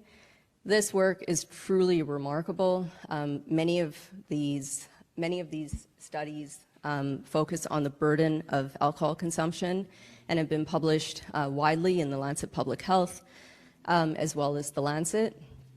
What they really found is that, and I'll refer to my notes here, what they found was that there are approximately 3 million alcohol attributable deaths in 2016.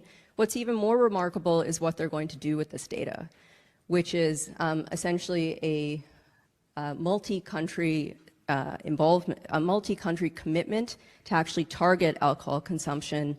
And this is where stakeholder involvement of government officials really comes on board. Dr. Paul Schuper, who is in the room, has worked extensively in South Africa and Zimbabwe. Fun fact, Paul has visited sub-Saharan Africa 29 times to date. And what's really remarkable about Paul's work, in addition to his commitment to the local population, are the brief psychosocial approaches that he's using to target things like addiction amongst individuals with HIV in South Africa. He's published his work in top journals like Addictions to find that indeed his intervention significantly reduced drinking levels in this patient population. And last but not least, Dr. Farouk Naeem. Dr. Farouk Naeem has been extremely committed to the notion of culturally adapted CBT both in Pakistan as well as in Canada and the UK. In Pakistan, Dr. Naeem has come together to develop a network on CBT, leveraging both specialists and non-specialists to deliver these interventions, and then bring culturally adapted cognitive behavioral therapy for South Asian women here in Canada, thanks to funding from CIHR. So these are just a few of the individuals at CAMH who are doing incredible global mental health work. Of course, I haven't covered everyone, and if you are doing global mental health work, please come and talk to me because I would love to hear more about the work that you're doing. So often we think that global mental health is something that's being implemented out there. And after many of my travels abroad, it became very, very clear that we might have the opportunity to actually apply some of these incredible lessons learned from stakeholder involvement to practical solutions, leveraging task sharing, and really focusing on the science here in our local settings. Of course, with an upstream perspective, given, as we heard from Vikram, that there may be no better investment than in pregnant and postpartum women.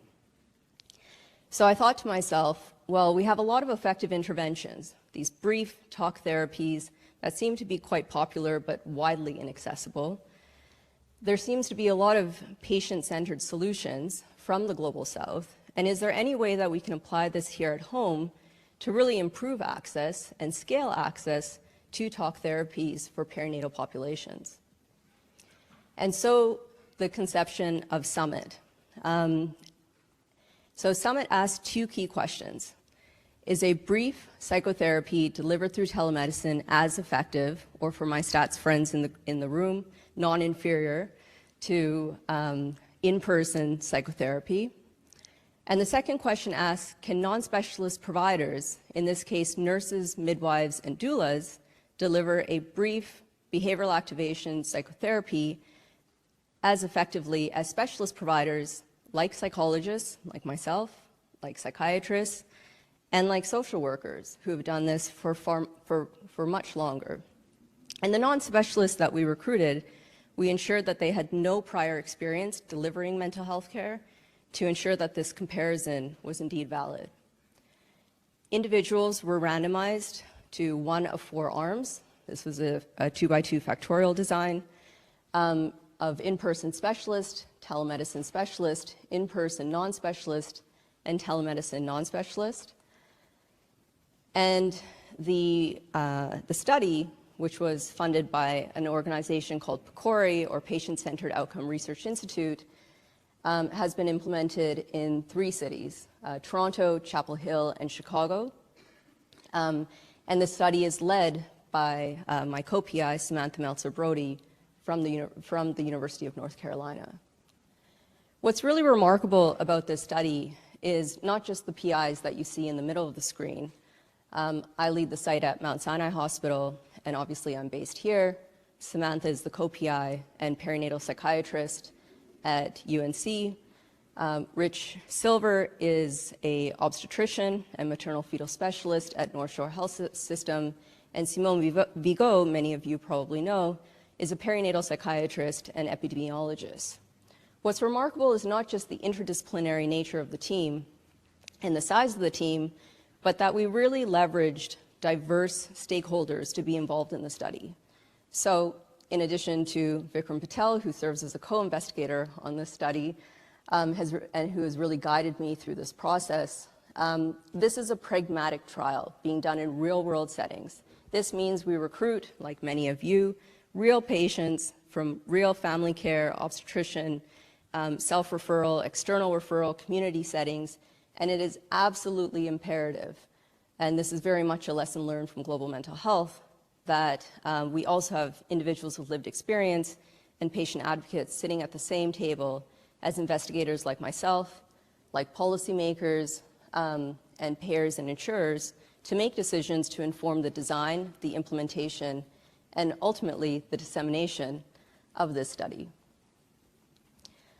What's also important for me as a global mental health researcher is that I believe this is an important example of reverse engineering. In fact, the treatment that we used is a treatment that Vikram and his team had developed back in 2017 and called the Healthy Activity Program, an 8-session behavioral activation treatment that was shown to be effective in Goa, delivered by lay counselors. And we selected BA for a few different reasons. One, it was effective, and arguably as effective as longer courses of psychotherapy and medication. Two, it was effective for our populations of interest, that being perinatal populations with depression and anxiety symptoms. And three, it's easy to learn, which is really important when you're working with non-specialist providers. Our manual is freely available on our Summit website. For those of you interested, please visit www.thesummittrial.com. I'm not going to go through the many steps that got us to where we are today, but simply to say that we started this trial a couple months before the pandemic. I'm very proud to say that the trial continued throughout the pandemic.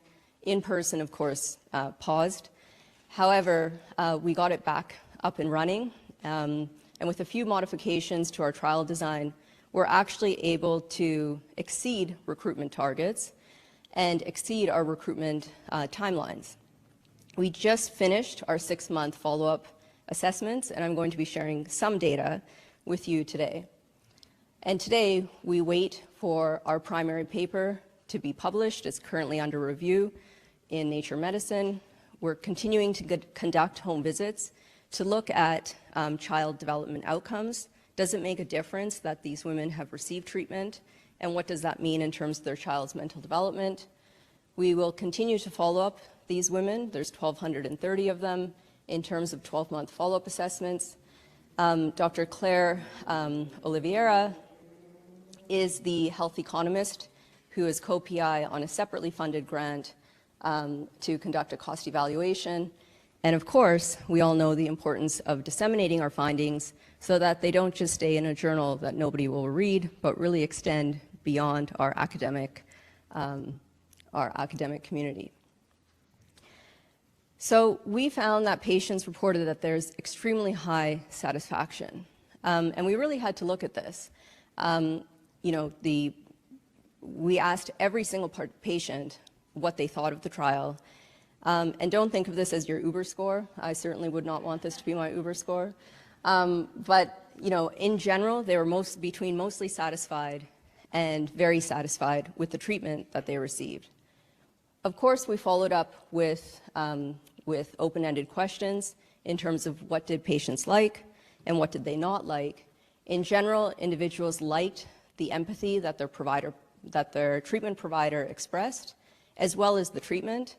And they also in terms of what they would like to change, and this is the case for every psychological intervention that I've been involved in or that most people have been involved in, most people would like more sessions or not change anything at all. So in addition to high satisfaction rates, and again, I think this comes from our learnings in global mental health, thanks to our rich stakeholder engagement, 50% of our participants self-identified as Black, Indigenous, or persons of color. And I say this because usually in psychotherapy trials, you don't have people who look like me involved in these trials, and this is extremely important for the generalizability of our findings. And in terms of retention rates, again, so much of this learning comes from what I learned in Vikram's lab. Our follow-up rates were quite good. Maybe not as good as some of your trials, Vikram, but pretty decent. So the results, and I'm not going to show you the comparisons just yet. You'll have to join us in March for our dissemination event. I'm happy to provide more information about that. But in general, we found a reduction in depressive symptoms. And if you're not familiar with the EPDS, it's one of the most common scales used to assess depressive symptoms. And individuals on average went from moderate symptoms of depression to minimal symptoms of depression.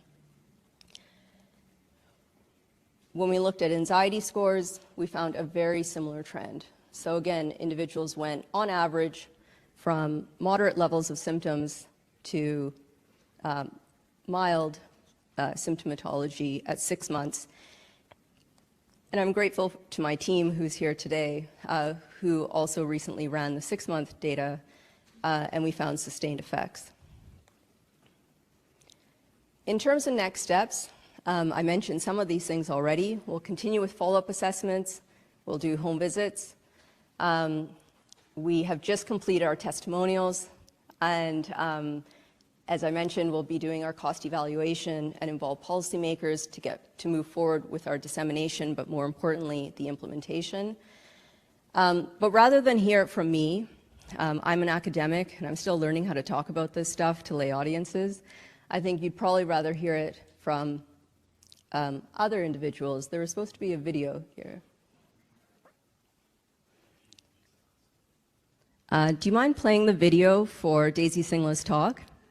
Speaking into the abyss.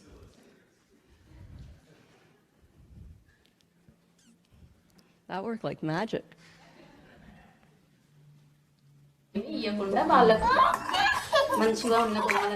That's not our video.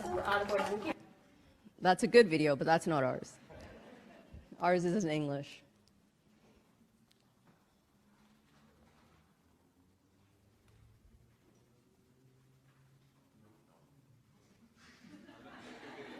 Another great video, yeah. And by the way, I need those slides with the brain, with this building on it at some point.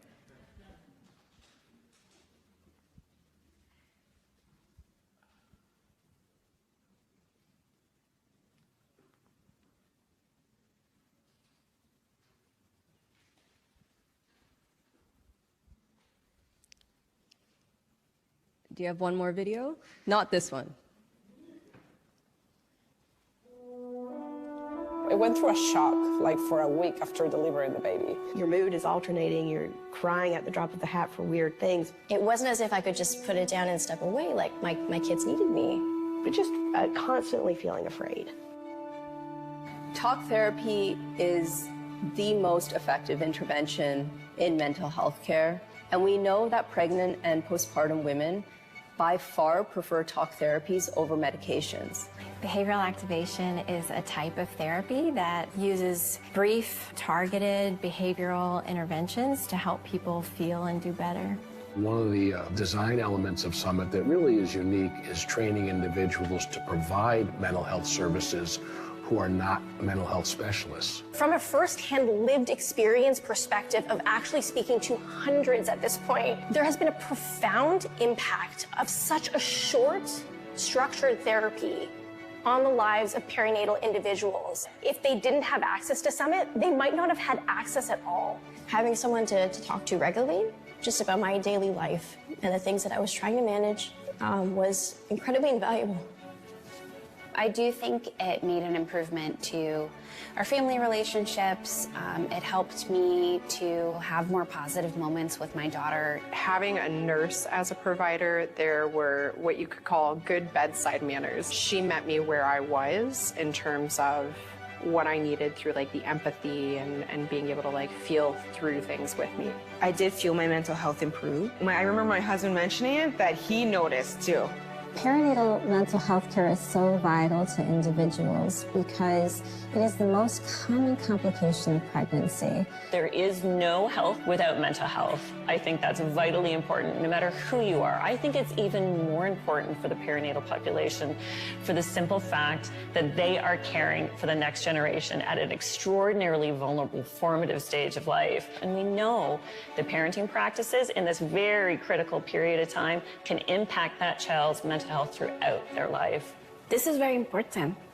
We are creating the human beings of the future, and I would like my child to have the tools to survive. We should all be super excited about Summit because this is something that we will be able to provide for so many people, reducing barriers, decreasing stigma, and really wrapping around families before mental health issues become problematic.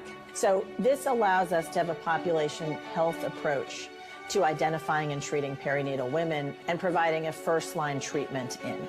And that, I think, can be done most effectively by scaling up and using non-specialists. We don't need more randomized control trials to demonstrate whether a nurse, a midwife, a doula can deliver these treatments. They can. I hope that summit can influence decision makers, policymakers, healthcare administrators to see the potential and actually implement the solutions from the science that we have been studying. We need to do better as a society, as researchers, as clinicians, to improve access for these very common conditions. And I know we can do better because we've implemented Summit.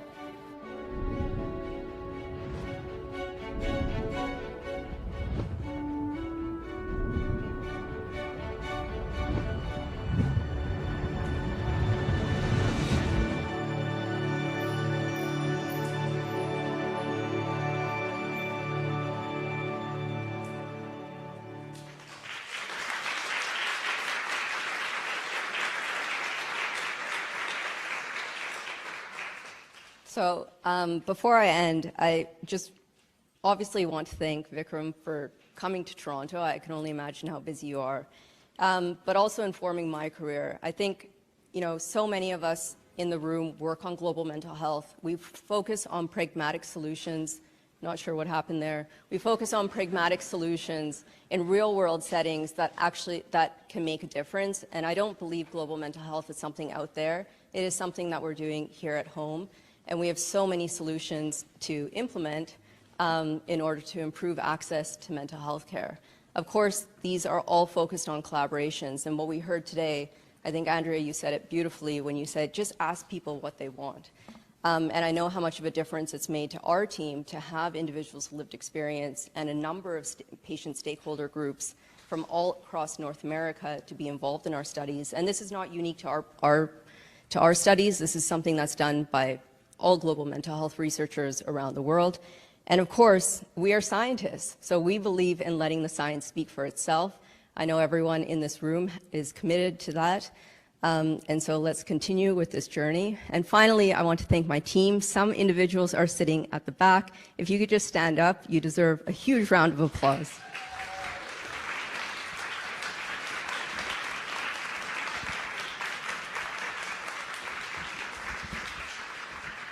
Thank you.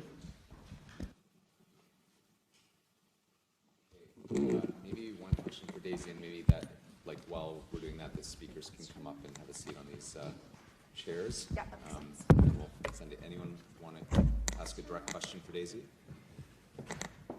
Andrea, go ahead. Yeah. Oh, thank you. That video was truly beautiful. And can you tell us about what inspired you to make that? So is that part of your dissemination plan at the end? Is it part of your engagement opportunities? It just was so compelling. So because we had dinner last night, Andrea, there's always a true story and then the one that goes through my mind. So I've been told I sound like a surfer, so I think it's just better to hear from patients and to hear from individuals with lived experience and the many members who are involved with the study.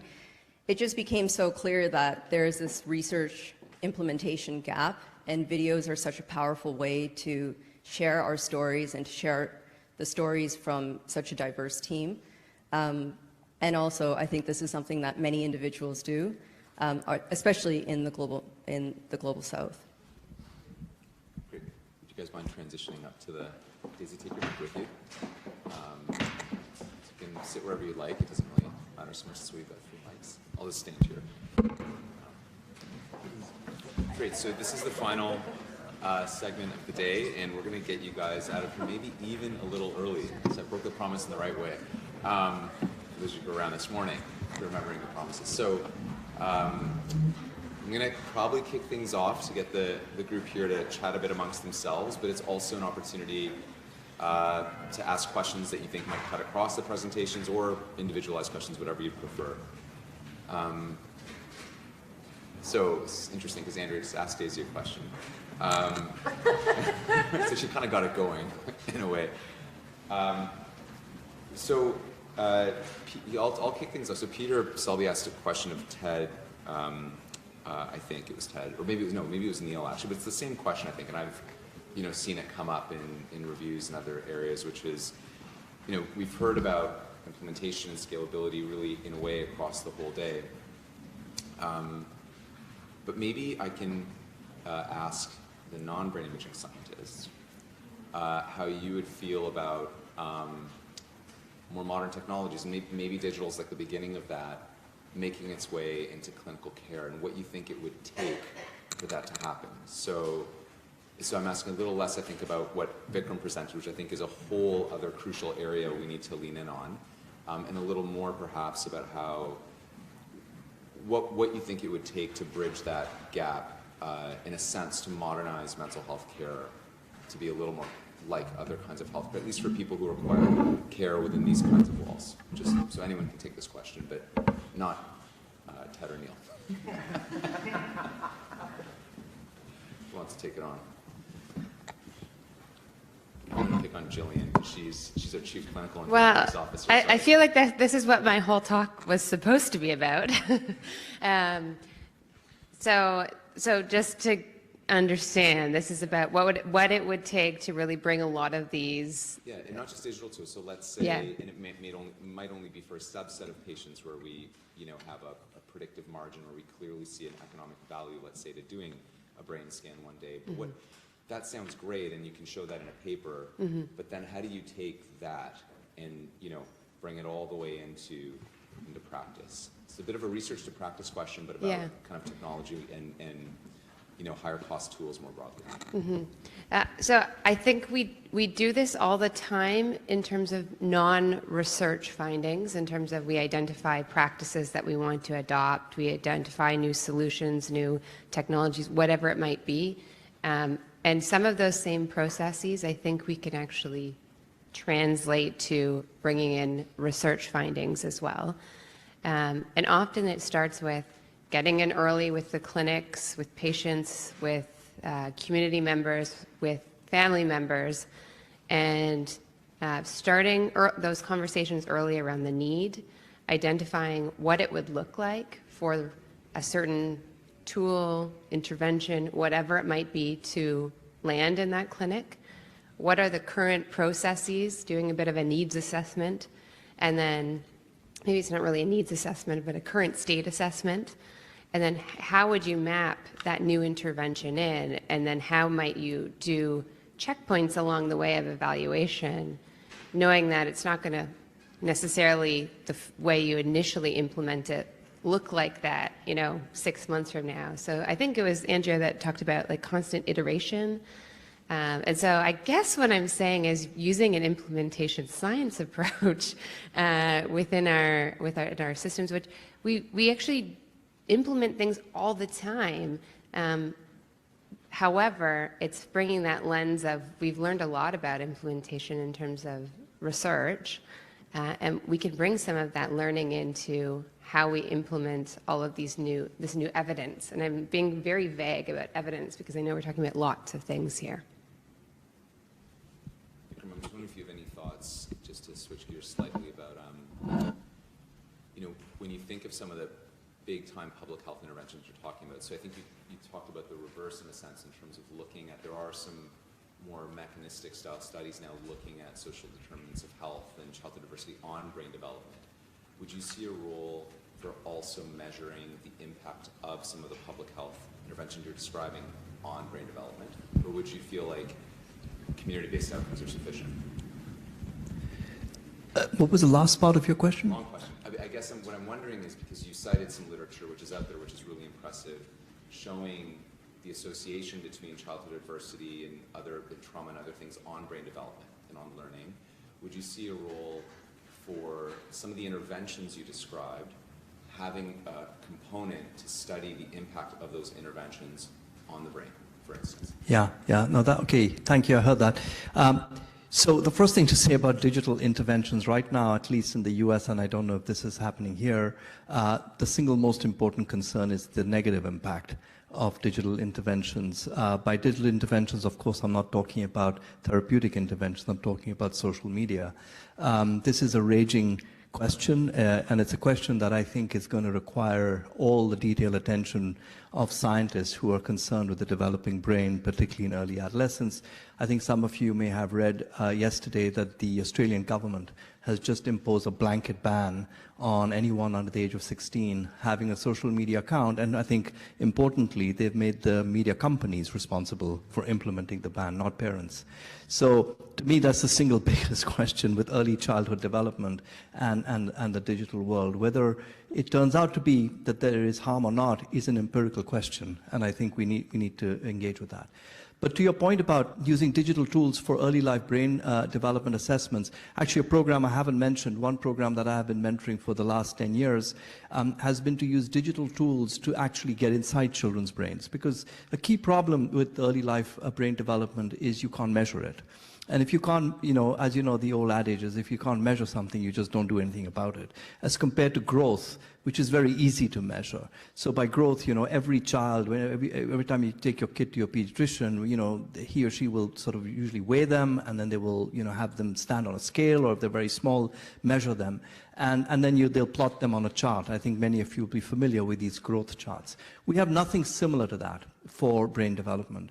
And so in order to address that, over the last 10, 15 years now, we have built a platform of engineers, neuroscientists, clinicians, etc., who have been toying with the use of digital tools, really embracing the idea that when young children play with games, which they love to play, you can give an 18-month-old kid a phone, and they will actually begin to play with the phone, that they're actually exercising a range of motor and cognitive functions in order to interact with a screen and to be able to pop a balloon, just think that of a simple example. So on the back of that, we've engineered a whole tool and also added eye tracking for social preference tasks. And so we're just about to publish the first sets of results of validating this tool, which is entirely digital, delivered on a regular phone by a frontline worker or a parent in their own home, and have been able to show signals, very good signals, that the metrics we're picking up are highly correlated with adversities in early childhood, providing the first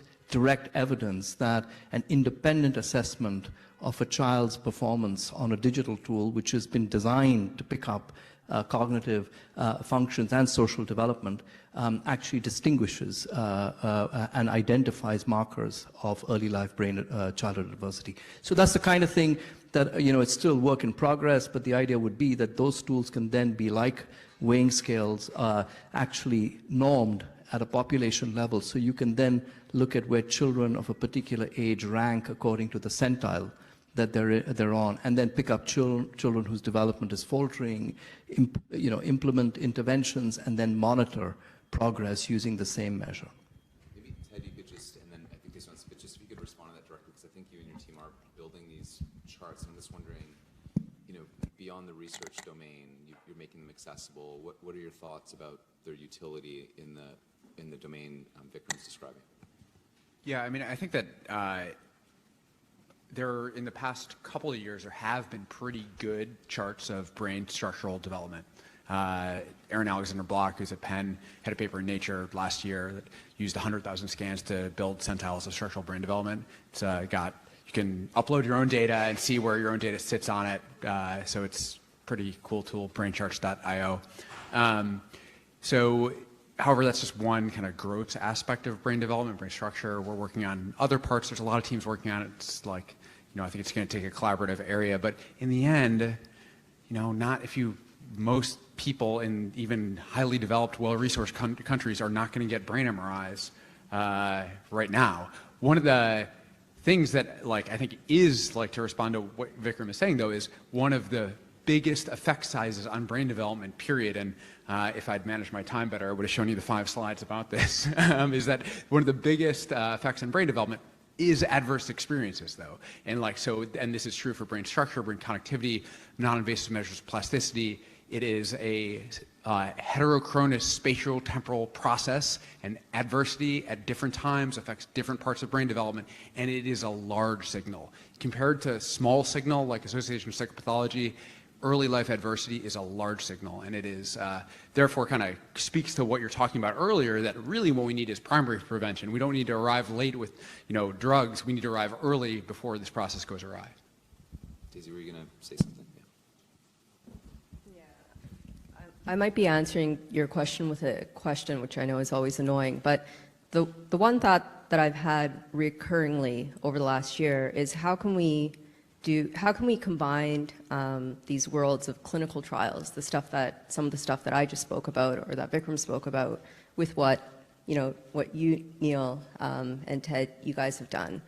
I think there is a really unmet opportunity, and maybe this is where you're going, Aristotle, but in terms of what we do, in terms of providing treatments, I do often wonder what are the biomarkers that we should be assessing and whether they might change as a result of receiving effective treatment. Now, I think we have the potential to do this here. We have so many brilliant people in the room, and it's a matter of incorporating those assessments, of course, but also bringing these two fields together. Yeah, I mean, you're right, because that's where I was going. So I think I agree that, as Ted says, not everyone's going to get a brain scan. But I do think whether it's in relation to like a public health intervention for substance use disorders or for early child parenting, if you could show that that intervention normalizes brain development, that's a powerful public health message, actually. Now, it's costly to do, and as you say, but clinical trials are actually very, very expensive. And then if you embed, I think, the markers within that, I think that can be a powerful design. But it'd be a wonderful thing to bring these worlds together, as you say. Okay, I'm going to ask one more question, then hopefully after a bit more discussion, the audience is going to get a little more engaged. So Daisy, it's actually a little more for you, perhaps, but maybe everyone can comment on this. It's a bit of a tricky area to discuss, but it's really, I think, what you're alluding to, which is these professional, what we call scopes of practice. I'm going to get very clinically pragmatic here in my wording. And for those who may not be familiar with this is like, what are you trained to do as a doctor, as a psychologist, as a nurse, as a social worker? And you have a college that regulates what you get to do. So I think what you're proposing, because mental health problems are so prevalent, that we have to be comfortable to bring more people on who can do more things to make sure that everyone's well taken care of. What do you see as the barriers, and maybe others can also comment on this because we have other psychologists, nurses, physicians on the stage, so we've got a whole range of professional practice here. What do you see as some of the barriers to that? So let's take the province of Ontario. To agree, okay, we're good with actually potentially ultimately paying for, because we know it will save costs in the long run to effectively treat postpartum women, but we're okay with training up, as you say, non-specialist providers to do this. Do you see that as a likely, unlikely outcome? Why? What do you see as the barriers to this? And maybe other people can comment as well from their professional practice background. This is a long question, Aristotle. Answer it quickly, though. I asked the question long. I want a short answer. Yeah, of course. I see a lot of potential. When we started this study 6 years ago, and I've shared this with you, Deborah, the backlash that we received from some of the professionals was alarming. This question of how dare you? And then COVID hit, and I do believe there are silver linings. As catastrophic as it was, it became just so clear, and it shouldn't have taken a pandemic to make one realize this, that access is a huge issue. And we're not threatening anyone's territory. In fact, we're going to be alleviating burden. So at one of the hospitals where Summit was implemented, there was a real worry that, oh no, there's going to be a lot of referrals sent to specialists to the perinatal psychiatry program there as a result of Summit. Now, can anyone guess how many individuals actually required a referral? There's no wrong answers. Okay, I'll tell you, because it was supposed to be short. It was something like 1.6% required additional referrals. Now, I'm not saying that brief behavioral activation is a magic bullet, but I do know that it could help a lot of people.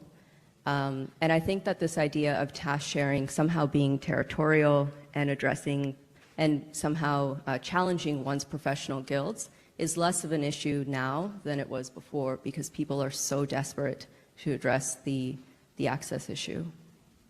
Anyone else has some thought? Jillian, there you go. Yeah, so I remember when I first learned of Dr. Singla's work, and I thought, you know, I only saw the title or something of what it was. And I'm a registered nurse, and I thought, the largest group of health professionals here at CAMH are nurses. So what do you mean non-specialists? And then I got into it, and I get it. For nurses in Canada, there is sort of a baseline of mental health competencies. And so we come out as generalist registered nurses. We can practice in oncology, we can practice in public health, and we can practice in sort of general mental health settings.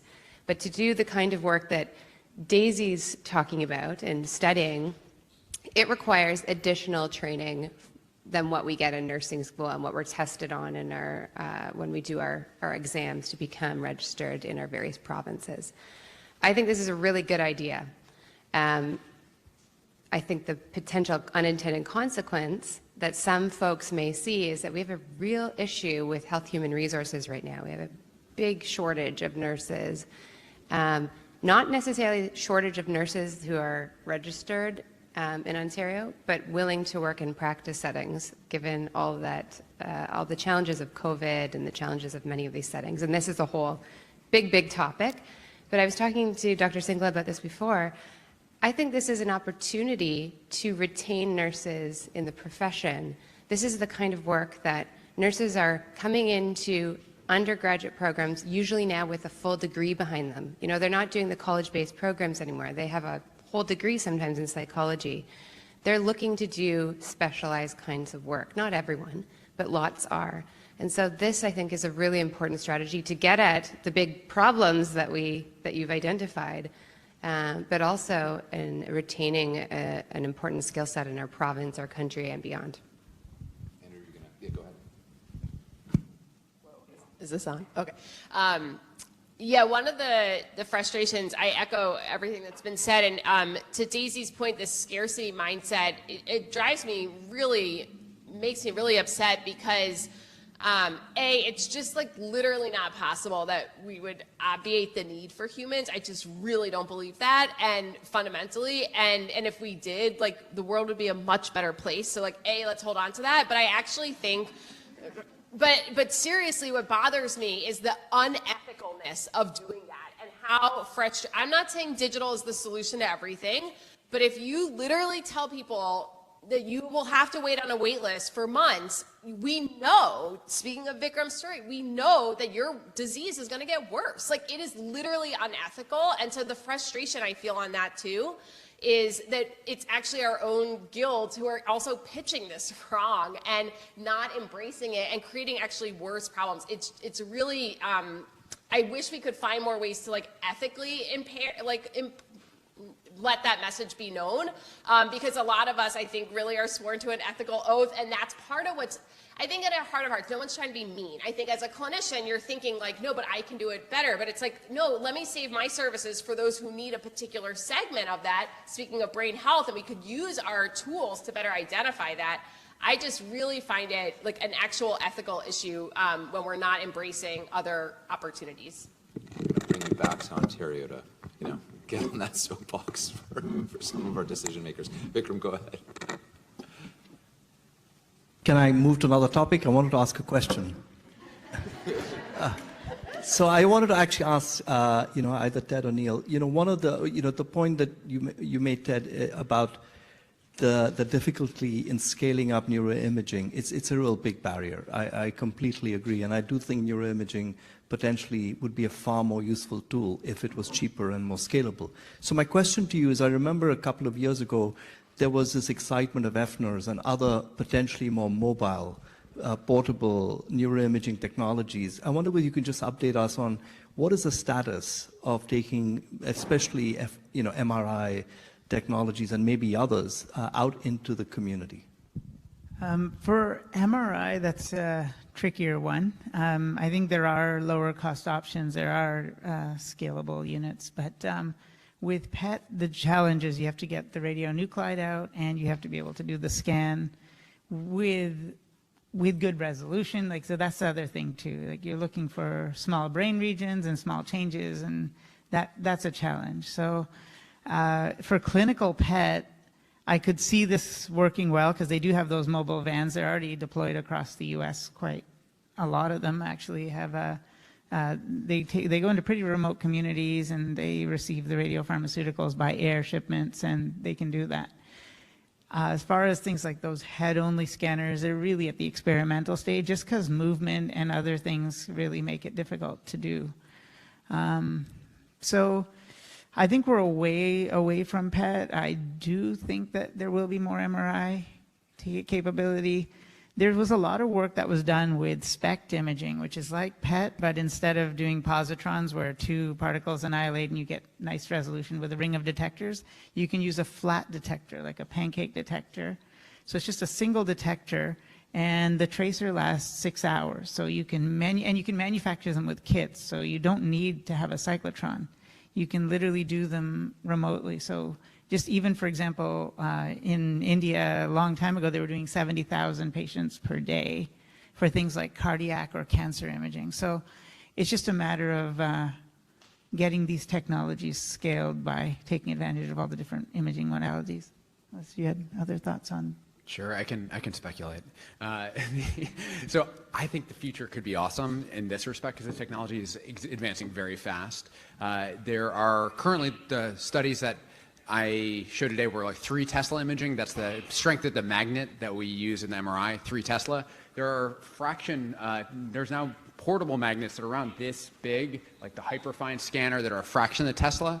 But you can still get brain images, and I was part of, I didn't contribute much, but I was part of a study that used a magnet like that to look at cerebral edema associated with malaria in Malawi. And you can definitely create an automated classifier to find cerebral edema with these small portable magnets. I think going forward, one of the things that is exciting is you can then pair, if you have paired designs where you get these small portable things with these research grade things that are in the basement of hospitals, then you can use AI and machine learning to have transfer learning and basically upsample your images to something that would be almost research grade. It would never be exactly as good, but you can get remarkably close. And then more broadly, I think it's just important for us to recognize that we really don't understand how the brain works very well at all. And the brain is a big place. And so the nice thing about brain imaging is we get to see the whole thing in an image and we get to kind of poke around and explore. But once we actually know something, which maybe will be somewhat soon, we'll be able to get much more targeted instruments that are much more scalable, and we won't have to get a picture of the whole darn brain. So that is my hope for the future. Actually, to follow on that, that's a really good point. With machine learning, and we don't really do big data because it's relatively small. You have to scan each patient, and it's a lot of energy and resources. But there's now companies that are coming in and streamlining our multi-center clinical trials. So they'll come in and say, okay, do the scan exactly like this, manufacture the radiopharmaceutical exactly like this. When it's done, we want it all the data uploaded to the cloud, and we're going to process it at a central site. So every site is generating that the same way, and then they use AI to look at small differences amongst multi-center trials. So the next one we're trying to do at CAMH for Parkinson's disease, for example, is going to use that exact model. Dr. Jim Kennedy has been quietly listening all day. This probably is a great question. Oh, you need a microphone though, Jim. Hold on. Hold on a second.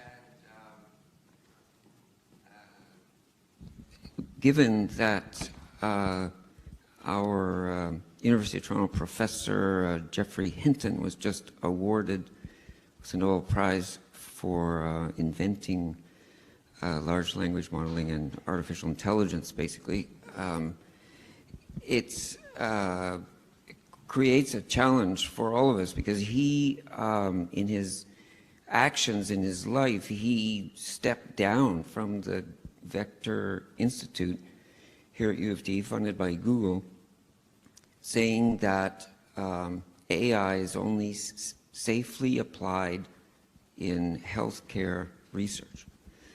So that's a big pro for us, I think. But of course, he has a lot of warning signals. So I wondered if the panel, we've talked about data from brain imaging, we've talked about cell phone apps, and iPhone version 16 has artificial intelligence woven into it, whether you like it or not. So it's here, and it may affect all of what has been said, and I just wondered if the panel had any speculations forward about AI and global health and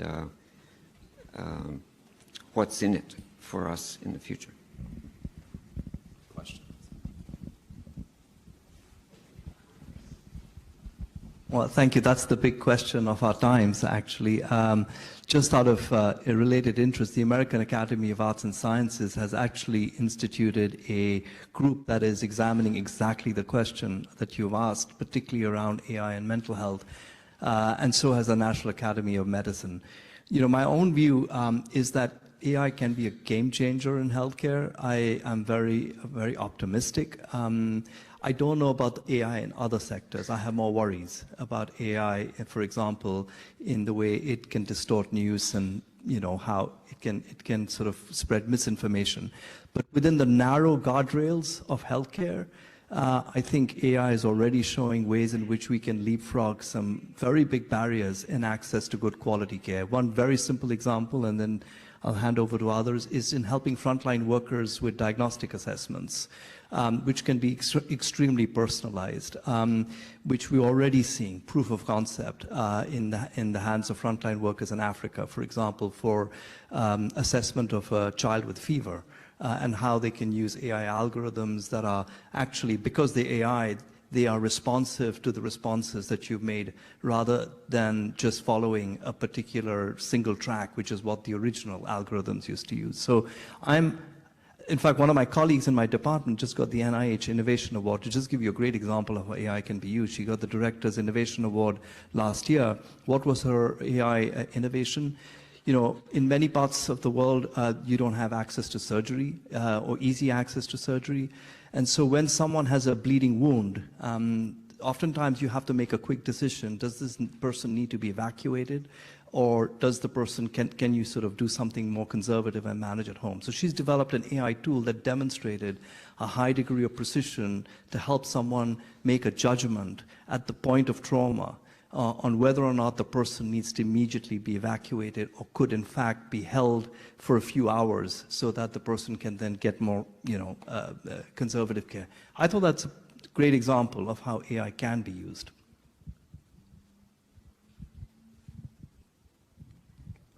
So I think you asked specifically about research, but my answer is going to start elsewhere.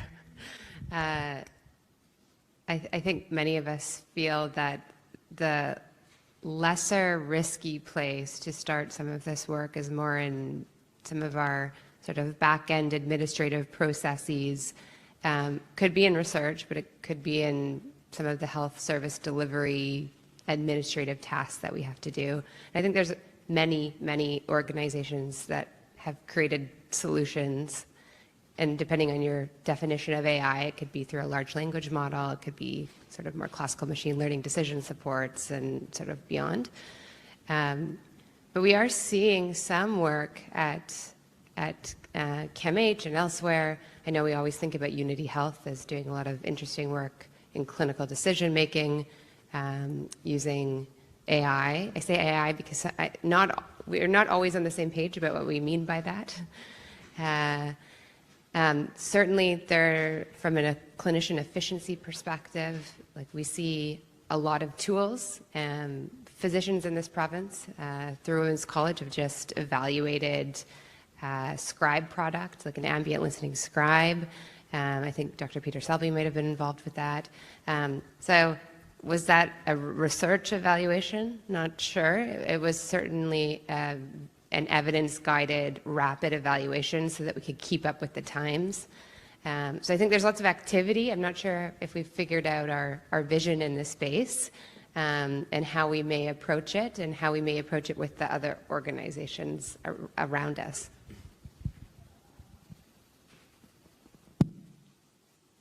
Yeah, and from a research perspective, so one of the bids that we'll be putting in, Vikram, FYI, this is coming your way, and Aristotle, sorry guys. But anyways, one of the things that we do in psychotherapy trials, and it's very, very cumbersome, but absolutely necessary, is are people actually delivering the treatment as intended? So as many of you know, we usually hire an independent assessor or a group of assessors to evaluate 5% of audio recorded sessions. They listen to the sessions. It's extremely cumbersome. And so if we can leverage AI to ethically and safely evaluate, for example, therapy quality sessions, I think there is a lot of potential to address extremely cumbersome things that we do in research, like this, to ensure quality care. This is sideways from global health, but I'm extremely optimistic about these tools in the biomedical image analysis space, because what we've learned from OpenAI and all these tools is the biggest determinant of how good the models are is the size of your training data set. And I was so proud of my 6,000 scans today. 6,000 scans is not very much. You cannot train a big model on that.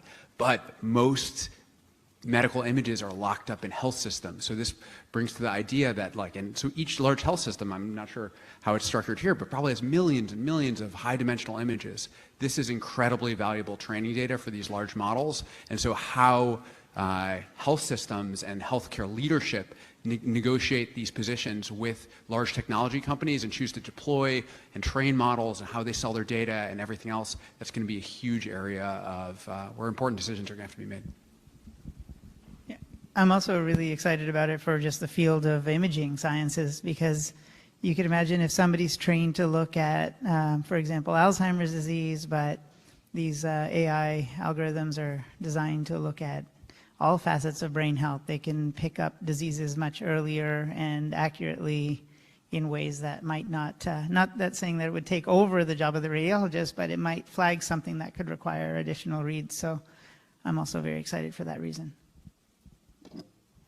Okay, everyone's answered. I'll give the less positive, which is I think there's amazing reason to be optimistic, and we have so much safety to be thinking about in doing this. And so I think a lot of digital technology in the form of apps, it's so fast. Silicon Valley's made it so fast. And that's really exciting, but we're too fast right now with moving towards that. And I think actually just the videos of moms hugging their kids, we do need human support also. And so we have to think about where that role is safely and where it can optimize processes in the back end perhaps, and really afford the time that we need for where human support really comes to play. So I feel really excited about it, but there's a lot of people often in the business world who are quick to say like, oh my God, what about AI? And you're like, you don't even know what they're just driving towards what seems like a shiny object. And I think that's another role that as academics we can play in helping really guide the safety rails around that from a research perspective. And optimistic. Okay, I'm going to give the final question to Peter.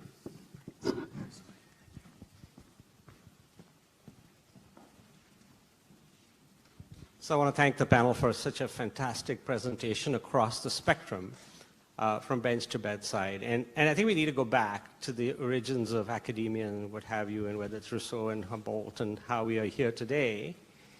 I think we do need to do science like what you're doing, Neil. And the effects of it might not be immediate, but they are long. And we need to keep doing that where there's no immediate thing, and we need to let funders know that, and it's really important to be at a place like CAMH where that can happen. But there's also a sort of social contract with the population to get interventions out.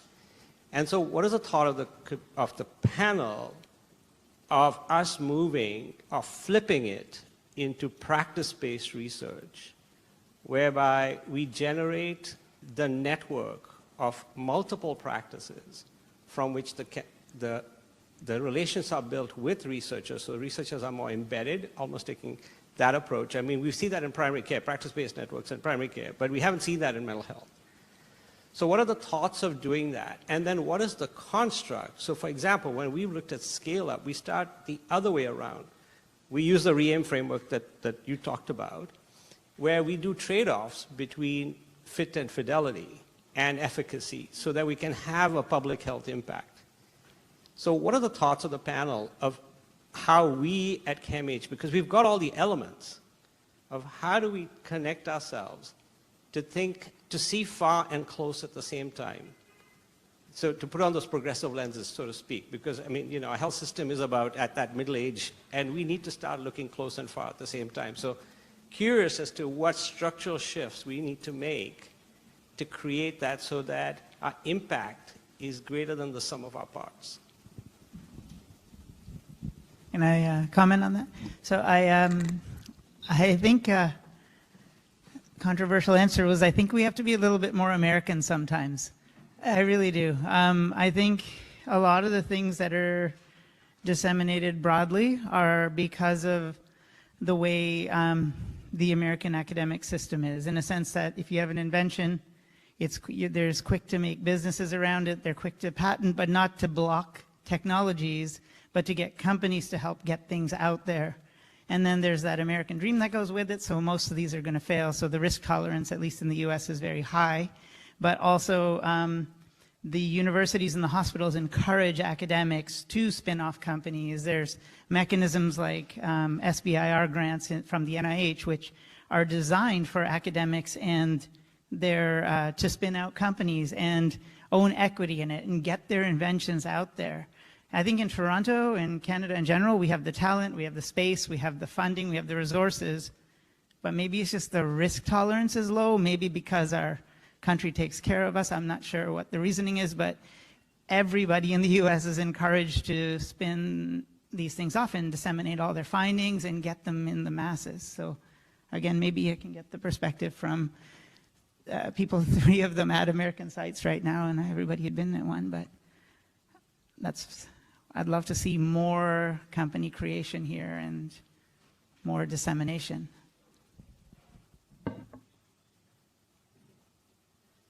If I can turn this on, I'll talk. You got me thinking, Peter, about we use the phrase practice-based research a lot in the sort of health disciplines non-physician world, and it might have a slightly different definition than what you presented. However, I think a model that works really well is having, and perhaps the clinician scientists might not agree with me, but clinician scientists, people who are practicing and also doing research. That seems to be mostly amongst physicians, which is fabulous, but I think there's so many other kinds of health discipline folks that can contribute. And often, if those other health disciplines step into more scientific roles, they have to give up their practice. And that's because of a whole bunch of other structures like unions, like what's paid for through private dollars versus public dollars, like also, there's lots of layers to that. If we can crack that for the other health disciplines, I think we move much closer to a practice-based research model. Okay, we're going to end on that note. I'm really grateful for the good discussion. And I really want to thank all of you for just a wonderful set of talks today, very inspiring, cut across the whole domain of research. Thank you.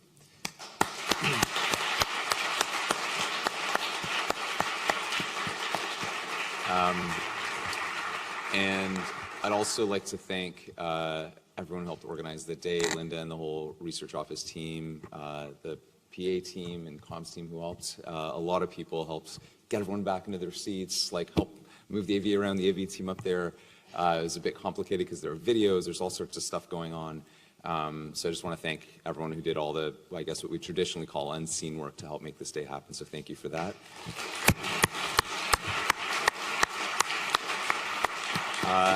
And just to announce that there's a number of people in this room who've helped do this. There's a scientific organizing committee, that's really been working very hard to launch a monthly speaker series of some very serious people, like the people on stage, but beyond, starting in January. So we had a slide, but it doesn't really matter. We'll send it out to you all.